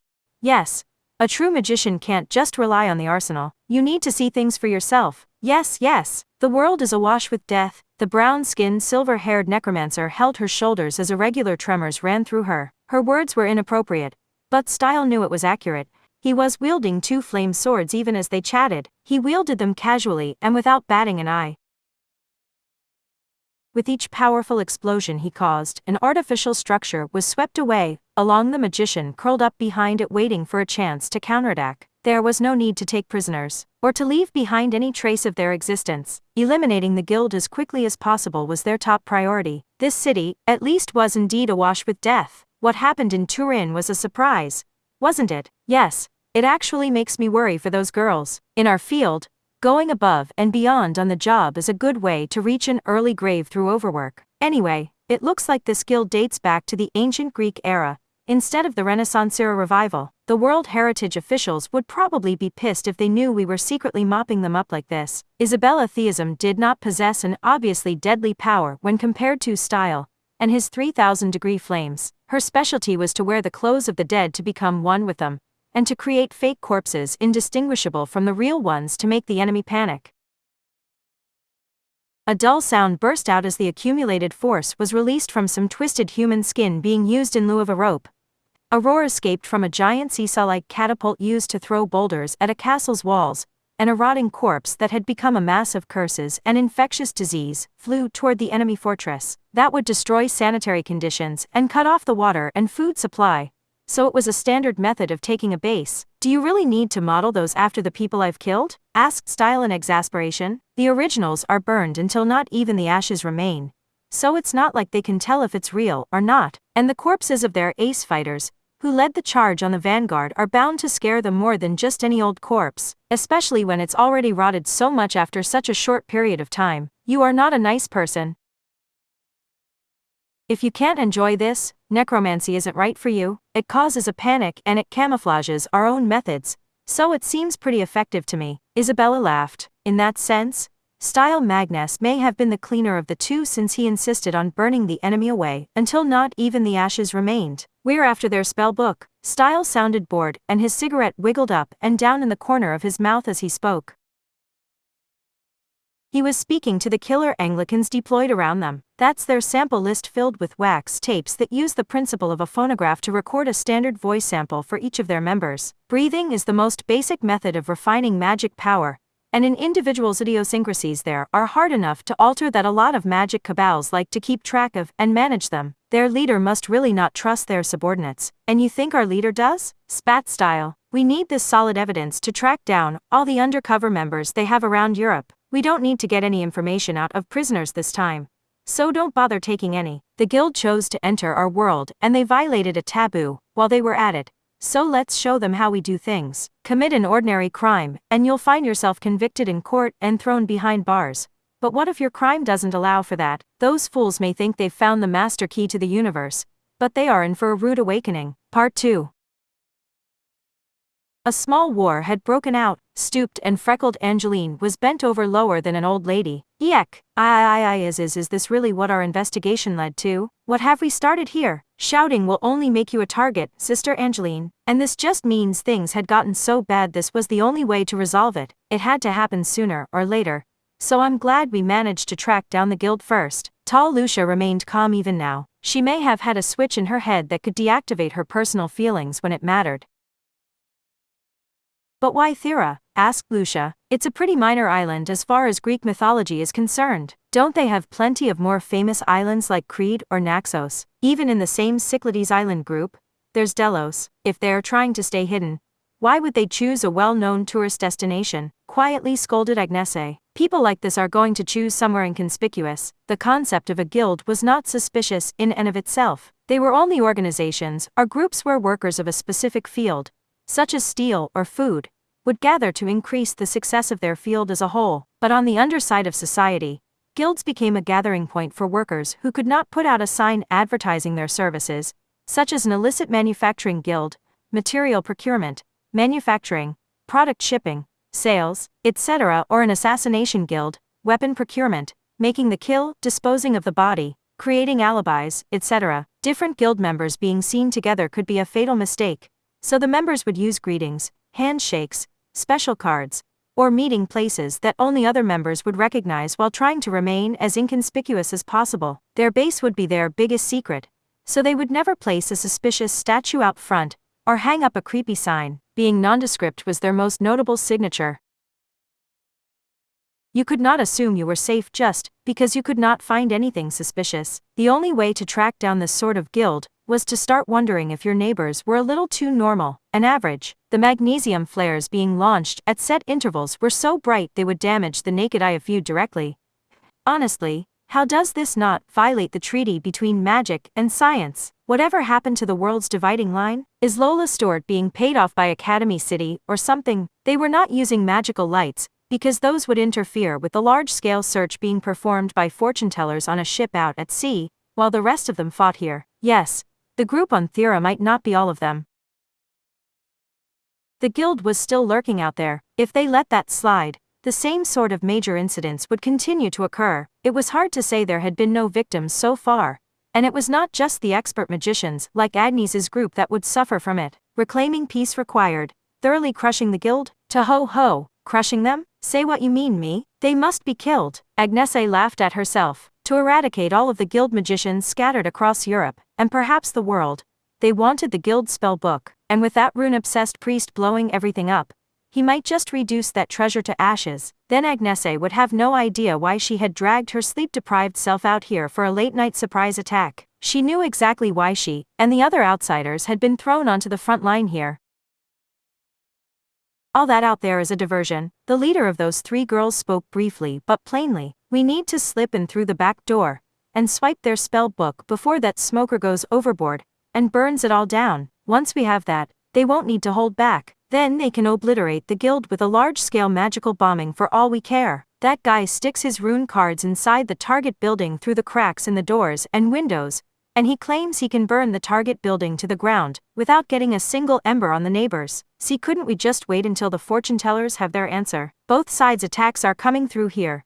So this is the worst place to be. We'll never survive if we search through here, and then have to backtrack to check the location found by the fortune-tellers. The fortune-telling isn't perfect. This place is full of magical noise thanks to the large-scale attacks, and there is no perfect countermeasure to magical stealth meant to intentionally hide something. That's why we have to destroy all the interfering spiritual items and temples to increase the accuracy of the fortune-telling as we work our way in. The fortune-telling is only insurance in case we miss something. A ball of light fell nearby those three, and sent an explosive blast in every direction. Worse, that was a piece of Anglican magic. If they had not immediately leaped behind a stone wall, they would have been killed by friendly fire. I guess outsiders will only ever be outsiders to them, damn it. Retrieving the spell book was their top priority in this surprise attack, so there was a good reason outsiders had been sent in to do that part. It was like a forced hiking trip meant to place the greatest risk on them, and as a hiking trip, it was a pleasant affair. Just like prisoners of war forced to hike across a minefield with a tank keeping an eye on them from behind. But even if Agnese's group managed to acquire the spell book through their efforts, the credit would be snatched away from them, since this was just one part of a surprise attack carried out by the Anglican Church as a whole. It was a disgustingly simple setup. Tack the word religious on the front, and the most exploitative of environments driving its people to death through overwork can be swept under the rug as the pursuit of asceticism. History and tradition are a scary thing. Agnese held a hand to her still ringing ear, and grimaced. Damn, no human being deserves this kind of work environment. It's times like this when I regret not learning how to send remote instructions to statues, and things like that. I ended up putting that off so long I forgot to ever study it. The magic world still has a ways to go before it can manage unmanned weaponry. Even the internet is down to a pretty reasonable monthly price these days, so cost-effectiveness really comes down to the quality of your idea. For example, what about a statue of the Virgin Mary that did some damage with its equipped sword and shield, and then opened up like an Iron Maiden to chomp on the weakened target? Sister Agnese, you need to go study the Bible some more once this is over, starting with the part about honoring our predecessors. That announcement from Lucia amounted to a death sentence. Angeline was trembling when it was not even directed at her, just as a flare burst and scattered light perhaps even brighter than lightning. Agnese spun her lotus wand around, and an explosive blast filled the top of a watchtower. That spell selected and solidified wind out of the 5 major elements. And Greek mythology was a bow culture. It went without saying what had happened to the watchers who had been aiming into the distance with the bow belonging to a goddess of the moon and virgins. The magicians were thrown from the tower, their limbs flailed helplessly in the air, and they crashed down onto the city of stone and stairs. That was a lot of people, commented Lucia, sounding both exasperated and impressed. An observer, an archer, and maybe an arrow supplier? That must be what you get with a guild full of highly specialized workers. By gathering people from a special field, they could move more flexibly as a group. A guild structure was a lot like a soft cushion made by filling a bag with lots of hard beads. It was a subtle difference from magic cabal magicians who learned to do everything themselves. Those poor fools. When you only know how to do the one thing, you must not even consider leaving the battle no matter how things are going. They're like soldiers who line up in perfect ranks to be bombed to death. The island of Thera was distinctive terrain. The rough waves of the Aegean Sea had worn down the coast to create steeply sloped cliff faces. Small homes of white stone were lined up along those slopes, and white stairs linked those buildings in a complex pattern similar to a labyrinth or a ghost leg lottery. Being on an island covered in stairs must have been a challenge even for the online stores that had covered the planet. This historical city did not even allow the passage of cars, but the houses had small tray-sized heliports attached to the walls. Those were probably landing points for delivery drones. That terrain made attacking the island a real pain in the rear.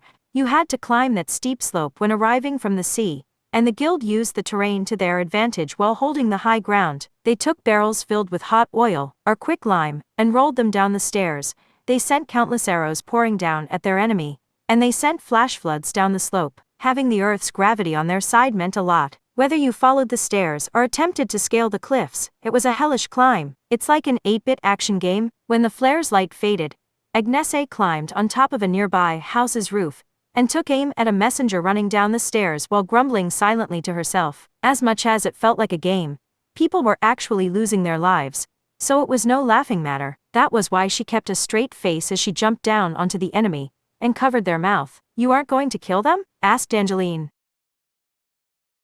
"We can leave that to the damn long-haired priest. Our objective is the spell book." When the next flare swept away the darkness of the night, she dragged the limp messenger into the deep shadows between two houses. "I found their encryption book. Sister Angeline, you share this with the others." "But wait, a Caesar cipher? You can ask your questions later, Sister Agnese." When discussing the origins of the world's oldest whatever, you generally had to talk about either Greece or China. That was true of noodles, money, ships, wheels, flamethrowers, and even encryption. Still, something about this seemed off to Agnese. But before she could answer the doubt filling her chest, the other nuns dragged her up the long, winding stone stairs. At this point, they would not be remotely surprised if a giant round boulder came tumbling on at them like in an exploration action movie. They had to keep their focus on what was uphill of them. But I'm surprised." "About what, Sister Angeline?" "We're attacking a magic cabal's HQ. So I was imagining more of a big battle between individuals, not all these large-scale traps like the quicklime and flash floods. This guild is the villain hiding in the shadows of history to provide knowledge, techniques, materials, and motivation to criminals all across Europe. That means they have been keeping themselves perfectly safe all the while. I doubt they want to treat their own valued lives as disposable now. They would probably want unmanned magical weaponry more than anyone, and the nuns could only thank God that their techniques had not reached that level." After their allied troops silently neutralized the scouts up in the watchtowers and on top of the building roofs, and then withdrew safely, Agnese heard a voice speaking directly in her head. "This is Sister Agata. Excellent work, Sister Agnese. The ley line disturbances are gone for the time being, so we are receiving a reading with our scan using an old map and pendulum. The item in question is near the rainwater storage tank at 25 DD/TH. That's really close," said Angeline. "Whoa, no! Does that mean we have to go get it?" "I'm sure that was part of the plan when they divined its location. Come on, get going, lazybones." Agnese strongly urged her fellow nuns on. When used right, her lotus wand could strike distant targets just by hitting the wand itself, but that was not always the best option. When you needed to silently knock someone out with a first attack, a simple blow like that could be insufficient. Thera was a small island in the Aegean Sea, and, like with any remote island, securing fresh water was a top priority. The greenery suggested that it did have a natural spring, but the locals would not want to rely on that alone. That was why large stone pools had been built at the top of the steep slopes. "Those will have a smelly rotting corpse dumped in them soon enough, so we can ignore them. Our priority is securing the spell book and ending this ridiculous battle." See, come to think of it, what's happening to Thera's ordinary people? The harmless people have all been thoroughly petrified. They are swiftly and silently knocked unconscious, and given defenses capable of resisting any stray shots that might reach them. And anyone who shows an unusual resistance to it is actually an expert magician. They casually put the people in stasis, and casually fix them afterwards, much like how a water bear worked. That sort of large-scale test worked even with a population of 7,000.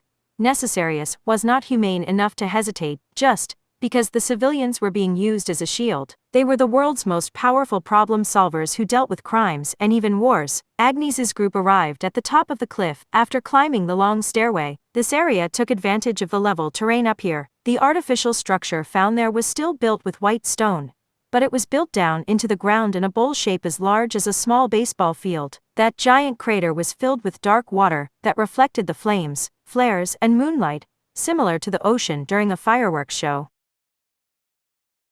This must be the source of the flash floods they've attacked us with a few times. Wait, Sister Agnese, is this what I think it is? Yes, Agnese replied exasperatedly. This may have originally been an ancient Greek amphitheater or arena. It did not appear to be an ancient dam with a long history behind it. This reuse would make the investigators of ancient ruins faint if they saw it, and it was also a major hint.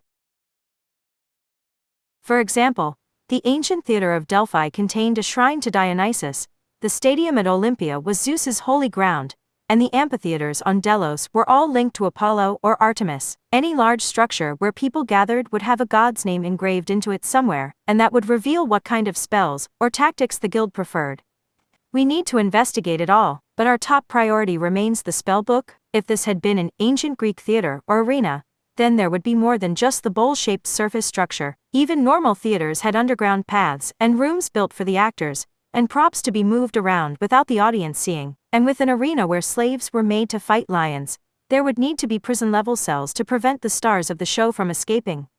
It did not take much searching to discover an entrance. They found a square trapdoor on the ground outside the circular white stone dam. The unusually recent magic circle on the lock showed signs of updating by the guild magicians using the place. Just like Venice, the city of water had wireless land signals filling the city to allow for a comfortable life. Since the circular arena was being used as a dam now, it was best to assume the whole ancient ruins had been tampered with. It had been remodeled beyond its original design and purpose. Agnese crouched down and held out a hand. She focused on the curving line surrounding the base of her thumb, and the line that began between the base of her index and middle finger and continued diagonally down toward her little finger. This was a Western form of palm reading. It used 5 lines and 5 bumps or mounts on the palm. The 2 lines she was focused on were the life line and the heart line. It was unusual to use this technique to learn about others instead of yourself, but it was possible. For example, the life line indicated the presence of danger to or the extent of your life. If anything here would threaten her life or rattle her emotions, it would have an effect on the signs written on her palm. There here, that told her what plan to use. Lucia and Angeline took up their own positions around the trapdoor. They had worked together long enough that she did not need to give them a spoken command or a hand signal. Just to be sure, she sent out a transmission. Agnese here, we have arrived at 25DD. We will now enter the ruins, so please have the diversion team drop an extra big one. Anything that makes a lot of noise will do. Explosive flames even larger than the flares erupted in the distance. The Thera city on the steep slope was illuminated by an orange light similar to the setting sun. They could sense the enemy on the move even through the trapdoor. They sensed extreme tension, humiliation, and a touch of relief. That last inappropriate scent was just like the response of someone realizing that the aerial bombing had landed on something other than their own shelter.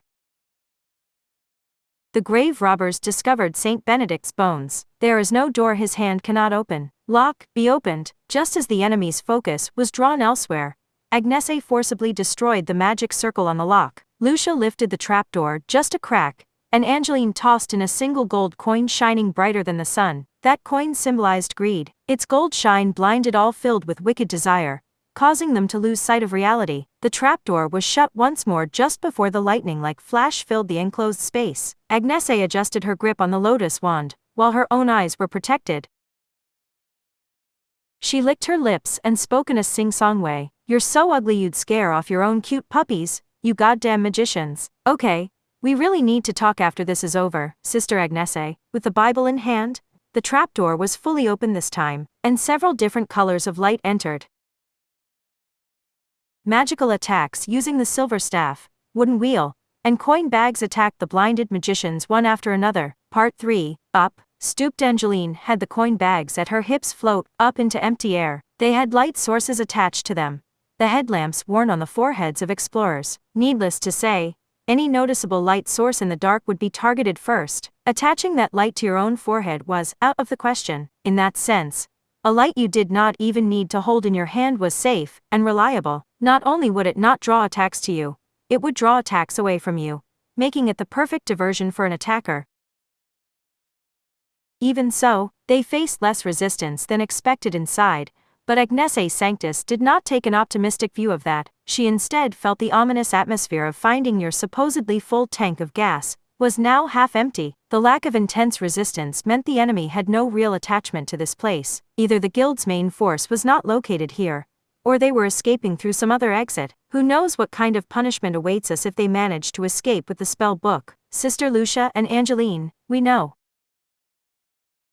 They were in the hidden portion of some ancient ruins that had existed since BCE times. They were walking through an underground tunnel that could not possibly meet modern safety standards, but its bumpy surface provided plenty of spaces to hide. They were at least spared having to push against an endless headwind of projectiles in a long straight tunnel with nowhere to hide. They took a fairly quick pace while keeping a lookout for any possible cursed charms, dolls, or other booby traps on the floor, walls, or ceiling. They knew rushing would increase the risk of death, but they could not rid themselves of the fear that they would miss their target after coming so far. Not everyone had survived the series of events leading up to this, including some ordinary people. If the guild's main forces managed to escape, they would be back to square one. The guild would throw fuel on the fire of people's criminal motives to cause crimes around Europe. Both the victim and the criminal would end up suffering for it while the guild laughed from a safe distance. Agnese hated being pushed to work so hard in this exploitative work environment, but she would also have trouble sleeping at night if she allowed that to happen.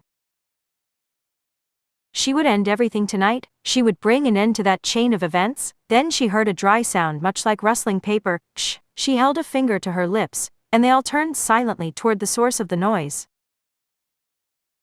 The long passageway circling the dam had other stairways and rooms built onto it, making it resemble a stone ant colony. The noise came from one of those rooms. Its original purpose was unclear, but they doubted it was for anything friendly given the remnants of a metal door that was pulled straight up by gears and chains much like a guillotine or sluice. Agnese would not be surprised to learn it had once housed a lion trained to devour people, but was that really a thing of the past? A deafening roar came from unexpectedly close by. Agnese gulped and immediately chose a course of action. Her mind had gone blank, preventing her from refining magic power, so she would have a hard time fighting back with any kind of complex spell. It would be too late by the time this beast leaped at her. But before the ordinary fear could freeze her in place, she thrust out the lotus wand on pure mechanical reflex. If something was held out in front of most animals' faces, they would hold it in place with their front legs and bite at it. For Agnese, anything was fine as long as she was not torn through by the first strike of those powerful jaws, and she was not about to allow a second strike to happen. Sister Lucia. Her call was answered by an explosion to the side. Lucia's giant wooden wheel had burst on its own, scattering splinters like a shotgun. They slammed into the side of the lion that had misjudged its action, blasting away the 200-kilogram beast like a kicked empty can. Only after seeing the beast roll over and convulse on the floor did Angeline go pale and tremble. Yuck. What is that? The Nemean lion, based on the way my attack hit. I don't think it's a biological creature. Is it made of stone or metal? It may be modeled after the Mycenaean lion gate. So was this like a rooftop Shisa, or a temple's Kamenu coming to life and attacking you? Of course, those more comical examples may have been Agnese's way of distracting herself from the fear, and defeating that unidentified lion did not mean the danger had passed. The lion had leaped out at them, but they had yet to check its room. What was that sound of rustling paper Agnese had heard beforehand? She was a moment too late in asking that question. She heard a deep burning sound, and an orange light emanated from the room. Whoa, no, they're burning something. She rushed into the room and found a stranger standing within. No, perhaps it was better to say she found someone she did not recognize. After all, This girl had all the skin on her face peeled away. Agnese spoke to the criminal who had gone to such lengths to escape. Sister Monica, ah ha ha. Monica, apparently had no intention of winning this fair and square. Sicking that lion on them had not been to kill them. It was only to buy time for this. She held a burning collection of paper. She did not let go. Not to the very end. The fire she had set spread beyond the papers and enveloped her arm as well. Ah ha ha ha ha. Ha ha ha ah ha ha ah ha ha ha ha ha. Get ready, Sister Agnese. Monica laughed and spread her arms, even as her entire body went up in flames. Then she ran toward the three nuns. She may have intended to grab at Agnese to share her fiery fate. But Lucia did not let it happen. Her giant wooden wheel burst. The many splinters scattered, and Monica flew back toward the opposite wall with more than 10 times the force she had come running in with. She must have been counting on that. Something fluttered through the cold stone room like cherry blossoms, while scattering embers everywhere. The spell book, bemoaned Angeline. Her voice soon grew to a shout. Wasn't that the spell book we were searching for? It was just blown away. What do we do now?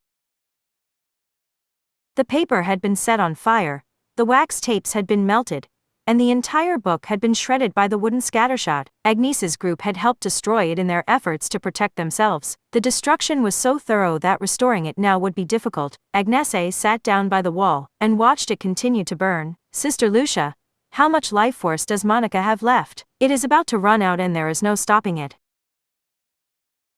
She received a cold response, but she did not mind. That was not the main issue here. She could let herself feel that guilt once the dawn arrived. Right now, she had a more important task. She roughly grabbed some blank memo paper found in the same room. Check her leftover thoughts. I need help from both of you to extract the spell book from Sister Monica. B. But isn't the spell book a bunch of wax tapes with the sounds recorded on them? Extracting her memories of seeing the spell book won't get what we need.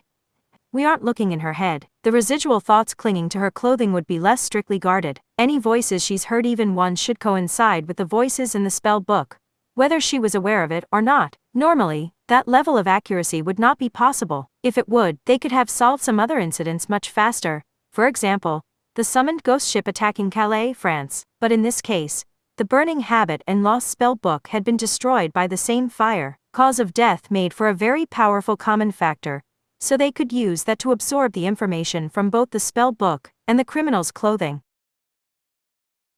Do not forget, as seen in the Golden Bough, magic of the sympathetic and contagious varieties placed a heavy emphasis on relationships and connections. If there was a handhold there, why wouldn't they use it? They knew there was no saving that girl enveloped in the flames, but she was still breathing, and thus still a survivor for the time being. But they coldly refused to treat her and extracted the necessary information even if it meant watching her die. They were working toward peace, they were working toward a bright future. This is certainly something we couldn't let that spiky-haired boy see. It was a contemptible and inhumane act. But otherwise the spell book needed to defeat the guild would be forever lost. Agnese clenched her teeth but continued her work with perfect accuracy. When martyred, the glass shards of St. Vincent's prison turned to flowers and he saw an angel. Thou carry no pain and no secrets. This place contains naught but light. The truth shall not be embellished as the light shines bright to guide the lost lambs on this earth. While continuing her work, Agnese looked to the room itself. Instead of burning Monica, she was somewhat afraid of suffocating with no windows for the smoke to escape. But she was also curious what kind of room this was. It was a large room, twice the size of a school classroom. The walls were lined with bookcases, and old tomes were piled up on the tables. But more than that, what is that? Groaned the torch. Putting out the fire now would not save her, and thoughtlessly dumping water over her head might only make it worse. So Agnese continued her work, but she also moved her lips to speak some other words.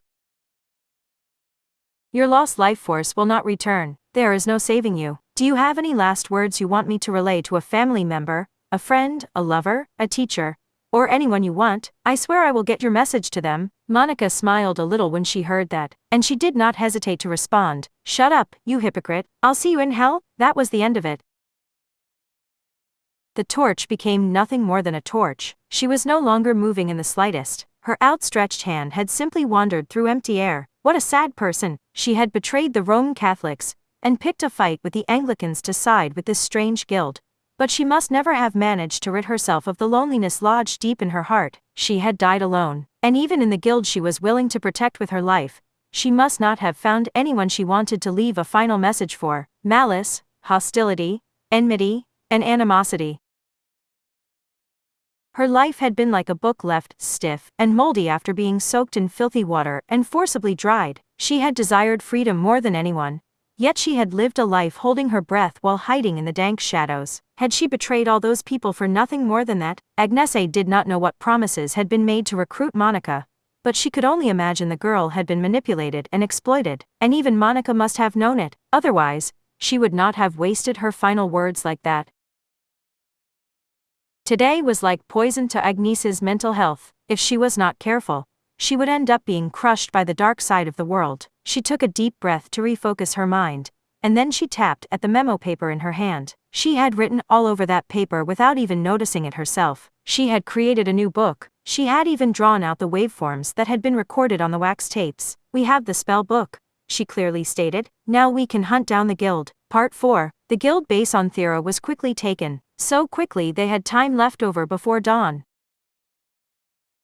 That was too fast. Agnese still carried anxiety in her heart. It had all gone too smoothly. After leaving the circular water storage pool, she rapidly organized the information in her head. There was something they had to do even after this battle was complete. There is one person who is only listed in the records by an alias. As the only person important enough to ignore the usual rules, they must be the boss. Agnese swiftly explained her thoughts after meeting up with Style and Isabella. They're only known as two. I have no idea what that means, but do you get the impression we defeated them? No, I don't, replied Style. Everyone on the front line felt like disposable pawns meant to buy time. They may have been fighting to win, but it didn't feel like they were fighting to survive. A VIP with an alias would have cared about their own life more than that. Where does that name come from? Is to a chemical symbol? Isabella smiled while making a non-magical suggestion, prompting Agnese to sigh. She could not believe these superiors of hers. They really had not discovered anything themselves. Does that mean this to escape the island during all the fighting? We must have had ships surrounding the island, so that couldn't have been easy. I also noticed a few curious facts about the guild, said Agnese. They had acquired the spell book from Sister Monica, but they had discovered some other things along the way, and there had been other interesting documents in the room where Monica had died. Had Monica failed to destroy them? Or was the guild confident they could not be stopped even if that information got out? Their encryption uses a Caesar cipher. I would have expected the use of a citale, a cylindrical strip of parchment developed in ancient Greece, but they used a method developed later in ancient Rome. I see. Sister Lucia, when we destroyed that watchtower, the sniper dropped their weapon. Remember, that bow and arrow fills anyone it hits with a deadly disease, and it has its origins in a goddess of the moon and virgins. We never let it hit anyone though, so we can't say if it only works on women or not.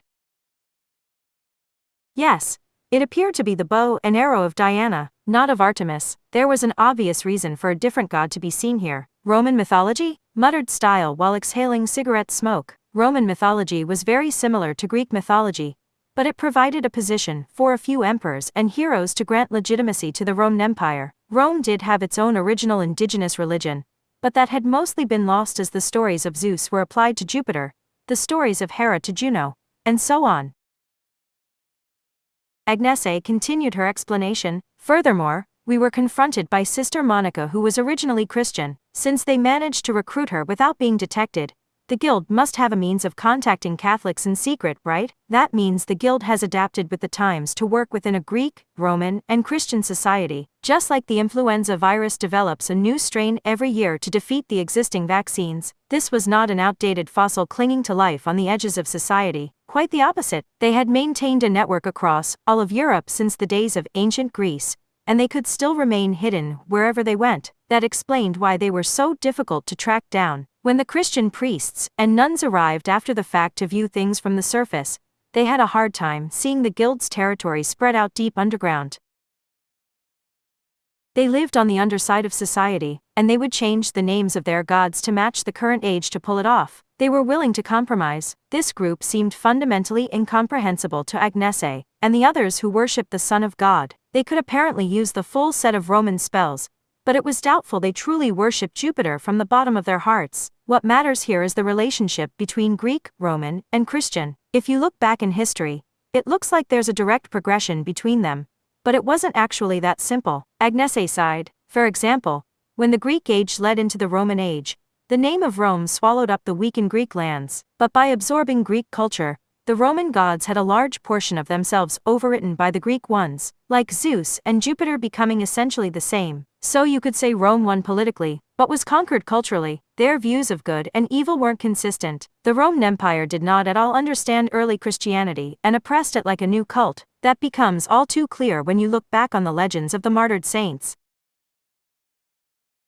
But once Christianity was accepted by one of the emperors, it was the Christians who began oppressing all other religions, like the witch hunts. Any priest or priestess that worshipped any of the ancient gods was accused of being a witch, but those were the very people who had branched off from Roman mythology and developed their beliefs from there.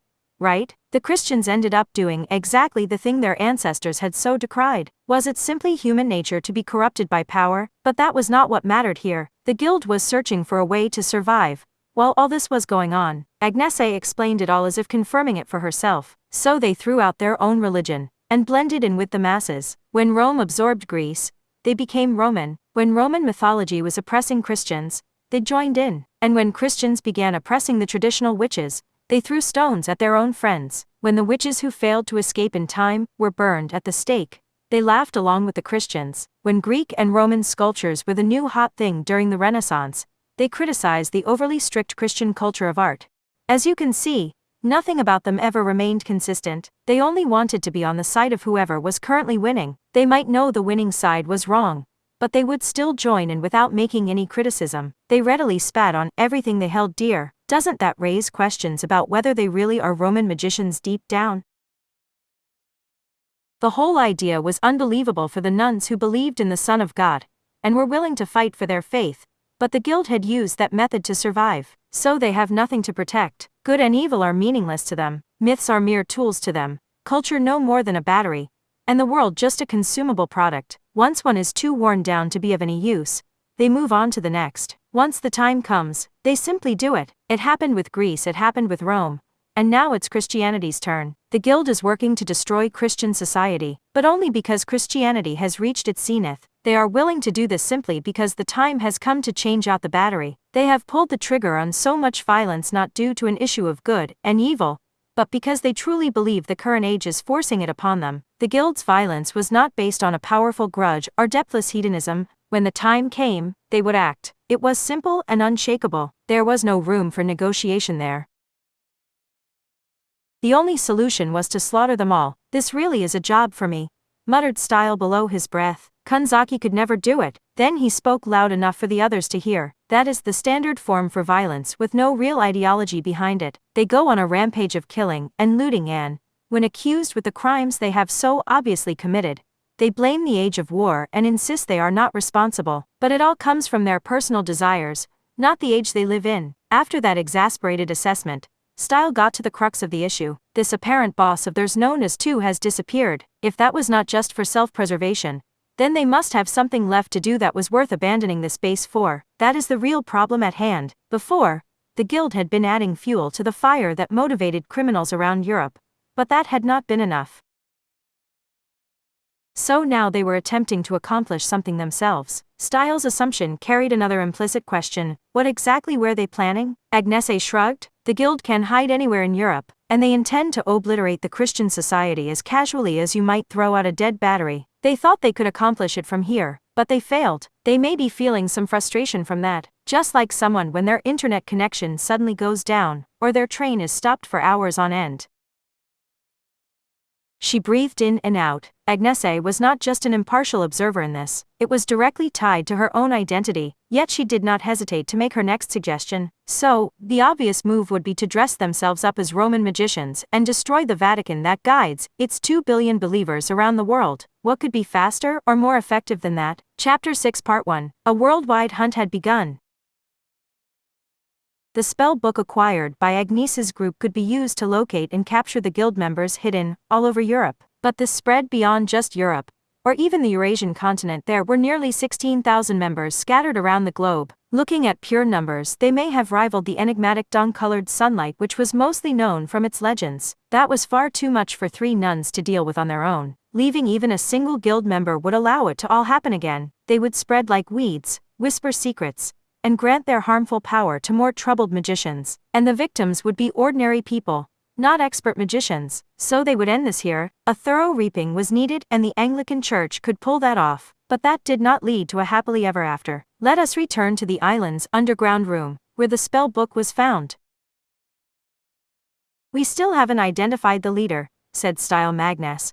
A priest with long hair dyed red. His exhaled cigarette smoke floated through the subterranean space and filled an empty spot that felt symbolic. Stone Leg stood upon a pedestal where a statue had been destroyed from the knees on up. It had not been shattered. The stone had been vaporized and blasted against the stone wall. As a flame magician, Style seemed to have his thoughts on that firepower.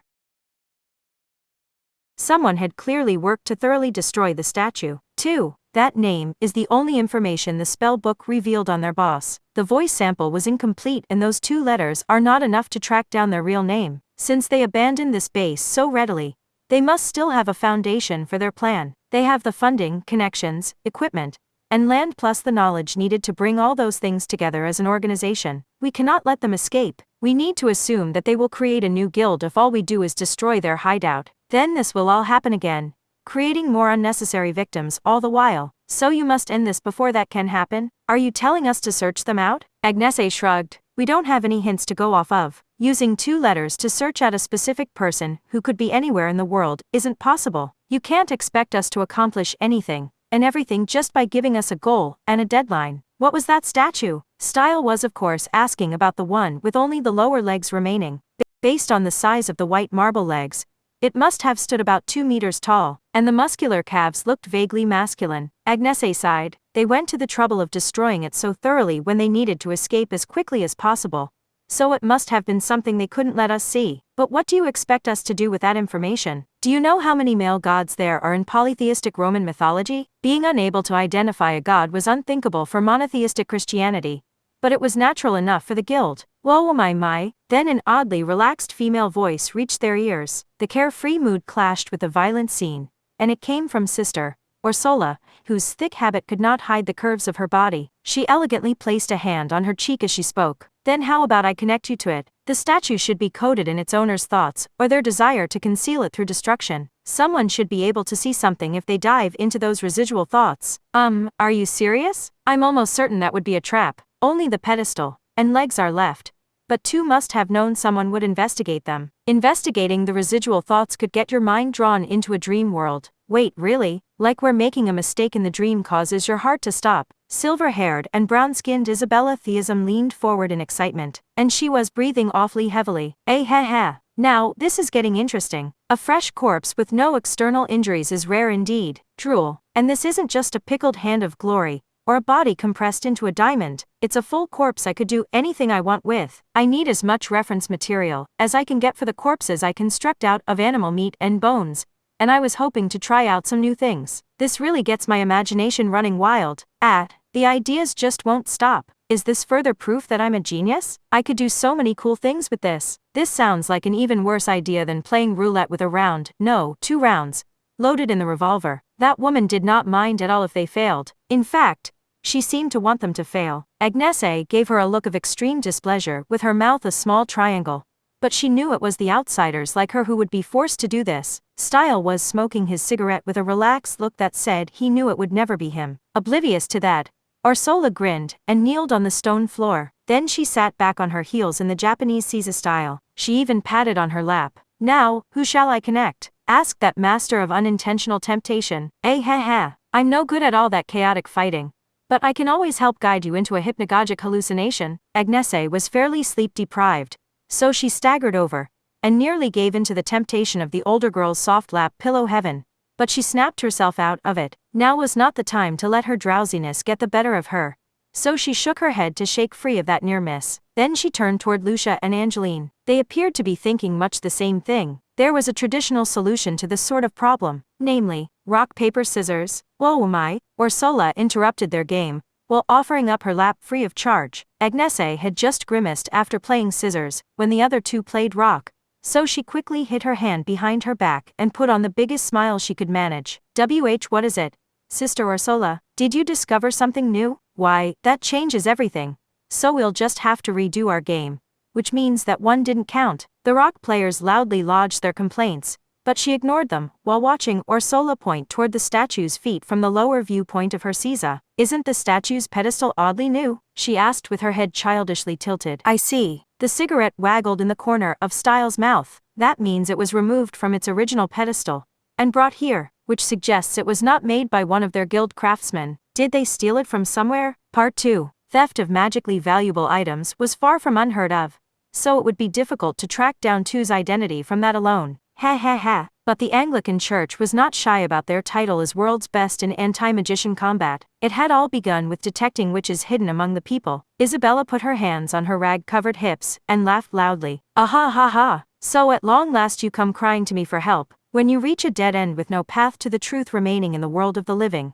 Just come to necromancer Isabella Theism. Agnese secretly elbowed Style in the side. What's with her? Did that calm downer of a girl grab an energy drink and flip some kind of switch in her head? She's just itching to get in on the action after you three did everything for us. Ignore her. You too, said Isabella, while rudely pointing at them. Her sudden burst of motivation was worrying to Agnese.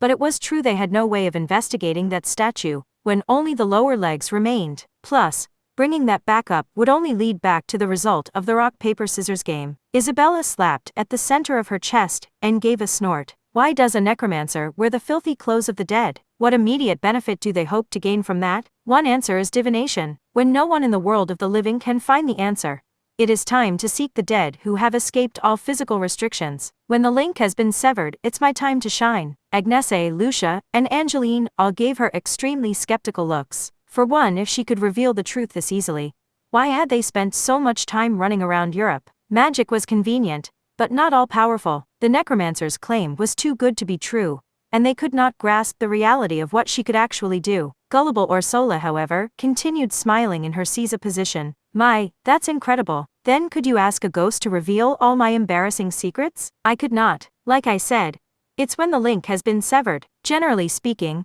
the dead can only reveal lost information. I cannot draw out any information that could be found through methods available to the living, like carbon dating, alternate light sources, lie detectors, or truth serums. Lost, you say? Agnese grinned. Then you could tell us how to become a magic god. If the dead cannot answer me, that means it can be achieved using known methods, but not necessarily known to me. She had a comeback for everything, which was generally the case with people who claimed to speak with the dead. The others remained skeptical, but they did not put up much of a resistance, which she seemed to take as a sign that she was free to try. The necromancer spread her arms wide, and fluttering scraps of paper filled the area. A closer look showed they were all clippings from newspapers and magazines. A complete resurrection is the work of the Lord, but I need not go that far to invite in a being capable of answering your question. Once drawn in by the unsalted rye bread and unfermented grape juice, I demand thou don this temporary garb. A mini whirlwind formed. The invisible storm was made visual by the floating papers telling of depressing crimes. I seek data concerning a lost connection. There is no boundary between life and death here, so draw out the information once formed by human hand, but lost through death. Answer my call, for I desire just one thing from the wandering dead. From where was the statue taken? The storm gathered together to take a certain form. The thousands or tens of thousands of articles formed a life-size human. Although there was no way to tell if that was one of the dead or not, the stooped and freckled girl's eyes sparkled a little. Whoa, it made something. Will it speak to tell us the answer? Or will it write it or making rapping noises? Silence followed. The silence lasted a while. Then Agnese grabbed Ursula's hand and tugged hard on that nun who was still smiling in the Caesar position. The dead made its move a moment later. It made an attack like its fingernails were tearing into space itself. Style removed his cigarette from his mouth, looking very irritated. Isabella, eh? Oh, come on. This means it was a perfect success. Now you all need to attack the raging dead spirit to tear all those articles from it. The last one remaining will be the divination result. Is she serious? Ernest Lucia's temple was twitching at this, and the careless woman bragged about it with a smile. Whoa, and if you screw it up, you'll be joining them in the afterlife. Of course, that just means more materials for me, so it's not a problem at all. Everyone, except for Ursula, who was still not aware what was happening, sent a kick into Isabella Theism's back, knocking her toward the article doll. It did not seem equipped with a safety device to prevent it from attacking its master. While Isabella screamed and rolled around to avoid the nasty scratching attacks, Style ignited a flame sword in each hand. Thousands of rune cards were pasted around them, but no one else knew when he had done that. "Disinfect it," whispered Agnese, "and Isabella while you're at it." "Can do." The flame swords made multiple consecutive attacks, since Isabella put her hands over her head and curled up on the floor. This must not have been one of her corpses made from animal meat and bones. At any rate, embers and the scorched remains of the articles scattered through the air. Agnese reached out and snatched the one surviving clipping that floating in front of her. She read the headline, "Thieves break into a Nuremberg museum? Part 3. The article itself was short, but a close reading showed a number of things that did not make sense. How had the thieves gotten the museum's door unlocked? And how had they carried out such a heavy statue, without the guards noticing? That was why the local police had suspected it was an inside job, and the guards had pretended not to notice. That suspicion had led the investigation astray in its earliest stages, but Agnese thought the police would have failed to track down the crooks regardless. Magic had clearly been used in that theft, and sadly enough, theft was a thing on the magic side as well. For example, one historic Christian figure was in fact a relic collector, who would bite off a piece of an important figure's arm bone to keep it for themselves or stick their finger in a corpse's nose to take home the eye socket bone. When you wanted a powerful item badly enough but you could not create it for yourself, there were only so many options remaining. Buy it, trick someone out of it, steal it, or kill for it. And while biting off a piece of a holy figure's bone to steal it might be praised, buying miracles with mutual consent was strictly forbidden. The act of simony was banned, but what did and did not qualify was an extremely complex issue. Bleh. Angeline lay flat down on the desk. They were back to investigating, which was much easier said than done when they were manually fishing through mountains of documents. These unglamorous and obnoxious jobs were generally given to the outsiders. They had been holed up in their trailer for 3 days straight. "Fuck that slave driver of a priest," cursed exhausted Angeline. I mean, what kind of question was that anyway? If she could get an answer to her question, why couldn't she have directly asked for Tu's real name or location? "Are you volunteering to risk your life against that monster again? And Isabella has an out in case her precious divination fails." No answer means you can find the answer in the world of the living. Now you know the answer is within your grasp. So get to work. Hurry. If she told me that after I risked my life a second time, I think I really might throttle her. Eh heh heh. Agnese laughed weakly with a shadow over her face. So Angeline zipped her mouth shut and said, "Nothing more." But that did not mean they had found nothing at all. They had found some related articles in old European newspapers. There appeared to have been 7 identical thefts. Lucia sat up straight after waking herself with a hot shower, and there was a temporary gap in the middle. They may have thought they had achieved some kind of goal, but discovered they were mistaken, and resumed stealing. If so, that gap was not part of Tu's plan. They exchanged a glance. Tu may have failed to wipe everything clean, and left something behind. If those nuns did not find anything after all this, they were pretty sure they would die of stress. This gave them one more job. Had there been some sort of magic site incident during that gap? It was time to dive back into the mountains of old newspapers. And afterwards, "A bloodline investigator went missing?" said Lucia. What's that?" groaned Angeline while sprawled out on the floor. The look on her face said she never wanted to see any small text ever again. Exactly what it sounds like. An expert who investigates the client's bloodline and writes them up a certificate. They're used by everyone from ordinary history buffs to mafia godfathers. They can confirm that a self-proclaimed bastard child is in fact entitled to a piece of a massive inheritance.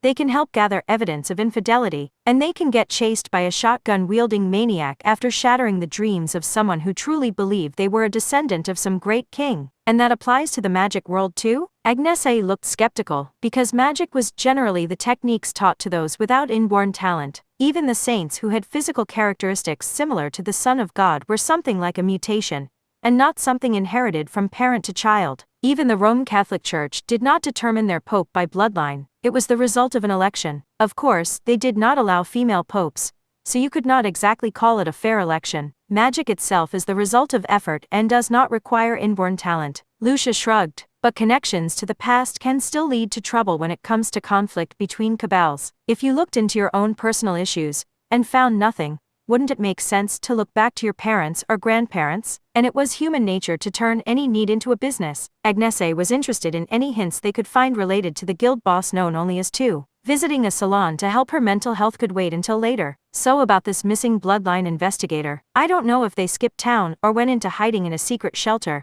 But what's their name, and their last known address? Brax Misian. Age, 28. Sex, male. Location, Cambridge, England. If this trail goes cold too, Two really will forever elude us. Part 4. They were finally home again. Although thinking of this as home made Agnese laugh on the inside. They were not treated very well here, but England was still their second home. They've really tamed us, huh? That phrasing was half serious, and half a joke to hide her embarrassment. She was less than pleased with the spraying sound surrounding her. But this was not a wet spray. It was a special form of incense. She sensed the sickly sweet scent while raising both hands in the metal container, and waiting for the cleaning complete light to activate. She was of course not wearing any clothing. Naked Angeline was blushing with embarrassment, while the many metal nozzles sprayed their contents all over her as well. Do they really have to do this to prevent us from bringing curses back into the country? They're the ones that ordered us to stick our hands in all that filth. Sister Angeline, you need to learn that making logical arguments is not a good way to get ahead in adult society. Besides,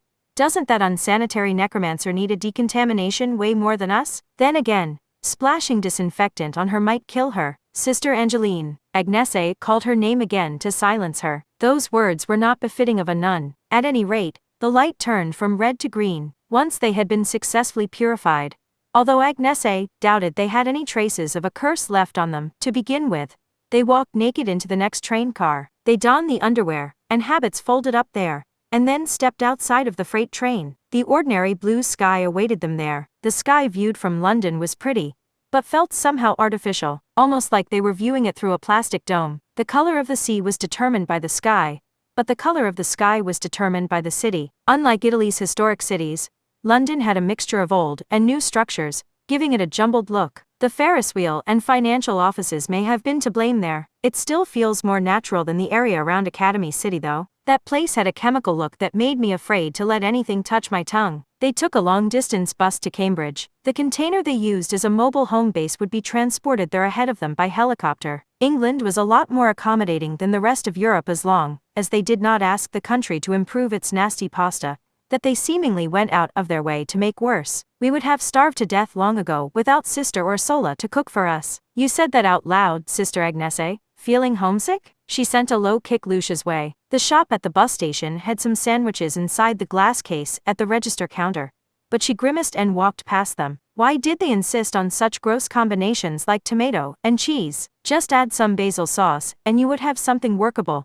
But they instead forcibly added some mustard-slathered grilled chicken, a cheap processed meat injected with beef tallow. That was supposedly to make it look more substantial, but it only got in the way. None of it made any sense to an Italian-born girl, who was a true gourmet thanks to her past of digging through the trash for scraps. She knew they would not find anything acceptable there, so she continued on to the bus terminal with an empty stomach. So why would this guy live in Cambridge? Asked Angeline, who had stubbornly insisted on the window seat. People hoping for the prestige of that name usually have no confidence in themselves. Unfortunately enough, said Lucia. Lucia apparently intended to spend the travel time catching up on her sleep, because she already had an eye mask on her forehead. Not everyone who lived in Cambridge worked for, or had graduated from the famous university, but there were people who chose to live there to borrow its reputation. It was evening by the time they arrived. This was England's leading academic city, but it did not have many smart buildings or labs. The look of the city made it clear they considered it a virtue to leave the historical stone buildings in their historical state. Of course, that was only to preserve the scenery,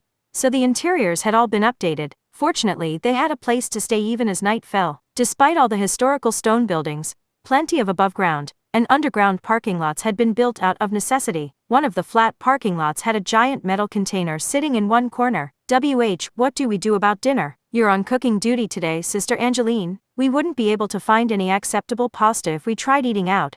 So hurry up and boil some water, add some salt, and dump in the dried pasta. I don't expect much originality from you, so a standard bolognese is fine. Even your lazily made meals are better than the alternative. Whoa. And I assume anyone with half a brain would know this, but please don't try to pair that with a caprese salad or minestrone soup. 2 tomato dishes would be too much. That's a mean thing to say, and also a very specific request. It's 100% odds that's just what you want to eat right now, Sister Agnese. Can't you give me a shorter request? Tearful Angeline got to work. The other two ate their fill, and then they made the girl tremble by rating it a 5/10. By then, about an hour had passed. Sob.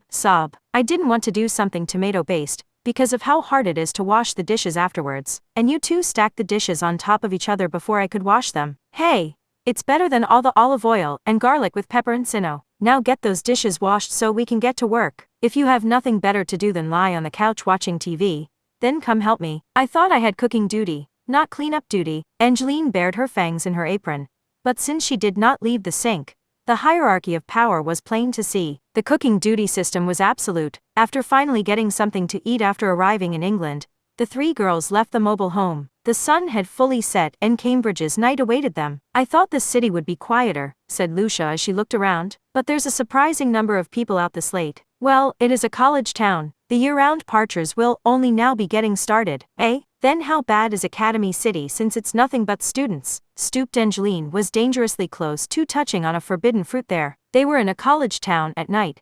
But not even the college students walking around with beer bottles in hand were crass enough to catcall nuns. They might have had cars chasing after them if they were in casual clothing though. Where is Brack's Mizhine's office? Not far. He used it as a home too. There it was. It was indistinguishable from the university buildings scattered around the city. It was just one of the many historical buildings here. And just like an old home remodeled into an izakaya, the building was the only historical thing about it. The man had simply been buying prestige. Instead of stepping through the front gate, Agnese circled around the walls surrounding the property. Pretty strict security. Only someone who knows about magicians would defend against them.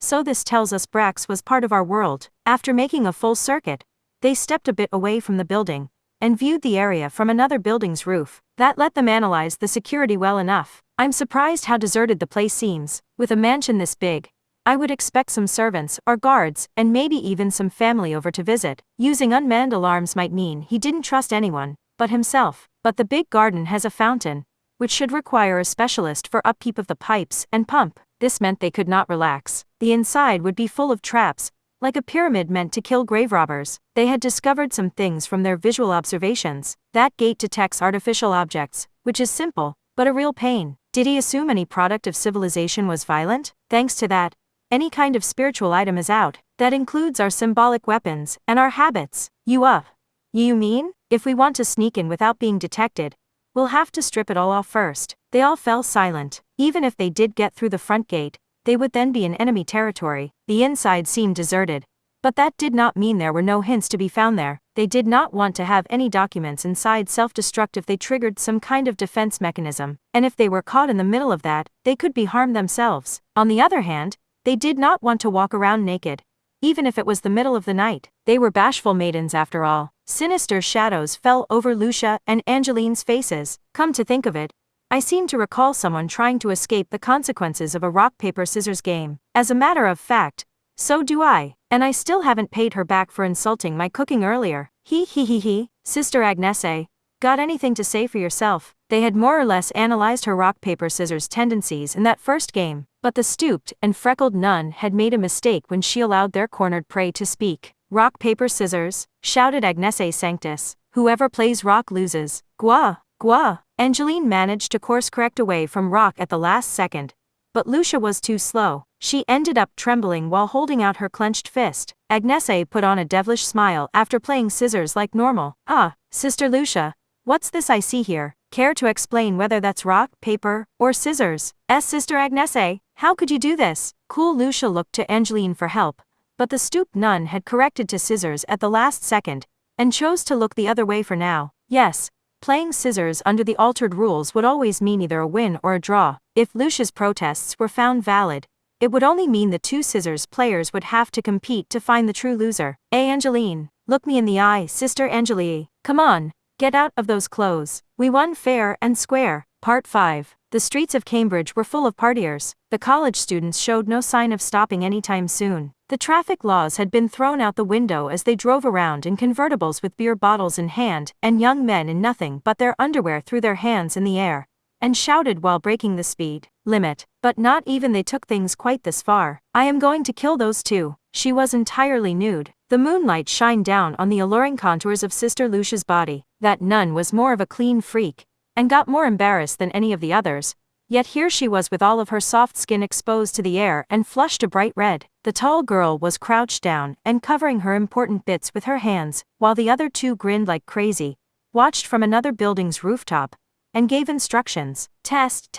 Sister Lucia, continue forward from there. Yes, forward. Bloodline Investigator Brax Mizhine's home office is 20 meters directly ahead of you. This is our last chance to find a hint leading to the guild leader known only as 2. You are lucky the mansion is deserted because that means no one can see you like that. Isn't that great? How irresponsible can you two be? There is a large road lit up by streetlights right over there. Gia. Naked Lucia hid behind a roadside tree until a convertible full of partiers passed by for the umpteenth time. If they found her like this, they would assume she was a pent-up slut participating in a rather unique form of volunteer work. She breathed heavily with tears in her eyes while focusing on her ear. I am about to enter the mansion's grounds. I will need to throw out this communication spiritual item, so you two collect it. Will do. We'll give the order to head in. So there's nothing to worry about. He. She did not trust them in the slightest, so she removed the acorn from her ear and chucked it into some nearby bushes. She wanted those two to deal with disposing with it. She covered her body with her hands, crouched low, took a deep breath, and ran out across the asphalt lit up by bright LED lights. Being naked outside had been enough to fry her brain, but the world had so much more to offer. This felt like taking yet another step over the line. All technology can go to hell. She was blushing bright, but she moved swiftly. She silently moved up to the large metal gate and jumped more than 5 meters straight up without the use of any kind of tool. Once her back just barely moved past the gate, she flipped around in midair and silently landed on her feet. She was in. Once on the mansion grounds, she could ignore the tool-detecting security. While avoiding an obvious pitfall, she grabbed a new acorn from a nearby tree and scratched out the necessary symbols with her fingernail. Then she stuck it into her ear. Oh no, Sister Lucia, how bold of you to bend yourself up into a bridge like that in the nude. Stop judging a non-existent performance. I'm not saving the world with gymnastics right now. I assume you're still up on that roof. So can you see any danger around here? No more jokes about me being naked. Take this seriously. A bush split apart. She quickly jumped behind a tree just before some sharp projectiles shot out. With more than 50 syringes flying horizontally her way, it was more of a barrage meant to cover a wide area than a pinpoint strike. They were packed too close together to dodge, so she did not even want to imagine what she would have been injected with if not for the tree to use as cover. She saw a stumpy shape moving in the darkness. It was larger than her while she crouched down, and it looked like a hedgehog without its spines. An unmanned trap. Are some of them autonomously wandering around like that? But if she focused too much on that, she might get trapped in a stationary magic circle. She clenched her teeth in frustration.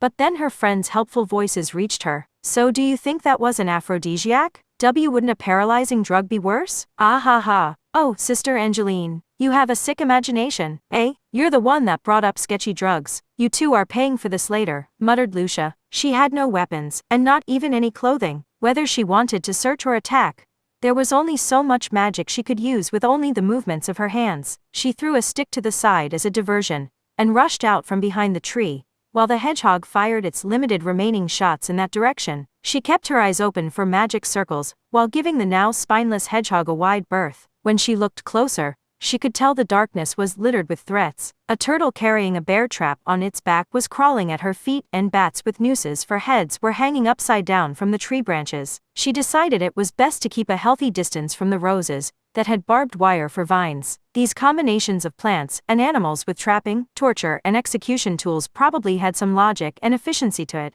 but she felt like she could glimpse Brax Mizhine's own cruelty in them. She reached the back door. Touching the keyhole would apparently get your torso bisected by pressurized water, so she destroyed the hinges and removed the impact-resistant door to get inside. She rushed toward her top priority target, grabbed it in both hands, pressed her face into it, and rubbed her forehead on it. Yes, a bedsheet, TCH. She just boosted her defenses. That's no fun, Sister Agnese, said Angeline. Your standards have dropped significantly if you think walking around in only a sheet is a solid defense. Naked time was over. Her skills were not on the level of the Amacusis, but she could construct a basic spiritual item with a combination of everyday household items. She went for the ceiling fan slowly rotating on the guest room's ceiling. Her usual spiritual item was based on the wooden wheel in The Legend of Street Catherine. The wheel, rotation, and cross symbolism were all useful to her. She pressed a hand to her ear. I have secured a basic weapon. So where in his home should I search? Everywhere. I was afraid of that, goddammit.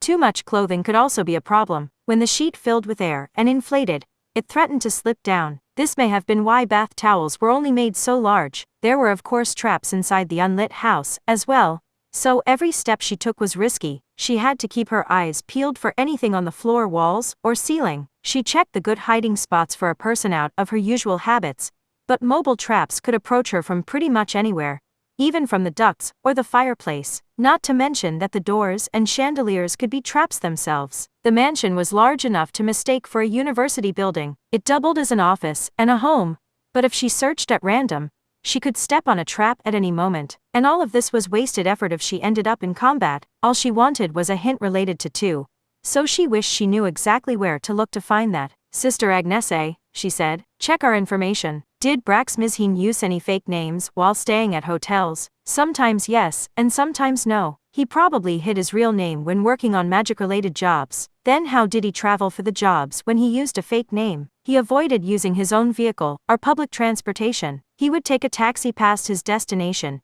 and then slowly walk back to it on foot, stopping at a few stores along the way. He may have hoped that would mask what his true destination was. The roundabout method. Lucia sighed, and lifted up the ceiling fan. Then I need to check the kitchen, not the study. Why? Asked Angeline. The ways people defend their secrets fall into a few different categories. Some keep their secrets at a distance. Some prefer to keep their secrets on them at all times.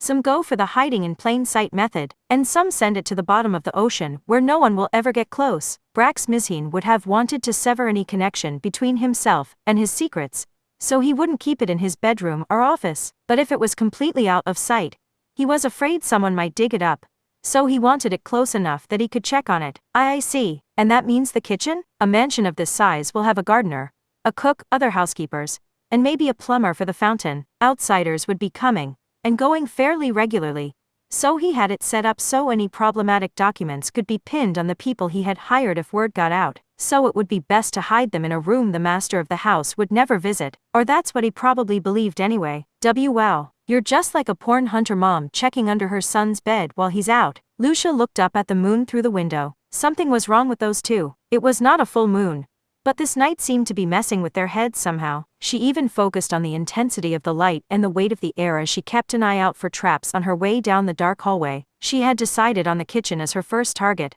but she needed to have a plan B ready. If she did not find anything there, the garage or boiler room might be good options. She slowly opened the kitchen door. It was as large as a restaurant kitchen, and it had plenty of doors and drawers thanks to the cabinets, cupboards, refrigerator, oven, microwave, dishwasher, and more. She never knew when something would leap out at her. She also had no idea what exactly she was searching for. Any hint leading to Tu's identity would work, so she had to consider the possibility of flash memory smaller than a kernel of corn, or a magical charm pasted to the underside of a drawer. The microwave and dishwasher seemed like likely possibilities, but she chose the refrigerator first. Why that? I'm the one out here working, so I should be the one getting information from you. But anyway, a fridge has more devices installed inside it than you would think, but it also has a lot of gaps. Plus, the insulation and the vibrations and magnetism caused by the large motor will mask it from a lot of searches. Of course, that would also make it a poor spot to hide a medium vulnerable to magnetism, but it was still worth checking. She stood in front of the red refrigerator that had two doors and a drawer. She cautiously grabbed the handles on the device taller than she was and pulled them toward her. Sister Lucia? She fell silent, so Agnese called out to her. Nevertheless, Lucia remained silent in front of the refrigerator. The truth she had seen in the refrigerator's lights remained real. There was no denying it, but she still wished those bright LED lights would go out. She was hesitant to inhale, but she spoke all the same. I found something. What did you find, Sister Lucia? We can't see what you're seeing. It was in the fridge, so it was of course nice and chilled. The way it was so neatly stored showed this had been done by a tidy and orderly person. There had to be about 60 liters in all. An entire person's worth of human flesh was chopped up and stored inside the fridge. Part 6. The guild leader known as Tu had gone around Europe stealing from museums, but the thefts had stopped for a period. During that period, a bloodline investigator named Brax Mizhin had gone missing. Had Tu been involved in that? They had hoped to find some information by sneaking into his mansion that doubled as an office, and this was the result. The arms had been severed at the shoulders, elbows, and wrists, and the legs at the thighs, knees, and ankles, and then it had all been sealed in plastic wrap. The torso did not remain as a single part. Instead, each of the organs had been separated into plastic storage containers. The head had been chopped up as well. The parts of the face like the eyes, nose, ears,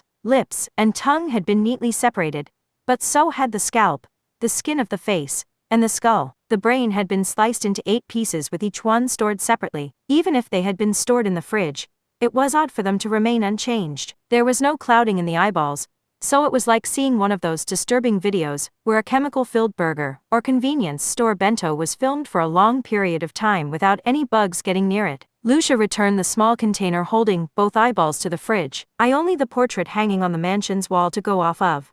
But this is probably him. Assuming that painting and any photos weren't fake too.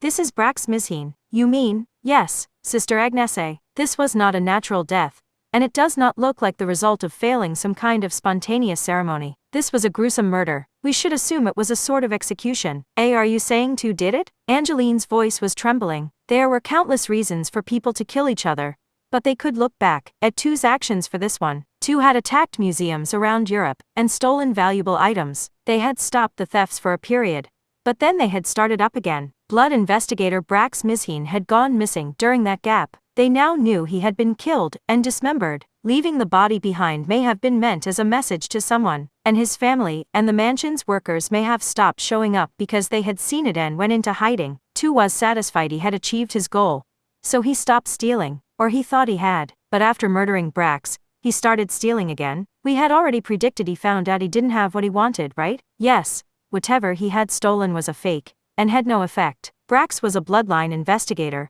so he was an expert at looking through old records. Could he have screwed up an appraisal? That did not seem like enough of a reason to kill. It was Tu who had stolen the fake from the museum, not Brax. If I'm right about this, then Tu may have killed him to silence him. But in that case, they wouldn't have killed him in such a complicated fashion. They would have done it secretly in the ocean, or mountains, or made it look like an accident, or illness. Why would he have been executed for getting it wrong? Brax Misheen was hiding something in the kitchen. After some more searching, Lucia found a sealed envelope of paper documents attached inside the small elevator shaft for kitchen carts. It was a secret list of purchases. The list included stone and wood from an old home, old wine bottles, parchment, ink, paint, and adhesives like beeswax and animal glue. The age of the items appeared to be important. They were categorized by era and region. What is that about? He was probably gathering counterfeiting materials. To fake the will of an English noble from the year 1000, you need paper and ink from the year 1000. Paper and ink from France or China in the year 1000 won't do, nor will paper and ink from England in the year 1500.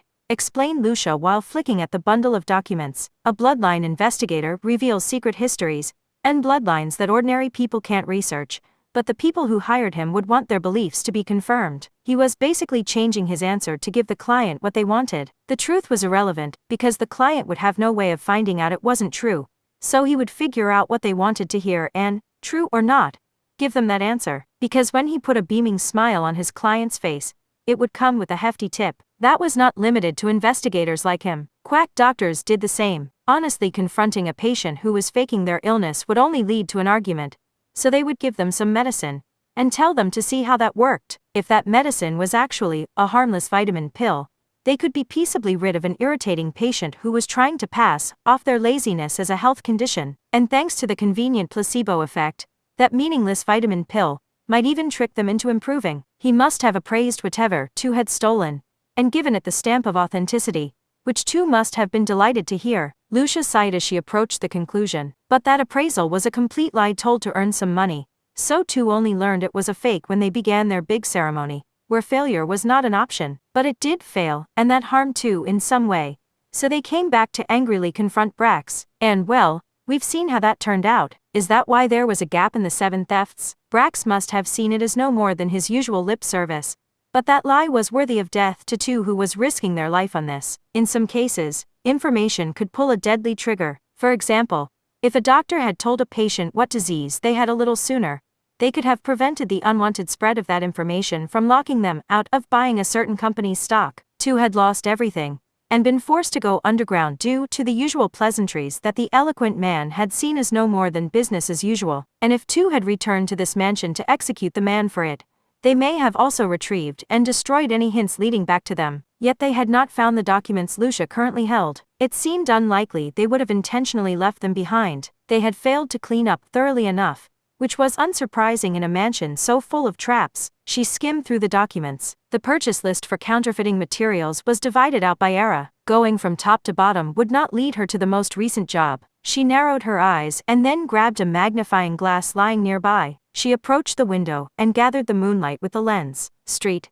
Catherine is a symbol of knowledge. She'll talk any and all scholars. Her wisdom shall show the way. It was like a laser pointer highlighting the important text on a whiteboard. The spell ensured that the viewer was not led astray by the vast amount of information, and that the answer they wanted was revealed to them. The effect of the spell differed based on the amount of knowledge the spell user had. She had the answer. This appears to have been his last job. Yes? The sickle of Saturn. Run a search of Roman mythology as quickly as you can. If we can't track this down, we never will find.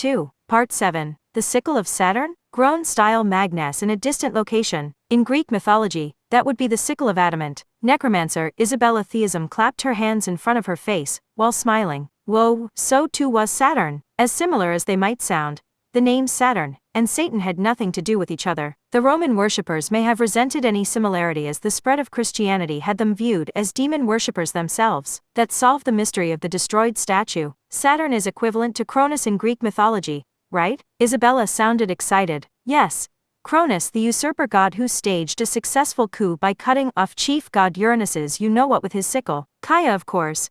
Cronus then had the chief god position taken from him by Zeus. The sickle of Saturn, a spiritual item that could bring down a god and usurp the ruling throne. Of course, this was the same as the grimoire author Hermes Trismegistus. It was not actually made by a god, and was simply a spiritual item that borrowed the name. But that was not what mattered here. Style bit down on his cigarette's filter as he spoke. I've seen the sickle of Saturn and its owner. I thought I had burned even their bones to ashes. Yes, the enemy ceremony failed there, didn't it? Isabella casually referenced that intense battle from the past. Anyone who worked for Necessarius would have no shortage of ridiculous stories that were so full of secrets they could not tell them at the pub. So did Bloodline investigator Brax Mizhine's unwanted lip service cause Two's ceremony to fail, nearly getting Two killed by a witch-hunting squad.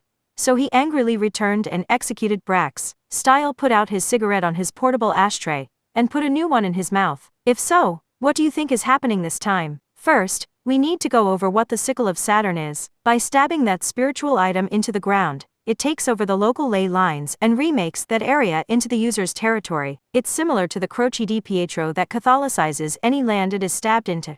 But this one is worse. That sickle can provide a foundation to any land, cut it away from the surrounding land, and grants its user near godlike authority there. It's basically a large-scale field constructor that uses the ley lines running through the planet, and it's powerful enough to wear down any unauthorized intruder's souls to the point of death. The effect was simple enough, but there was no greater reign of terror. This would search out and eliminate any defiance in that territory more efficiently than Nanaweapons, that selected people to kill based on race or skeletal structure. Auto-searching weapons was a new form of fear. Slaughtering all who did not convert was a very Roman mythology way to rule, and since this used the ley lines running through the planet, the sickle's location could cause the field to cover more than just a single town. The guild believed it was Christianity's time to go, so they would destroy it. They failed last time. Isabella's relaxed words were like a sickening incense that artificially created the scent of death. Their plan was to stab that sickle into the Vatican, the very center of the Roman Catholic Church, so they could steal away the vast land where their 2 billion believers live.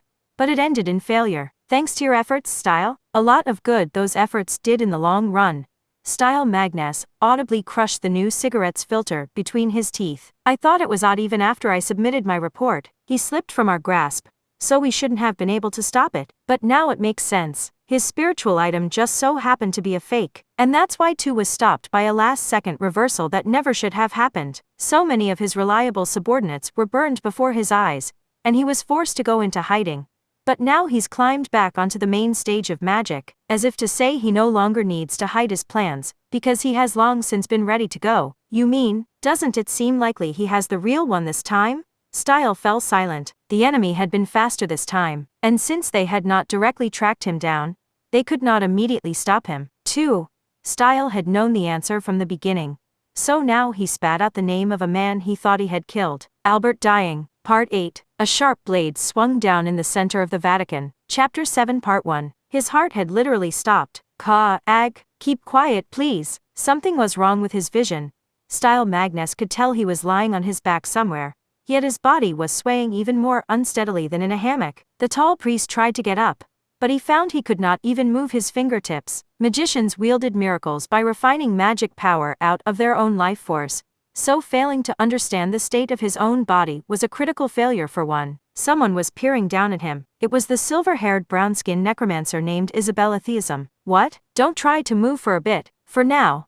Just breathe in and out. I apologize for the corpsey smell, but you should really just rest your head in my lap until your breathing rhythm is back to normal. Think of it as a special service from me. What happened, Isabella? The young woman sighed. Her breath carried a forbidden scent that was sweet as could be, but mixed with a faint odor of death. Your heart stopped for about 180 seconds. Her blunt words tore into him. Or to be more accurate, I had to stop it with the lime poison. If I hadn't made you seem dead, you never would have escaped the real death sent out by Albert dying. Don't bother asking any stupid questions about how I'm fine after being hit by that. I've gathered all techniques related to death, and the Greek and Roman mythologies are no exception. I was already madly in love with death that smells of pomegranate, so there was no need for me to convert. Of course, I love death that smells of lime, corn, and grapes just as much. My body carries far too much desire to remain faithful to just the one. The sickle of Saturn stabbed that spiritual item into the ground, and it would establish a powerful field that claimed that land, and physically eliminated the souls of any who disobeyed. There were a total of 7 museum thefts, whispered Isabella. We were focused on the point where they temporarily stopped, but maybe we should have paid more attention to the fact that they had ended for good with the 7th one, because 2 had achieved his goal, and no longer had to steal anything. You mean he used it? Yes. How far did it spread? How much of the world did Albert cut away with that one strike? Have you already forgotten where you were just before this happened? Isabella reached her arms around her unmoving colleague, and gently lifted him into a sitting position. They were inside a neon-colored rubber boat. Something was shining across the deep, dark sea. The light came from the horizon, but it was far from dawn, and that was not the east anyway. The entire horizon was glowing for some other reason. So what was in that direction? The peninsula. Agnese was so stunned he forgot all about his cigarettes. Yes, he finally remembered. He had not returned to England. He had instead gone to Italy to search its plentiful ruins and art for any old documents, sculptures, or other material related to the guild that Agnese's group had discovered. He had been caught in the attack there. That meant the sickle of Saturn's effective range had spread well past a single city or region. What exactly was happening? He knew the answer now. The entire Italian peninsula. It appears to include the island of Sicily as well, so I think it must be all of Italy, including its more remote islands. We were lucky it didn't include the ocean in between, to be honest. For now anyway, the magician who had viewed more death than anyone was the same as ever even now. It seems the massive field only triggers its deadly rejection if you give a clear no when asked to convert to Roman mythology, so you're allowed to put off answering, or say you're still thinking about it. So unless the Vatican's VIPs decide to be unnecessarily defiant, we shouldn't have a mass slaughter on our hands. But again, for now, the Bible is a well-defined book, but one look at history shows the current interpretation of it has changed several times at the ecumenical councils, and always in a way that benefits the contemporary royalty and nobility. Curiously enough, the Vatican is the headquarters of a massive religion, but they do know how to make political compromises. Twice now, she had said. For now, that meant the situation could still be worse. How much did you have to give up on to reach that point? The next step is to move back in time. When the sickle is stabbed into Rome, the extent of its control differs depending on the era. If 2 alters the settings to redefine his territory as that of the Roman Empire at its peak, he will control all of northern Africa and Eastern European nations like Romania. Style realized what it meant for Albert dying to control what Rome had at its peak, but he let the death expert say it. And if you look to the west, 2's territory of ruin and subjugation will reach France, Germany, and of course England. Part 2. Every cloud has a silver lining. Whoever invented that idiom had to either be the quintessential loser, who would keep smiling no matter what was taken from them, or the ultimate sore loser, who never gave up searching for a way to make a comeback no matter what hardship they faced. At any rate, Agnese, Lucia, and Angeline were spared the worst of it. They had escaped the direct effects after returning to England for the investigating they were forced to do themselves. All of Europe's ley lines have been contaminated. They were inside an inconspicuous London church. They were not using official equipment provided by England. All the members of the Agnese force had gathered silver candlesticks, stained glass, a pipe organ, and more so they could secretly connect to the Anglican equipment and magical symbols found around the city. By linking those together, They had created an observation post for themselves. It was similar to creating an access point to a government agency's computers. The pipe organ did the opposite of a normal one. Instead of playing the notes written on the sheet music, pressing the keys caused information to appear on the blank sheet music. Sister Agata, another girl in a Roman Catholic nun's habit, was close to screaming. The unnatural tremor of plate movement has been detected centered on Mount Vesuvius and Mount Etna. It's irregular but continuous. I can only imagine the plates are moving the opposite of normal, like time is reversing. Agnese frowned. The sickle of Saturn's effective range was being reset to the peak of the Roman Empire. She had assumed that meant altering a setting within the spiritual item. But was that not it? Was Guild Leader 2 trying to redefine his region of control to the Pax Romana at the beginning of the CE era by altering the position of the crust that determined the flow of ley lines? But, can he do that? Asked pale-faced Angeline. I mean, the most he can control is Europe. Not the entire planet, right? If he does force the plates to move backwards, the distortion will concentrate at some point somewhere. That won't just return the geography to what it was 2,000 years ago. It will cause the land to rise up or fall away all over the place and cause tons of uncontrollable earthquakes. I bet it would also change the flow of water veins and crude oil. Those are a matter of life or death. It could even lead to an international war. I doubt he cares, replied Agnese with her voice low. She was scared too, but she knew how to convert her fear into the strength needed to challenge it. Two's only goal is the destruction of Christian society since its time has come. He wins if he can spread Roman mythology across Western Europe, Northern Africa, and parts of Eastern Europe. But it isn't a problem for him if an unexpected cataclysm destroys Christian society as a whole instead. He doesn't care how it happens. What would change if the current world was destroyed? The power structure put in place would not last long. But Tu was not considering those realistic problems. The destruction was all he wanted. What came next was none of his concern. He was almost too perfect an incarnation of destruction. He silently hid out of sight, carefully prepared his plan, and then brought about absolute tragedy. And even if his entire plan was brought down by a duplicitous bloodline investigator, he could feign calm long enough to recover and get back on track. It was all so perfect he felt like a machine designed for that one end. It was so calculated he barely seemed human. They did not know what had become of the Vatican. Italy had been swallowed up right away, but they had no idea how well the treacherous Alps would act as a breakwater. France and Germany were at risk. Agnese sighed softly. Sister Agata, I don't have a secret weapon for you. I'm not hoping for a risky one-shot comeback. I want to know the harsh but accurate numbers. If things continue as is, how long do we have? Do you want the optimistic estimate or the pessimistic one? Again, now isn't the time for groundless hope. In the worst case, around 5 hours, we won't even be able to see the dawn. Angeline looked like her heart had stopped, but Agnese was different. This was better than an I don't know. Having a solid grasp of the desperate situation was the same as a ticket toward facing it. What do we do, Sister Agnese? Asked Lucia. If they sat around and waited, the sickle of Saturn's field of control would probably cross the Strait of Dover and engulf the UK, and even if it did not, the unnatural movement of the crust would grow too great and a cataclysm would strike a large part of the planet. We are indebted to this country. We are. I am worried about our home country of Italy, but we can't ignore our debt and fight for ourselves. The question is whether they will trust us. Lucia kept her eyes dead ahead. She only glanced over toward the stained glass on the wall for a brief moment. The complexly cut glass reflected the church's entrance, and the dark figure visible there, the Anglican church I mean, and Necessarius in particular. This was not someone who had transferred in like Agnese, Sanctus, or Kanzaki Kaori. They were probably an elite magician who had been recruited from the Anglican church. They had assumed someone like that was around. Outsiders would always be outsiders, so the transfers like the Amakuses and the former Catholics would always be tailed by their keepers to secretly monitor everything they did. But it became a lot more obvious when those people allowed themselves to be seen. A censer and a cross. Agnese took this as a warning, and from a nuclear state no less. Pretty standard for an area of effect attack, but not very flexible. They must usually be dropped in to wipe out a cabal on their own. They probably fear we'll use this moment of weakness to make an attack on the UK from within. Lucia chose her words carefully. They don't think a group of around 200 can take out one of the major denominations, but they fear we could cause unnecessary losses. People could only believe their own eyes. At times like this, no matter how much Agnese's group insisted they wanted to fight for the UK, their supervisor would never listen. They saw very different things from their positions here. God must be weeping right about now. Agnese nearly looked up toward heaven, but she had to deal with this problem down in the real world. The Anglican supervisor was telling them to stay put and watch.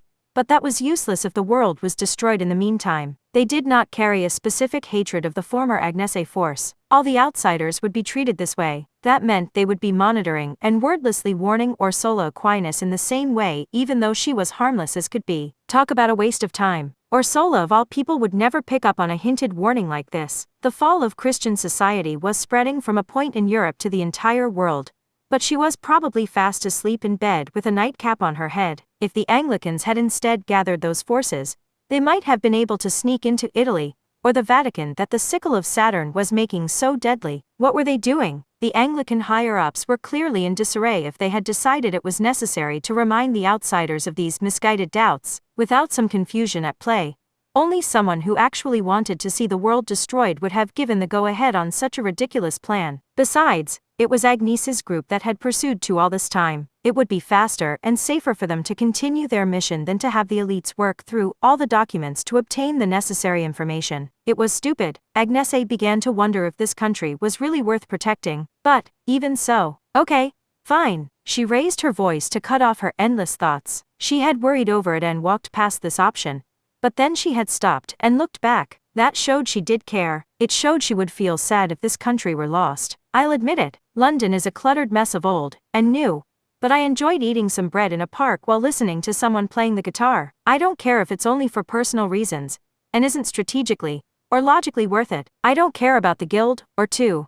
But I'm not letting some bizarre ideology destroy all this. That settles it then. I'll accept the punishment with you, even if I'm scared. Lucia smiled and Angeline gave a snort while clenching her fists. It was time for more delightful service to the church. Agnese, Sanctus focused on the dark figure standing at the church's entrance. They would have to physically remove that obstinate Anglican from their path if they were going to repay their debt, by saving the world real quick. Part 3. That said, they were talking about a necessarious elite. That Anglican magician had thoroughly trained himself to crush cabals on his own. The area of effect attacks using his sensor and cross actually worked better against multiple targets, enough so that the targets might end up fighting each other for access to the sliver of safety that remained. The former Agnese force's strength was in their coordination, but that would not work here. Unlike transfers like Agnese, this pure Anglican would be a world expert in anti-magician combat. Knowing what you were fighting for would not be enough to overcome the absolute difference in their power rankings. But Agnese's group was not trying to take the top of the rankings. They would win as long as they safely escaped the church and returned to working on the 2 case. So, Kaya,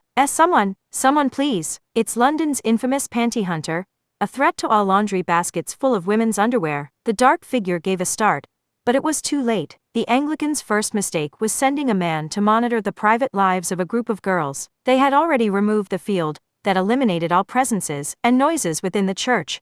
So Agnese's scream rang across the neighborhood. Fall to your doom, elite magician. What, miss? Has something happened? This area had a high concentration of English gentlemen. Even in the middle of the night, they were willing to come to someone's aid. Agnese had expected mops and golf clubs, but the local men instead emerged with shotguns for clay pigeon shooting. No wait, the dark figure tried to say something, but then he stopped. He could not come out and say he was an agent from a secret organization, because he was duty-bound to preserve that organization's secrecy. He was a magician through and through, but that meant it was not just a side job for him. He had no identity outside of the magic world. That was when Angeline nonchalantly sent a winged gold coin bag flying in just off the ground. She used that to send a balled-up piece of fabric inside the dark figure's cloak. This guy's hiding something. Sir, doing this to nuns is simply beyond the pale. This was looking a lot like a porn video that began with a false charge of pickpocketing. Agnese stuck out her tongue so he could see,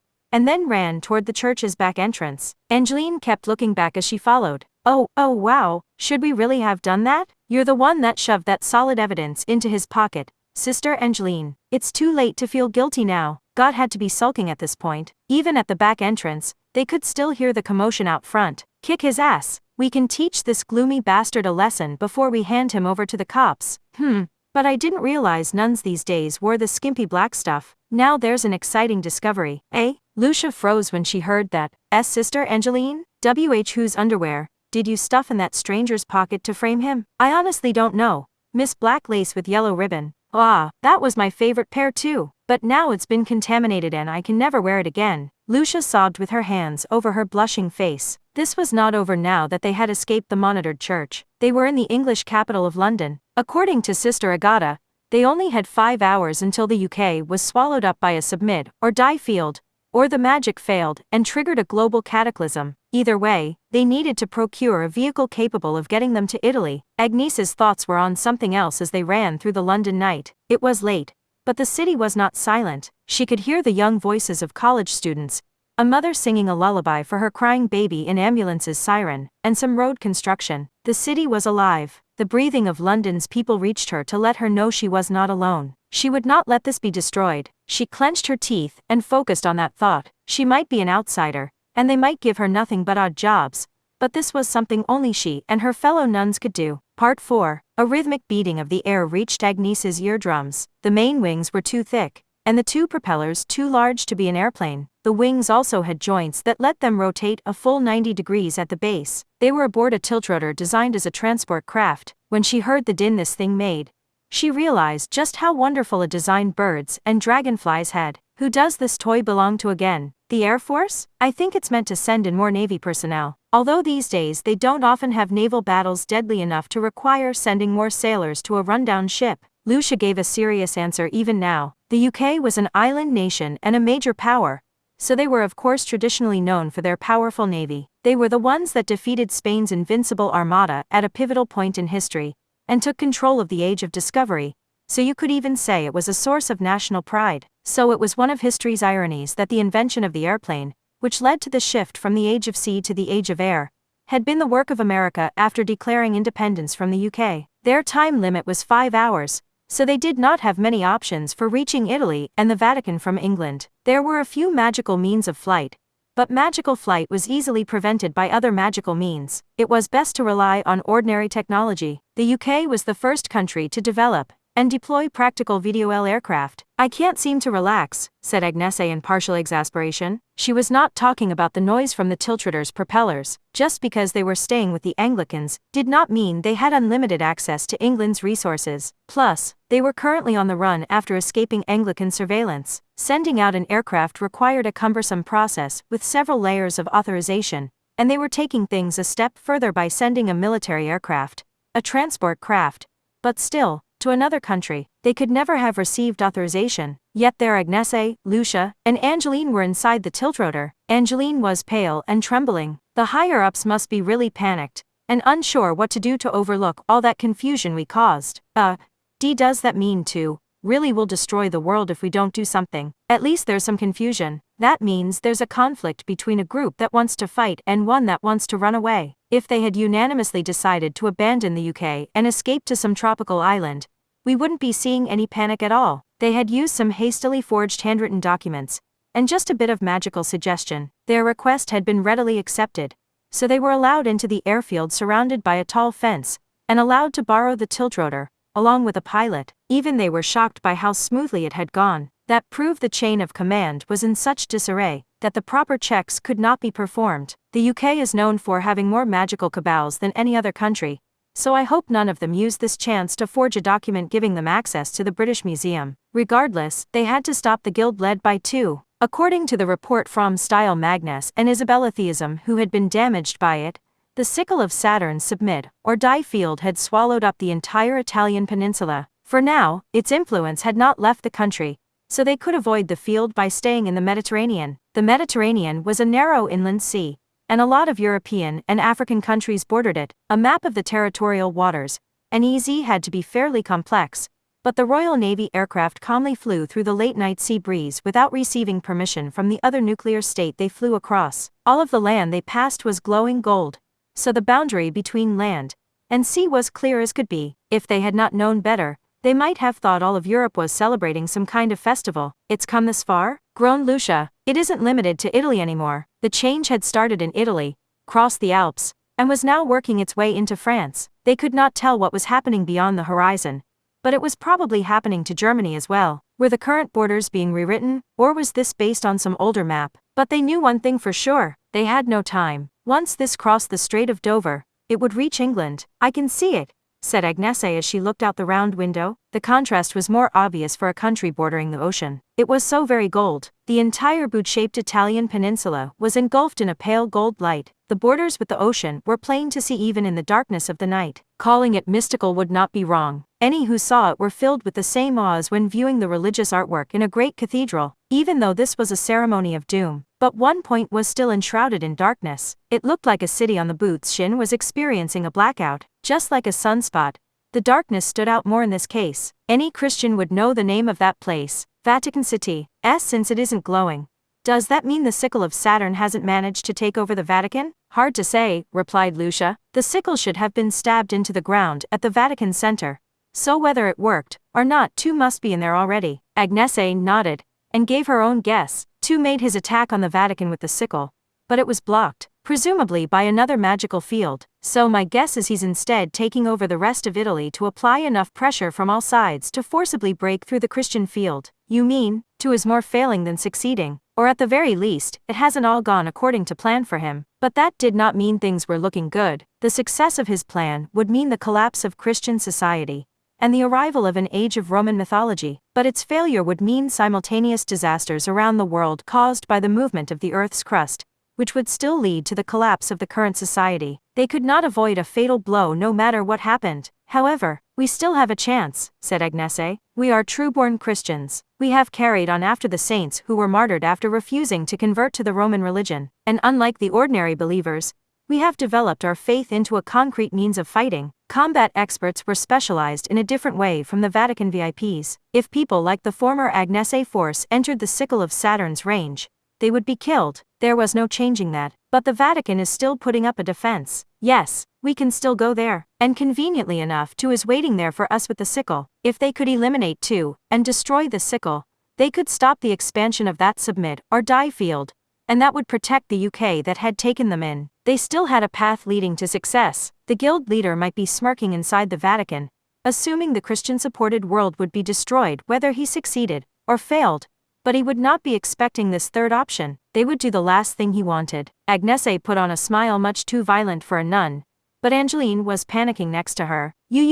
But how do we do that? As I'm sure you can see, the Vatican is completely surrounded. We'll enter the sickle's field no matter which direction we approach from. So we'll be killed if we try to approach. True, the Vatican had become the world's smallest country after making various agreements with Italy in the past. It was officially a fully independent country, but it lacked the geopolitical conditions needed to survive without Italy. This problem was as impossible as trying to sneak into an embassy or consulate located in England without entering England itself. And some reports they had received told them they could not escape the field's effects by flying to their destination without ever touching the ground. They would likely die as soon as they entered the air directly above the field. For now, the sickle's field only covers contiguous land and nearby islands. It hasn't actually covered the ocean itself. Anne? But the field is trying to expand based on the map. It will ultimately roll back to the peak of the Roman Empire. What does that matter? All I'm hearing is that two's field is perfect and we'll have an even harder time dealing with it later. Will we though? Agnese grinned. It was one of the sadistic smiles she sometimes got when she had been fighting too much. Sister Angeline, I have already listed his two weaknesses. The ocean and time. Part 5. Every step they took decorated their dark, damp, surrounded with unnerving sounds. The still and stagnant air was the polar opposite of soaring through the sky on the tiltrotor. Angeline was even more tearful than usual. She was more than just stooped at the moment. Even as short as she was, she had to bend over to avoid hitting her head on the wet ceiling. Are we really going to travel through here? Two's barrier only covers the land for now. Remember? That's why we could approach by sea with issue. Agnese was using two flashlights, one with an old incandescent bulb, and one with new LEDs. Invisible toxic gas could sometimes appear as a haze when using lights of different wavelengths. He's using a map of ancient Rome's territory to determine where the field goes, so he isn't interested in the modern geography, such as underground. Rome is an old city with apartments and temples from centuries ago, or even more than a millennium ago. But modern plumbing and a subway system have been built by weaving in between the ancient structures. Two is only looking at the old maps of the surface, so there are plenty of secret labyrinths he isn't aware of. They had approached as far as they could get by sea, and had used a drain to enter an underground route leading to the Vatican. The plan had worked so far since they had been spared any punishment. The threat of the field meant nothing in locations not found on old maps of ancient Rome. Oh, the air seems a lot fresher over there. Do you want to die, Sister Angeline? That collapsed wall leads to a traditional waterway from the ancient Roman era. Of course, they could not let their guard down just because they were underground. The age of the tunnel changed between levels. This one was made of modern concrete. They removed their equipment from their large bags, set it down on the damp floor, and assembled it. They prepared a small cart that looked like a toy. They had no intention of running a late-night marathon all the way to Rome from the coast. A resistance force using underground routes is really more of a French and Eastern European thing. They had intentionally brought an old model to avoid violating the treaty between science and magic. After climbing on board, Agnese fixed her flashlights in place, checked on the steering wheel and pedals, and slowly drove the electric vehicle forward. But during the war, Italy was a fascist state that rejected freedom and diversity. There are legends of many Christians crossing the border through a complex array of tunnels in order to reach the Vatican and receive their valuable opinion on matters, without the Italian authorities knowing. So in a way, this is a historical and traditional plan. True, agreed Lucia, but there is one key difference, Sister Agnese. Unlike the believers back then, the Vatican has not invited us. We are uninvited guests, who left the Catholics, and sought out the Anglicans instead. Tu might not be our only enemy here. I'm aware of that. They had been pursuing Tu all this time, and they had just barely missed capturing him. But how would the Roman Catholic Church interpret that? They might suspect the nuns were working with Tu or had intentionally held back to allow more damage to the Catholics. Or maybe they were using the chaos to sneak into the Vatican to take the heads of the Catholic leaders who had abandoned them. The truth was, they could probably do exactly that if they wanted to. Agnese Sanctus focused on her silver staff, the lotus wand. She had trusted that weapon with her life and her faith, but it was a spiritual item for using magic that could take lives. Part 6. Vatican City was the world's smallest independent nation with a population of less than 1,000, including visitors. It was the headquarters of the Roman Catholic Church. It was geographically located within the Italian capital of Rome, and it was the only entire country registered as a World Heritage Site. It had fought over ownership of Rome after a military invasion by Italy, but it had become the current city-state in 1929. It lacked a military of its own, but the Pope was traditionally protected by the Swiss Guard. But even if it lacked a military, any country that tried to invade it would be making an enemy of the other world powers. As a country, you did need a passport to get in, but Agnese's group ignored that rule.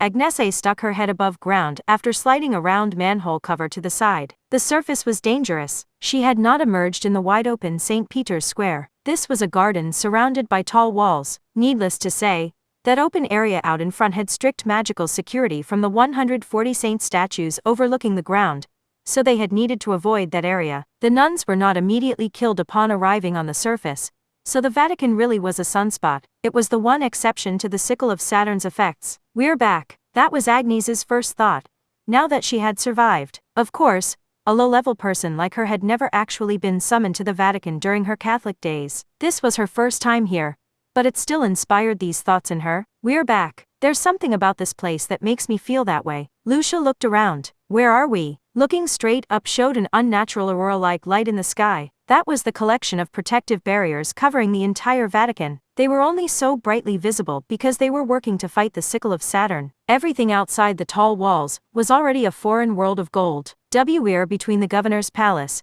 and the Fount of the Eagle, so we're close to St. Peter's Basilica. Angeline was right. Enshrouded in the shadows of the night, the large structure looked so different from the pure white church seen on the tours during the day. It was covered in thick construction sheets and scaffolding due to the aftermath of Fiamma of the Right's attack, but it was close to a miracle that the restoration was this far along already. That demonstrated the Roman Catholic Church's great power. They could remake or add on to history as easily as someone pasting a new image and using photo editing software. But the fear in Angeline's voice was not just about returning to the home that had abandoned them. Everything was quiet. Even when the population count was increased a lot by the tourists, Vatican City was not as busy a place as New York or Shanghai, and even less so at night once the ordinary visitors had all left. But even with less than 1,000, there were a lot of church officials here, and they were currently being attacked by two. The place should have been buzzing with activity, so this was strange. Did something happen? Agnese switched off her flashlights. There were no lights on in St. Peter's Basilica or the courthouse. From now on,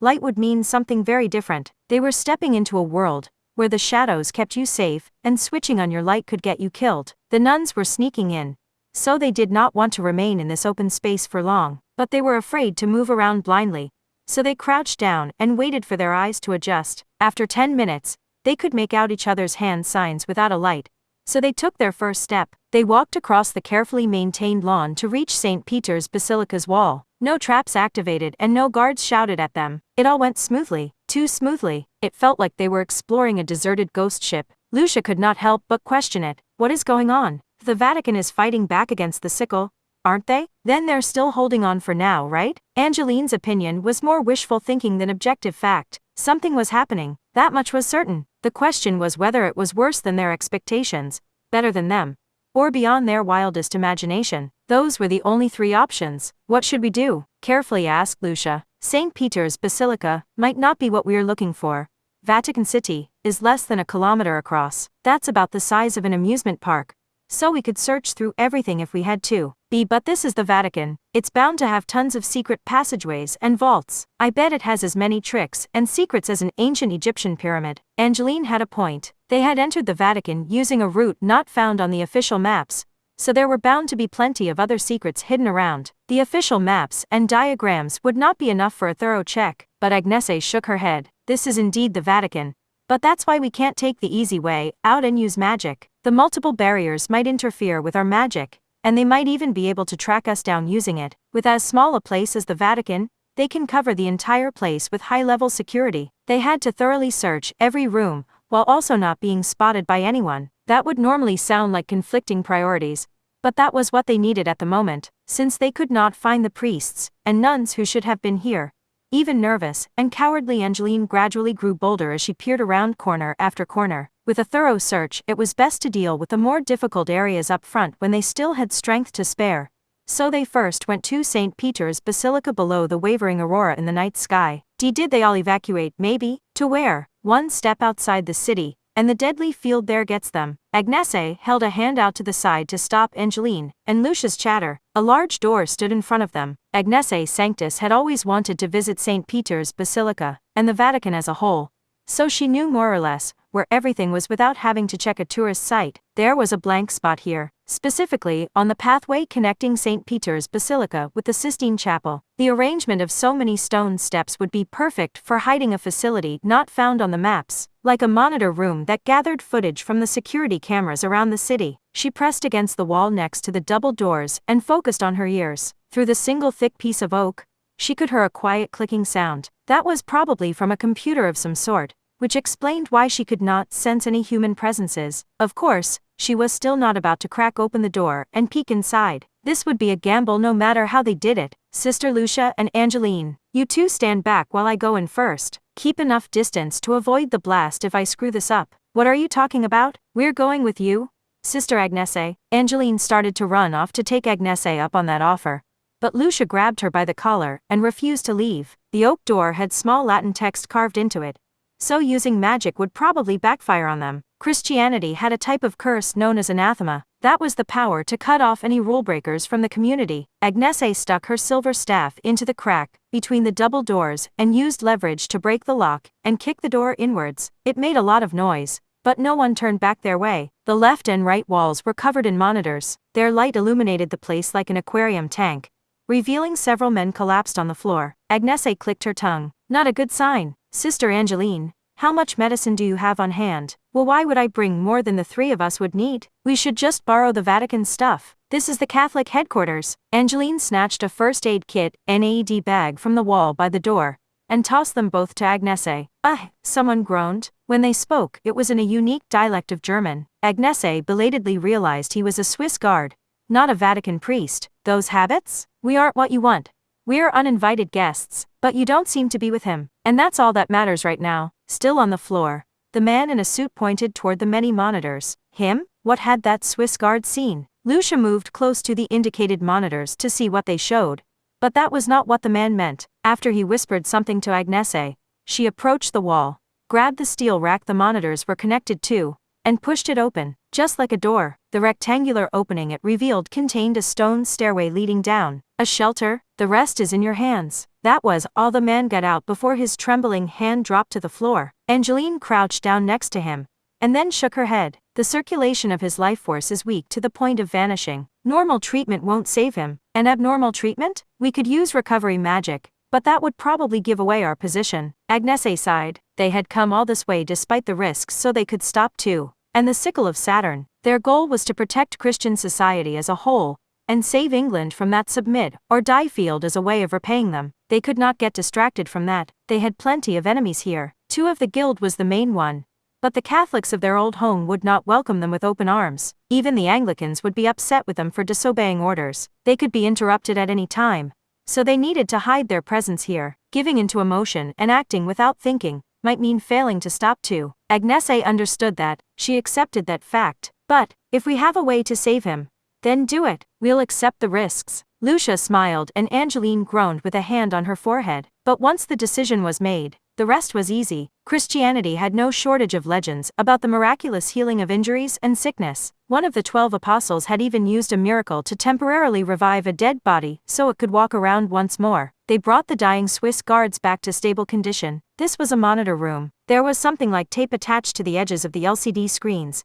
But it all turned red. They've noticed us, said Lucia with the look of a mountain climber preparing for a treacherous climb. Yes, both the Vatican, and too, agreed Agnese, but she looked refreshed. Now she could focus on just the one problem. If she had chosen to abandon the guards for her own safety, it would have stuck with her, and tripped her up when it really mattered. It's a race against time now. We have to take out two, and destroy the sickle of Saturn before doom can catch up with us. Part 7. They took the stairs down from the monitor room. An interminable stone spiral staircase led down and down. That was bad. First, it was a single path. If they were attacked, they could not escape to the sides, and the spiraling meant they could not see very far down. Some might think that was better than a straight staircase with a direct line of fire, but that was meaningless with fire or poison gas. Anything that filled the entire space could pass that curve with ease. That was of course an intentional part of the design. The first goal of a shelter's design was to allow the VIPs to escape, but the second goal was to eliminate any approaching enemies. If anyone could approach,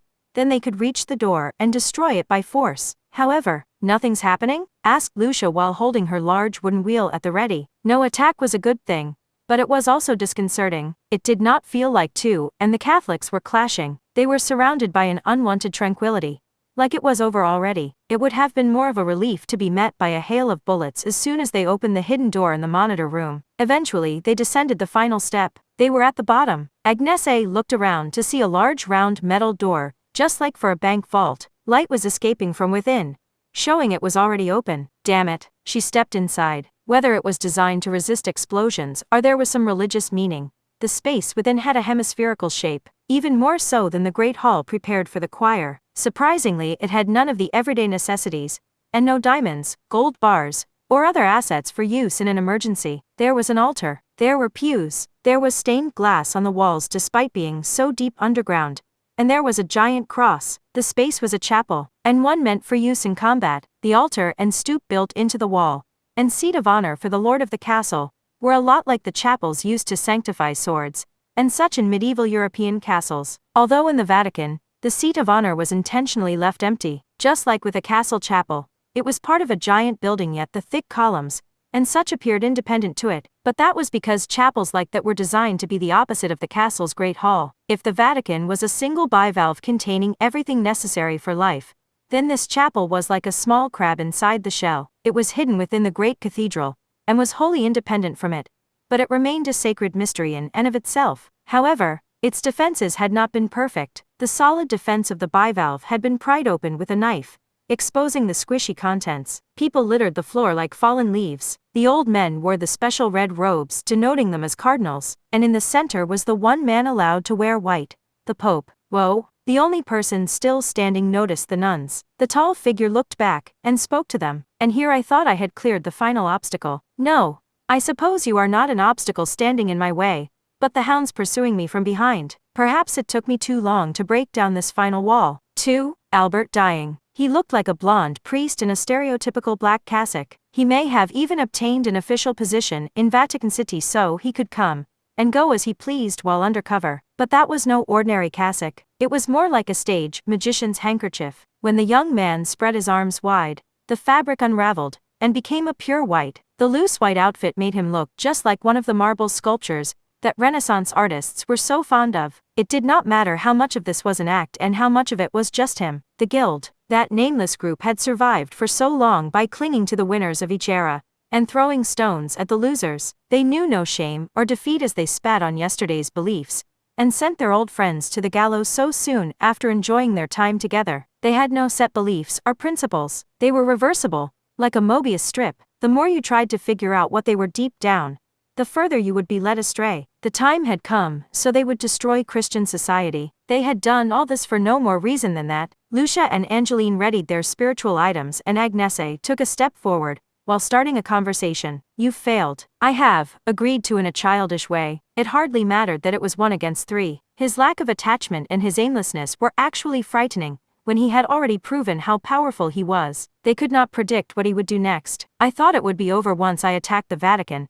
But I met some surprising setbacks there. From the beginning, the Anglican interference came as a surprise. I had caused a few decoy incidents to give me time to secretly secure the sickle and prepare for its use, but the idea was for Catholic special forces to take that bait in order to cover up those internal scandals. The Roman Catholic Church, Anglican Church, and the Russian Orthodox Church were known as the 3 major denominations, so they were of course constantly clashing in secret, no matter how peaceful things looked on the surface. But that did not mean they wanted one of their major foes to collapse. Just like when America and the Soviet Union had aimed their nuclear missiles at each other after the war, enemies could be useful too. Organizations had a greater influence than one might think, whether they wanted to or not. So, a moon-like glitter adorned the castle chapel. It appeared like stage magic in Tu's dominant hand. The source looked like a perfectly ordinary sickle, except that the blade was not made of metal. It was made of a rougher material fully coated with something like a transparent sand. In Greek mythology, that was the sickle of adamant, and that word was the source of the word diamond. "This is over once I kill the core creating the Vatican's barriers. With nothing more to stop me,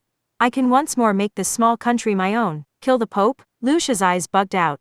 But Tu was frighteningly gentle. "Did you want to do that yourself? Sorry, but you will have to settle for a front row seat." It was not over yet. The cardinals and the Pope were collapsed on the floor, but they were still alive. Agnese guessed Tu was not sure how to proceed. The Pope's robes were as special as they came. They were on the same level as the walking church worn by that grimoire library. They would not be broken even by a point-blank blast from a high-powered divine punishment cannon. This was the same as a shelter's door. No door was impenetrable, but prying it open would require exposing your defenseless back. As long as Agnese's group continued resisting, Tu could not focus on the work necessary to take the Pope's life, or so they thought. But the next thing they knew, they heard a series of solid sounds. The noise was enough for Angeline to gasp. Metal belts crossed in an X shape and connected to a disc. They squeezed at the collapsed Pope's chest and passed through the donut-shaped disc to press a metal stake down toward his heart. Great power slowly, but surely built up pressure. "What did you do, Tu?" shouted Agnese. "Violator of the peace,"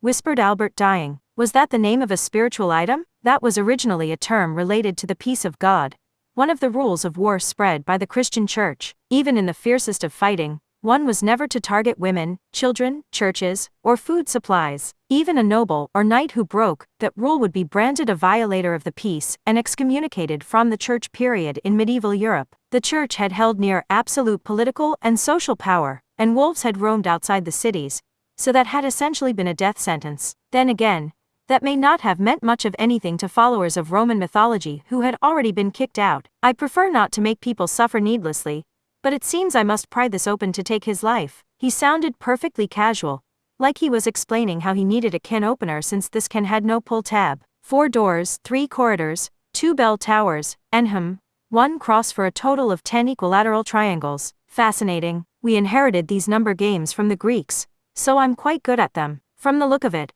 I think I can get this open with an hour's work. Agnese clenched her teeth and told herself not to let despair stop her. She had to count herself lucky the hurdle was within sight. The path to success was right there in front of her. She could still do it, if she refused to give up. This was doable, but what can you really do? Tu knew that, but his tone remained casual. "This is the Roman Catholic Church. After all, yes, it is the world's largest church with 2 billion followers. But it costs a fortune to protect an organization of that size. They simply cannot perfectly manage everything that happens around the world, and the only reason anyone has been paying any attention to it of late was Fiamma of the Rights Rampage. He was very obviously a rogue member, but without his efforts, the Catholics could never have remained in the center of the world. The current state of the world is the result of tragedy. The world has lost its core. The current age is ending. A culture that should have ended is stubbornly holding on to its former glory, mucking up the entire system. The only course of action is to hit the reset button. The time has come to destroy Christian culture, starting with the Vatican. You're nothing but a dreamer, spat Agnese. Maybe it was wrong to refer to that as an underworld job. It was probably more of a nature or disposition. But there were people who would list out the pros and cons, and then intentionally deceive people with an unobtainable dream. Yes, deceive, not inspire. Destroy some great power now, and you can liberate the world. Then we can reach the utopia we have all dreamed of. Agnese confirmed her own stance, while speaking as carefully as if she were defusing a bomb. It's a stereotypical dream. Every powerful person and revolutionary around the world has worked up the people with some variation on it. Sometimes it works and sometimes it doesn't. But no matter how many enemies they tore down, no perfect civilization was ever born. They all claimed they had the ultimate answer, but from ancient to modern times, they were about as successful in that as people proclaiming they have the perfect educational theory, or a foolproof diet. That's because no such thing exists. Only God is perfect, ultimate, and absolute. No human can see the future. So any who claim to have such a thing are frauds. Maybe so, too. aka Albert Dying smiled softly. But imperfect though we are, humanity can only decline if we do not strive for perfection. Even formless dreams have the power to change reality, and only those who know how to wield them carry the power to change the world. How simple. If there is anything you want to do, you need only make the attempt. The possibility lies hidden even in you. It really was simple. As simple as a song written for teenagers that you could listen to as often as you liked for a monthly fee. The voice coming from the speaker was so pleasant, and obeying it would provide a set amount of pleasure and exhilaration. It was not a perfect 100, but still a solid 70. It gave no complex answers, but if things did not go its way, it would criticize the questioner after the fact. It took as much as it liked without ever taking responsibility. Yes, these were very much the words of a dreamer. People who wanted to abandon needless effort and enjoy an efficient happiness would dive right into that ocean of words. Yet the ones who would lose everything were the carefree listeners. By the time they decided to complain, the dreamer himself would have vanished beyond their reach. Agnese recalled Sister Monica. That pitiable puppet had torn off her own face and set herself on fire for the guild.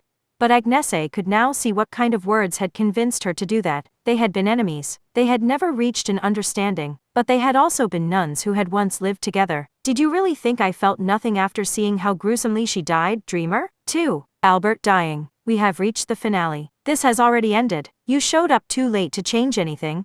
But if you do interfere, the responsibility will still fall on you. So you expect me to sit idly by and let this happen? If you do not, you will only be harming yourself and those you care for. Even you must be aware that this world is imperfect. Humanity has not achieved equality, but at the same time, no one is at fault for that. Everyone hopes to bring about an age of peace, but no one has managed it. There are no villains there. There is no single person you can defeat to end it. So we must stir up that stagnation from a position beyond morality. The time has come, so we must act. His tongue and throat formed those gentle words so very smoothly. What did those unnaturally kind eyes see in Agnese? Was it some dark part of her that even she refused to admit existed? You can be honest, when looking at this one moment in isolation, like the online news cherry-picking a single soundbite from a press conference, she could see it. For a brief moment, everything faded away. Lucia and Angeline stood immediately on either side of her, but even they seemed to grow distant. Her world was populated only by her own breathing and the dreamer's words. No individual could have arrived at the truth of this.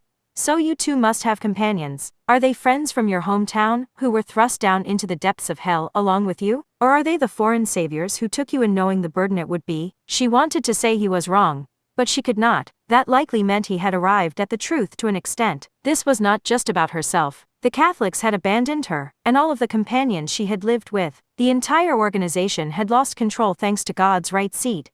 But that was only an excuse. What do you even gain by solving this case? Asked Albert Dying with a slight head tilt. It was a genuine question. Those using you are not even being intentionally malicious, but with each new job, you will be worn down and broken a little more. Do you intend to continue this until you inevitably collapse? I said I am approaching this from a position beyond morality, but that means I think everyone should have an equal opportunity. What are you talking about? You could always find a way to transfer back to the Catholics, but even then, you would still be outsiders. Once great chaos rocks Christianity, everyone will be vying for the positions of power, and when you know a catastrophe is coming, you can make sure you are ready. Yes, you are a weak group, but you can outdo the rest if you make sure you have a head start. Ally yourself with the chaos, and you can name the new denomination. You will not be borrowing power from anyone else. You will not be letting others use you while you are in no position to protest.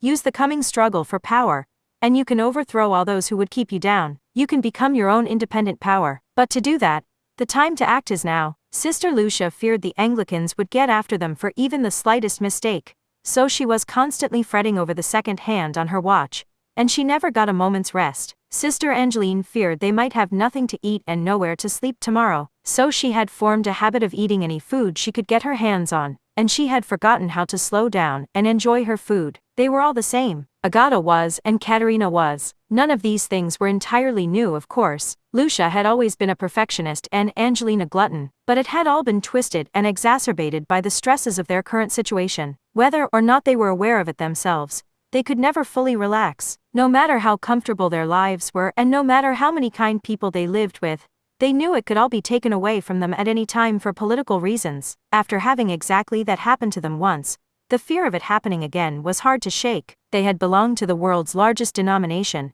but that had meant nothing. It had all been taken from them in the blink of an eye. The church had been in an unusual position then. They had been at the mercy of God's right seat, so they had simply cast out so many people's lives. And if Agnese stood back and let Tu do his thing, he would take revenge for her. She would not even be charged with any kind of crime. Surely. Albert dying made his final plea as if tearing into her heart. No one is at fault. But surely you feel powerless as you watch your companions fall. Don't you hate to see how weak you are? But you can still save them. You can save them and prove you were right all along. Heh. Agnese laughed. Maybe he was right. Whatever she might have said, she had her thoughts about the Catholics who had cast her out and even attempted to kill her. But Tu was no god. He was only human. So the girl had noticed something off just as he was about to win her over. But, what would the Anglicans gain if we took revenge on our old home? And what about everyone who has found a new home there? What are you? Wait, it can't be. You're right. I do hate the Catholics for casting us out. They did so much to us.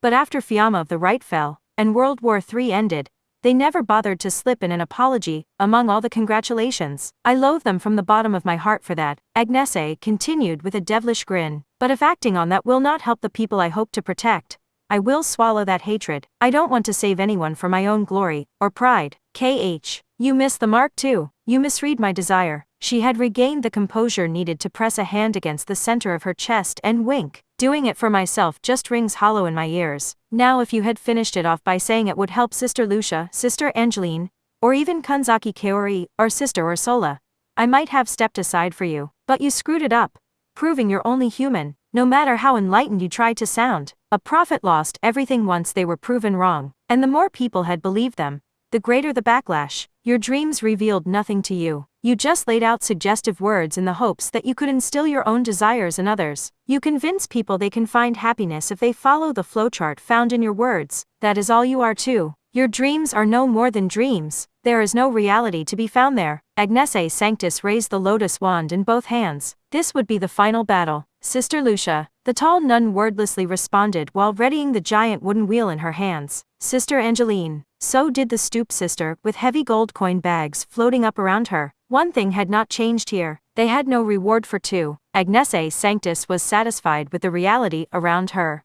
so she had no need for dreams. Let's teach this silly dreamer a lesson. We will wake you from that dream even if it means smashing your skull in. Albert dying. Chapter 8 Part 1. 2. Albert dying. Their final enemy awaited them at the center of the chapel shelter below St. Peter's Basilica in Vatican City. Fine then. The man grinned. Then this shall be a duel. We are both disposable pawns bound to a particular mythology or religion. We shall wear down our lives for a temporary thrill, and to the victor go the spoils. I have no problem with that. Sisters Lucia and Angeline. Agnese did not even listen. Anything coming from that dreamer's mouth was nonsense. Our top priority is the Pope and the Cardinals. Blow them away. A giant wooden wheel exploded on its own and coin bags larger than clenched fists gave a roar of motion. The splinters and the blunt weapons rushed toward the unconscious old men. But that was the correct choice. Those VIPs were guarded by large-scale spiritual items they wore as clothing, so it would take a lot to kill them. It was best to let the momentum of an attack launch them toward the exit to get them off the battlefield as soon as possible. Stray attacks from Tu were much more of a threat. We got all the Cardinals. That just leaves, in this case, his defenses worked against him. One old man remained on the floor where he had fallen. We just need to collect the Pope. Whoa, dear, Tu belatedly whispered. Agnese gave a flourish of her silver staff, and the angel curled up at the head spread its wings. The lotus wand could control fire, water, wind, earth, and even ether, and it was now ready to use. To reiterate, their opponent was a dreamer. Nothing he had to say was worth listening to. Sisters Lucia and Angeline use staggered attacks to keep him in place. I will use that opening to get the Pope out of. Theory. Angerona I. By the time the explosive roar slammed into Agnese's left ear, her vision was already spinning fast. By the time she realized she had been blown away, her feet had left the floor, and she could not control herself. She had been interrupted. She could not even begin to analyze his very first attack. Sister Agnese? Tall Lucia frantically held out her arms to catch her, while Angeline unleashed her 4 coin bags to hold back the man. But, theory. Faunus 3. They exploded. No one had done anything. But the coin bags burst from within. Then all the scattered gold coins froze in midair before rushing toward Angeline like bullets. The stooped and freckled girl could not even scream as they pummeled her. From there it was like dominoes. Angeline slammed into Lucia, preventing her from catching Agnese. All 3 of them ended up crashing down to the hard stone floor. The breath was knocked from them, but Agnese kept her grip on the lotus wand. The pain in her back forced out all of her air, but she managed to gasp in just enough to get out her voice. What just happened? Sister Lucia, answer me. I can't defend against something I don't understand. Lucia could not hold her head steady, or get her voice out.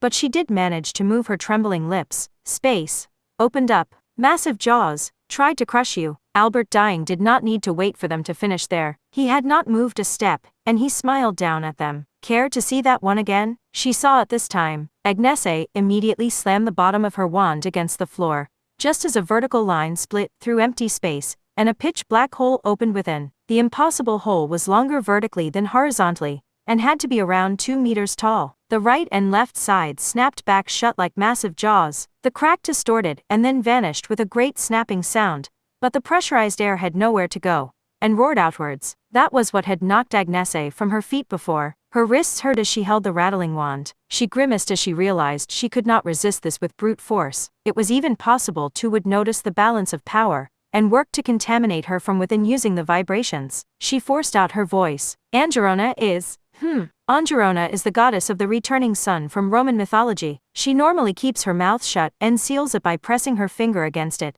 But once a year, she opens her mouth to unleash the power gathered within to overcome the winter solstice when the sun has weakened. Whoa, I see now. Agnese and Lucia have an Italian ring to them. Then again, the idea of giving power to the dying sun is hardly unique to Rome. You can find the motif in all sorts of cultures. I should have expected you to recognize something so well known. All of a sudden, Agnese noticed the man was holding a disc a bit larger than his palm. She thought it was a pocket watch at first, but it was not. It was a compass carved from an oily wood, and with a glass cover placed on top. What is this sweet smell? Albert flicked open the glass cover with his thumb, and the compass needle popped out. It would have been an extremely pointed diamond shape to begin with, but the twisted hunk of metal no longer showed any sign of that. Directions were very important in the magical world. So had the needle destroyed itself by drawing an impossible power from an impossible direction. 2 such needles had fallen to the floor. The one from just now she understood. That would be the Faunus needle. But when had he discarded the Angerona needle, that had twisted into something like a distorted spring? She dug through her memories yet could find nothing, even though she had been watching him the entire time. But no one actually knows where Angerona came from. Why does she gather power in her mouth, and why does her power grow the longer she remains silent? None of it matters to anyone now. No one cares about some ancient queen. All of a sudden, Albert dying was holding a sickle in his other hand. That was the sickle of Saturn. But if the compass was all he needed for his spells, he would not need that. She could not let its shape distract her. That sickle was not designed for offense using its sharp edge. It was meant to create a controlling field around the ground it stabbed into. If he was showing that off, then he must have created a field to his liking. Is his magic so powerful that he needs that field to protect himself? And Faunus is a god of treasure. The horns on his head were enough to have him overwritten by the Greek myths of Pan and the satyr. But that does not erase his logic that prophesied a victory for Rome in a great battle. Albert had called this a duel, but despite what the term implied, the people who used it most often were always certain in their own victory. They would fire up the crowds with talk of a one-on-one battle. Don't be late, and let's fight fair and square. But they really wanted to ensure the poor victim could not escape, while they were tortured to death in public. When a less than honest person challenged someone to a duel, they might as well have been demanding a public execution. 2 had called this a duel when he was outnumbered 3 against 1. That meant he was confident he could win, and preserve the execution format with 3 opponents. If he had thought it at all possible he would be harmed, he would have called them cowards in order to reset the game until he had all the cards needed for his victory. Well, Agnese wiped the blood from the corner of her mouth. Her nose picked up a sickly sweet aroma, like a raisin with the sourness removed. It was not unpleasant, but she found it disgusting once she realized it was the oily wood mixing with the sweat on the man's hand. This might still be better than trying to beat the house at a casino. Are you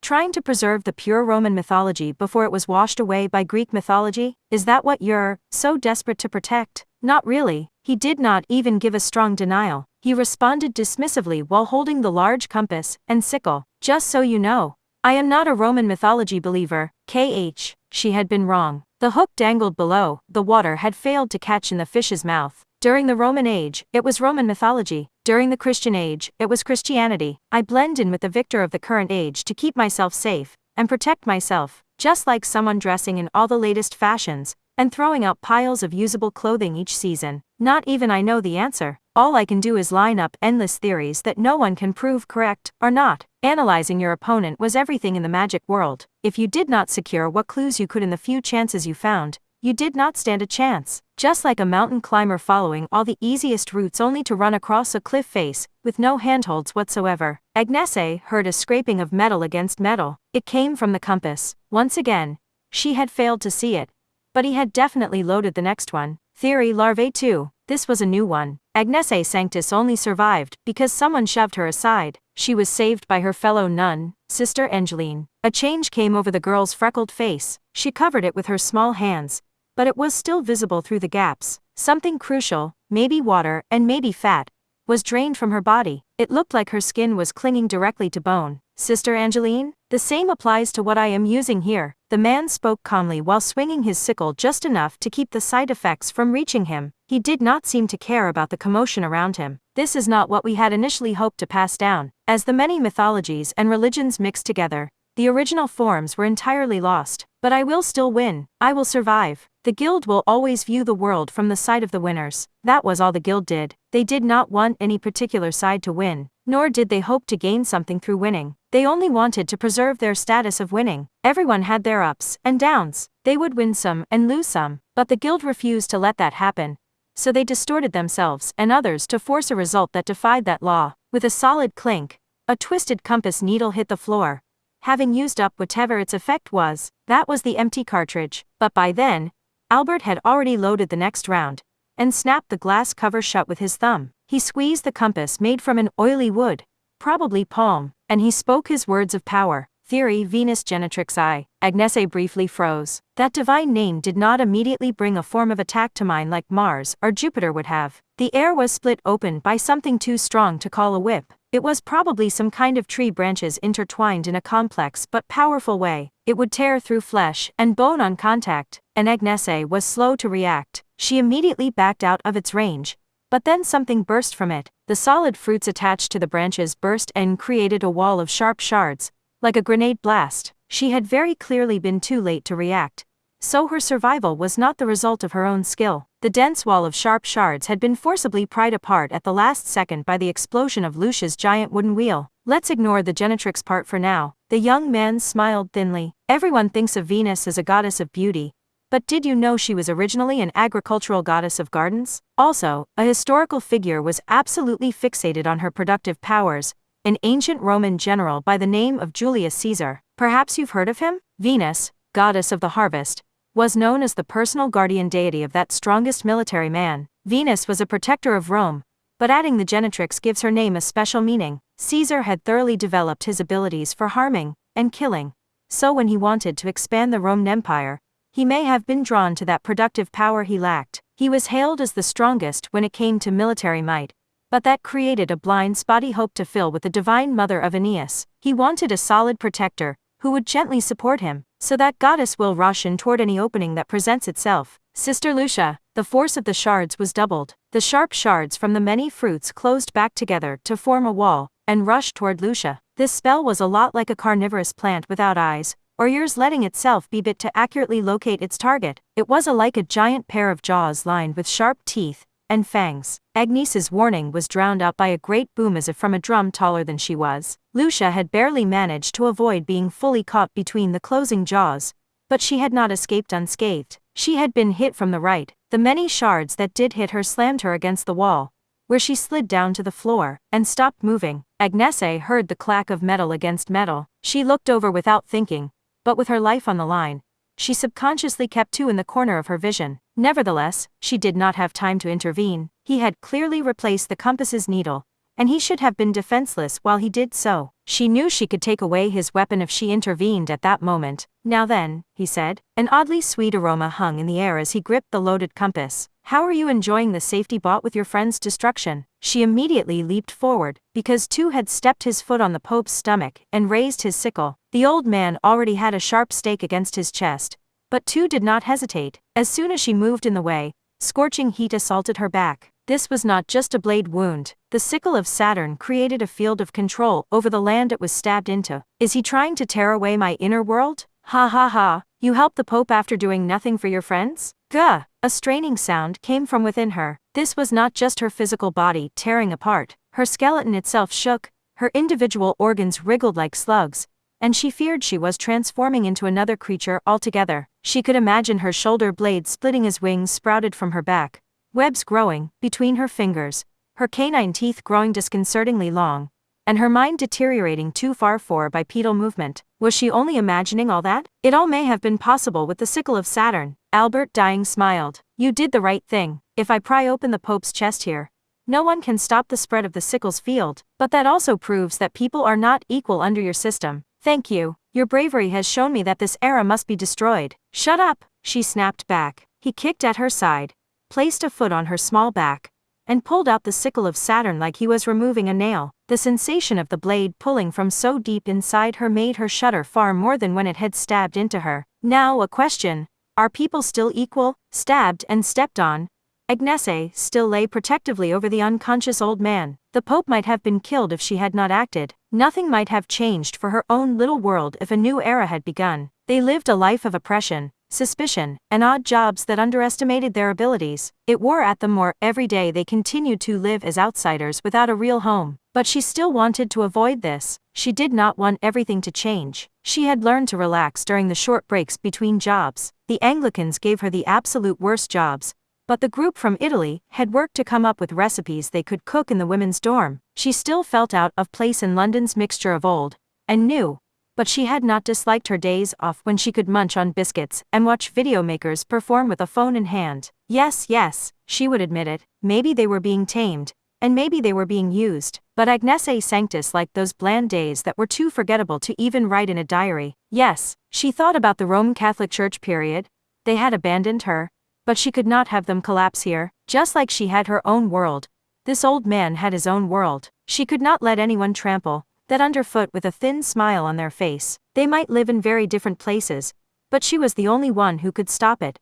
So it was up to her to protect him. This may be my arrogance talking, but I wonder if this is what it feels like to forgive someone. Albert dying, the man who had nothing of his own, laughed. Then I'll keep at it until they are equal. Part 2. To be honest, Tu had no real reason to talk. The more he revealed about his spells, the more of his hand his opponents could defeat. Telling the truth gained him nothing. Well, but he did it anyway. I have plenty of needles. If I can convince her that I can only use one of a few options, then my next move can take her by surprise. It was all to help him win. It was all to remain in a constant state of winning. He never would have bound himself with the term duel unless he thought his victory was assured. That term was a double-edged sword that would prevent him from escaping if he unexpectedly found himself losing, and he had the next needle loaded. Now, what is your battle plan? Albert dying thought to himself while gripping the large compass in his hand. The sickle of Saturn was the foundation of his offense and defense. The compass was sufficient if he only wanted to crush and kill his opponent. A battle plan appeared to eliminate the unnecessary options while building up an optimal route to victory,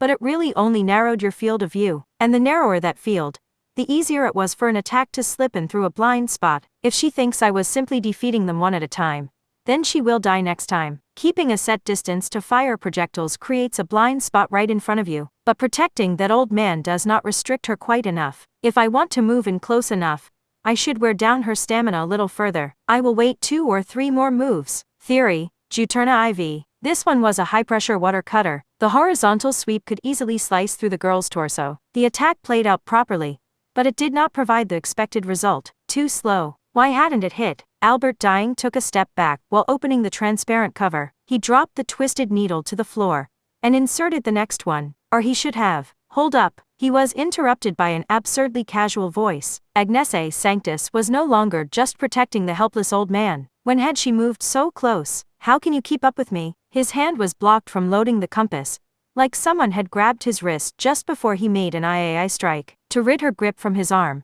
he clicked his tongue for the first time and swung the sickle with his other hand. He just barely escaped her restraint, but the needle he had intended to load slipped from his grasp. The following unpleasant sound would not stop ringing in his ears. The small sharp piece of metal hitting the floor was not part of his own battle plan. Wait. Once the thought entered his mind, he came to a shocked stop. He had violated his own rule. Outside my battle plan? You mean I too was narrowing my view with one of those? The individual spells weren't what worried me. Bloody Agnese Sanctus did not force herself in closer. Was she being cautious? Or was she confident? That compass was missing its ejection and reloading phase, which makes sense because that's the part you would most want to hide. You might have a million cards available to you, but you can only use one at a time, and you have to use that theory incantation to activate it. I might not know what's coming next, but that's nothing to fear as long as I know when it's coming. If I can dodge just one of them, then the time it takes to reload allows me to fight back. The million different cards were just meant to overwhelm us,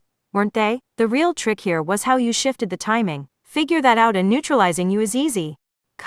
He took immediate action. He had to load a needle in the compass to use it. To keep Agnese away, he scattered several of the sharp metal pieces on the floor. Her high-soled sandals worked against her here. Afraid of tripping, she came to a brief stop, and Albert managed to stick the needle inside and close the glass cover. The loading was complete. Theory Disfidious I easily dodged. She had been late to respond, but she dodged the formless divine punishment with a snort of laughter. Even though he had spoken the name of another chief god said to be on the same level as chief god Jupiter, who corresponded to Zeus in Greek mythology, but had vanished into the shadows of history. You always keep that round compass in your hand. I thought maybe you could keep casting the spells as long as you had the needles, but it's awfully large. In an age of smartphones, you don't often see compasses too large to fit in the palm of your hand. That means you have some secret hidden in there, doesn't it? Something that warrants its larger size. The young man said nothing. Agnese interpreted that as an admission he could no longer play games. You would open the glass cover,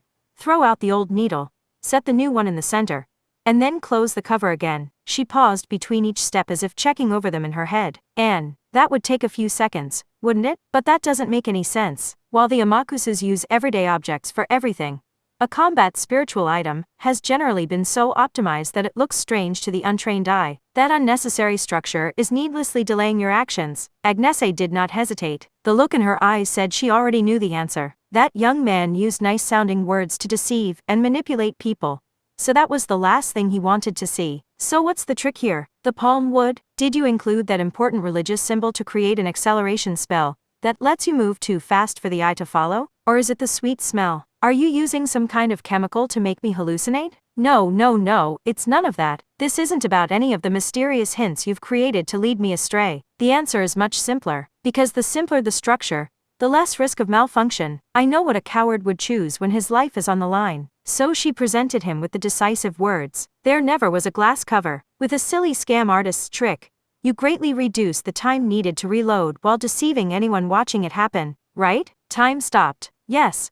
The glass cover was no more than a frame. That part was not needed to activate the magic. Albert, dying, would ignore the cover altogether to push the needle in with a finger, and then exaggeratedly open and close it with his thumb. That was why Agnese had always overlooked when the reloading happened. No matter how carefully she watched as he popped open the glass cover, she was never going to see it happen when the reloading was already complete at that point. Just like staring at the train track was meaningless when the train had already passed by, that was all it was. The silly trick had eliminated the deadly few seconds when he was most defenseless. They both viewed a duel as a chance for a dishonest person to hold a public execution, and they both knew someone would only call for one when everything was set up to ensure their victory. This revelation had erased his advantage, but two still had a chance. Agnese had already stated this did not tell her what was coming next. You assume anything I use will be another projectile. Narrowing your vision like that creates a short-range blind spot. I will use your own battle plan to kill you. I will emerge victorious here, and I will remain forever victorious. As long as she remained trapped in her battle plan, Agnese would not even notice the blind spot she had created. She could only grimace from the wound she had taken to the back, and struggle to keep her legs steady below her. Yes, the tides could turn against two here. But she had only revealed the ancient god's spells used through his compass. His true power lay elsewhere. He did not hesitate. He sliced down his own arm with the sickle. Wah! Agnese tensed with surprise. No, he had sliced his own shadow on the wall from shoulder to elbow. That damage was then transferred to himself, just like someone injuring a doll to harm the target. And that was an accurate comparison. The sickle of Saturn overrode who controlled the land it stabbed into, and set up a more convenient field. So it could also be used like this. By slicing and tearing into oneself, it could overwrite the inner world of the human body. And by tearing down the wall between the micro inner world and the macro outer world, he could wield magic unusable by mere humans, such as theory, Saturn Zero. He did not need the compass needle this time, and people could not respond to something that caught them by surprise. Part 3. Nothing was more frightening than a lack of tricks, or rather, than being pushed to the point that all tricks were off limits. Magic was a logical system. It could be hard to tell since none of it was visible. But it was no different than sticking a branch below a big rock to lift it with leverage. So if a magic user was pushed to the point that they could not use that kind of trick, they had truly been pushed to the limit. 2. Albert, dying, heard something soft being squashed. He felt a dull sensation in his fingernails when it happened. In Roman mythology, Saturn was the king who usurped heaven. But before he was overwritten by Cronus of Greek mythology, he had been an ancient god named Satis. He was an agricultural god who controlled seeds and sickles. His name, his role, and even his world may have changed, but he had kept that weapon through it all. That suggested it was the only real thing he had left. Thus, it retained the symbolism of the sickle that sliced open the earth and let a bountiful harvest grow. However, Tu's gaze wavered somewhat. He looked down at his own fingertips. The deadly nails were split open, and his fingers were bent in disconcerting ways. Simply put, he had been stopped by the silver staff Agnese Sanctus had pulled back toward herself. Gah? Whoa, dear, did what I say lead you to believe I had only analyzed your compass? You were the one who stabbed me with your sickle of Saturn to mess with my inner world, remember? She grinned. But she shouldn't have been able to dodge this even if she understood it. His speed had been absolute. She could not have responded to his attack in time. So how had this happened? Saint Amandus, something had happened. But the groaning whisper had not come from Agnese Sanctus. He was a legionary bishop without a diocese of his own, but he built more churches than anyone else, and provided many people with a place to rest. It was Sister Lucia. Angeline also recited the words from the floor. They crawled because they could not even stand up with all the pain and agony filling their bodies. But they clenched their teeth and set self-care aside in order to support the girl with whom they had shared the good times and the bad. They spoke in unison now. His passion and powerful legs were second to none. Traveler with a worthy cause, feel the push at your back as you continue your journey. You will find your feet move quicker than anyone else's. That spell created a literal tailwind. No matter which way you moved, the tiny miracle would summon a wind to assist you. Agnese was not alone. Their old home had relied on number for everything, and it was two who had called this 3-against-1 arrangement a duel. He could not call it unfair now. Lucia and Angeline had already fallen, but that did not make them insignificant. If this man would laugh them off as ignorable, Agnese would show him the power they had granted her. She would show him that the very thing he had dismissed as insignificant could sometimes be the trigger needed to save the world. Telling the truth gains you nothing. Isn't that a standard principle in magical combat? Whether it failed to activate,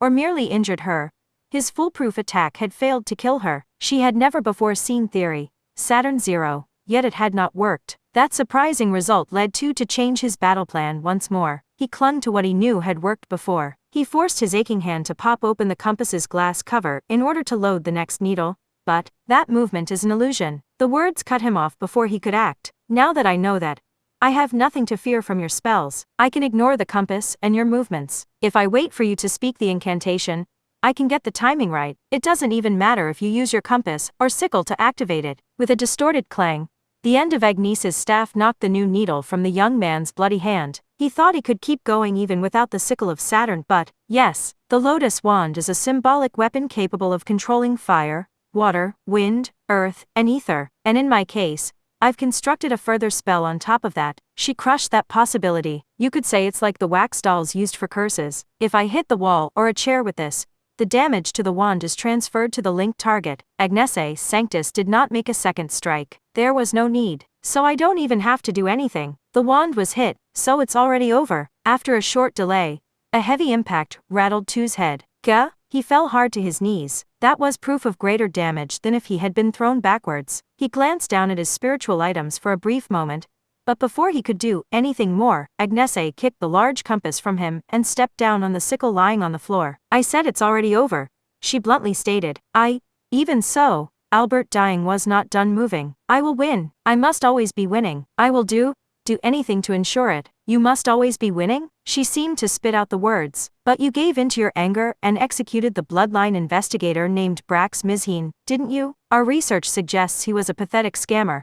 But killing him did nothing to affect your score, did it? Did you really hate Style Magnus that much? Admittedly, he's a condescending asshole constantly polluting his surroundings with cigarette smoke. But that isn't why you hate him. Then why? That question crossed a line. There was no kindness in her voice. You blame them both for your failed ceremony that forced you to go into hiding. Agnese Sanctus was still inexperienced. When slapped on the right cheek, she would reflexively throw a punch, and she had a smile on her lips as she said this. You claim you must always be winning, but that died long ago. If you ask me, revenge is the last resort of a loser. A disconcerting sound filled the chapel. What happened next defied logic. Albert dying had already been hit by the finishing blow, but he got back up. His hands and feet dug into the stone floor to rise up like a beast. This isn't over. No one ever protected me, so I had to protect myself. Do you have any idea how hard it is to always be winning? I came all this way because I couldn't allow a single loss.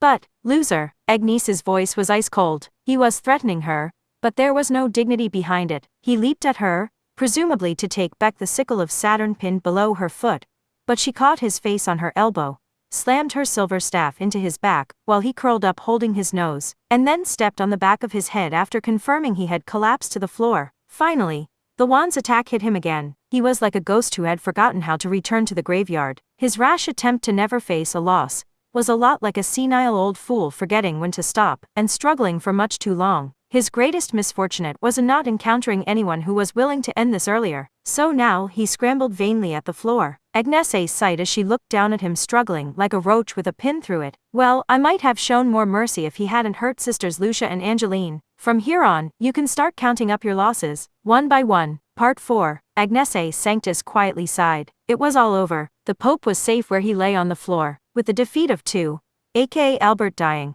the violator of the peace spiritual item trying to force its way through the old man's holy garb had stopped resisting. Agnese only had to crouch down and grab it for the X-shaped belts to unravel from the Pope's chest like no more than ribbon. She tossed the violator of the peace aside, and it hit another of the culprit's spiritual items with a solid clang. It looked like nothing more than a small sickle made from crude materials, but even that could destroy the world. That was what made magic so frightening. She pressed a communication card against her ear and spoke into it. The method used by the card had existed before the invention of electronic devices, but most people would assume she was operating a phone. Most cars around the world had round steering wheels, and there was no real reason to make showerheads X or star-shaped. Most everyone would settle on similar shapes, because those were easiest for people to use. The sickle of Saturn has been retrieved. Yes, you check on things outside, eh? It's going to be stored and preserved in the British Museum? No, I'd rather destroy it here. Hand this to you Anglicans, and who knows what your black-hearted archbishop will do with it. She remained crouched and gently stroked the Pope's forehead with her empty hand while holding the conversation. Lola Stewart at the top of the Anglicans was entirely different from this old man. That woman loved power games and kept her good and bad deeds perfectly balanced, so there was no point in worrying on her behalf. Style, you agree that would be best, don't you? Yes. I know a poor middle manager like you isn't allowed to say so out loud, so just dock my pay already. I swear the world is edging toward destruction because saving it only gets you punished. Bye. That ended her magical call. Now she spoke to someone in the same room as her. Hey, Sister Lucia, you still alive?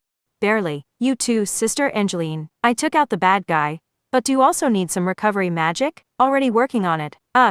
Don't those larvae things suck all the fat out of you once they latch onto you? The legends say they also leave weird marks all over your body, don't they? The three girls stopped talking there, so when they heard a groan, it did not come from any of them.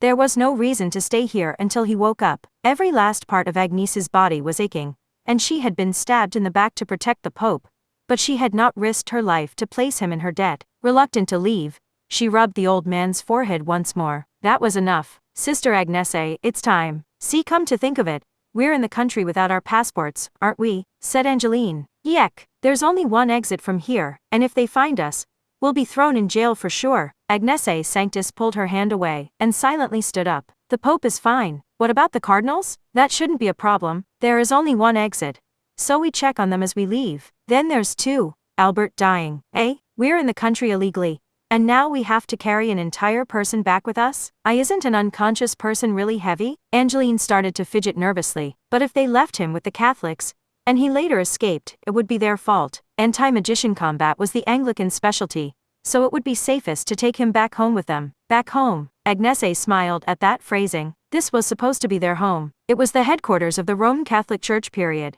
So how could they go back home from here? She knew the answer, and she knew what to say next. They needed to choose who would carry two on their way home. Rock?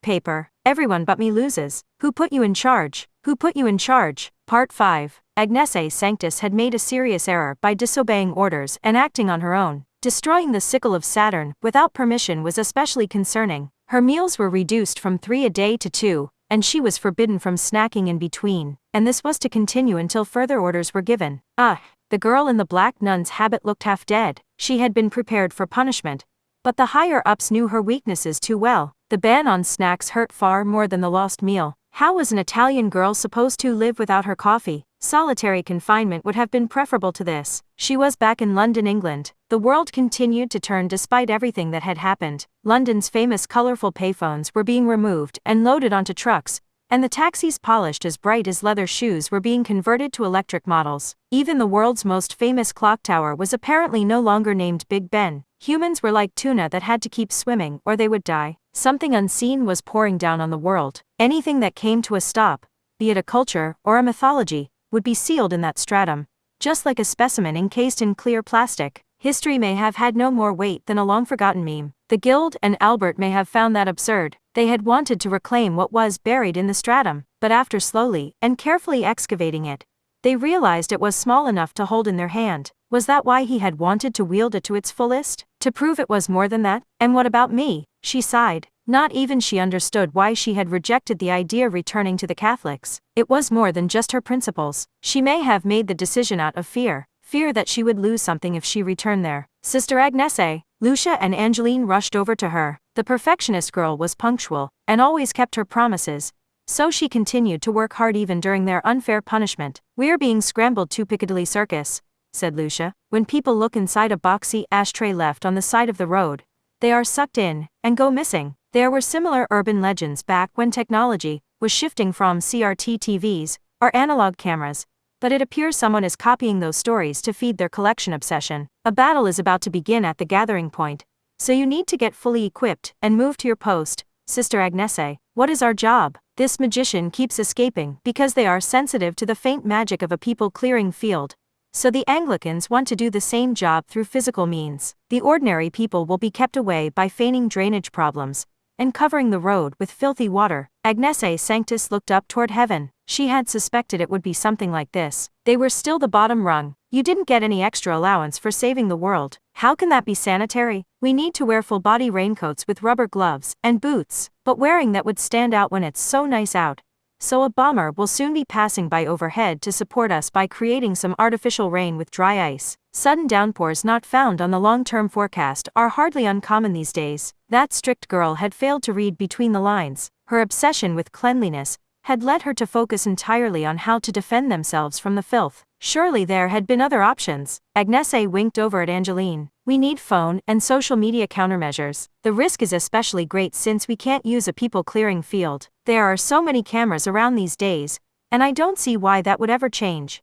Actually, I've already done that, said Angeline. All we need is for you to join us. Sister Agnese, why do you think we ran over to get you? Because the phones aren't working here. Agnese scratched her head at that. She had hoped to find a flaw in the plan so she could boycott it. But it turned out Lucia and Angeline were the type to do everything right, even when they gained nothing from it. Agnese had no choice now, but there was a note of enjoyment in her voice as she replied. Then let's get going. The time for some captivating service work is upon us.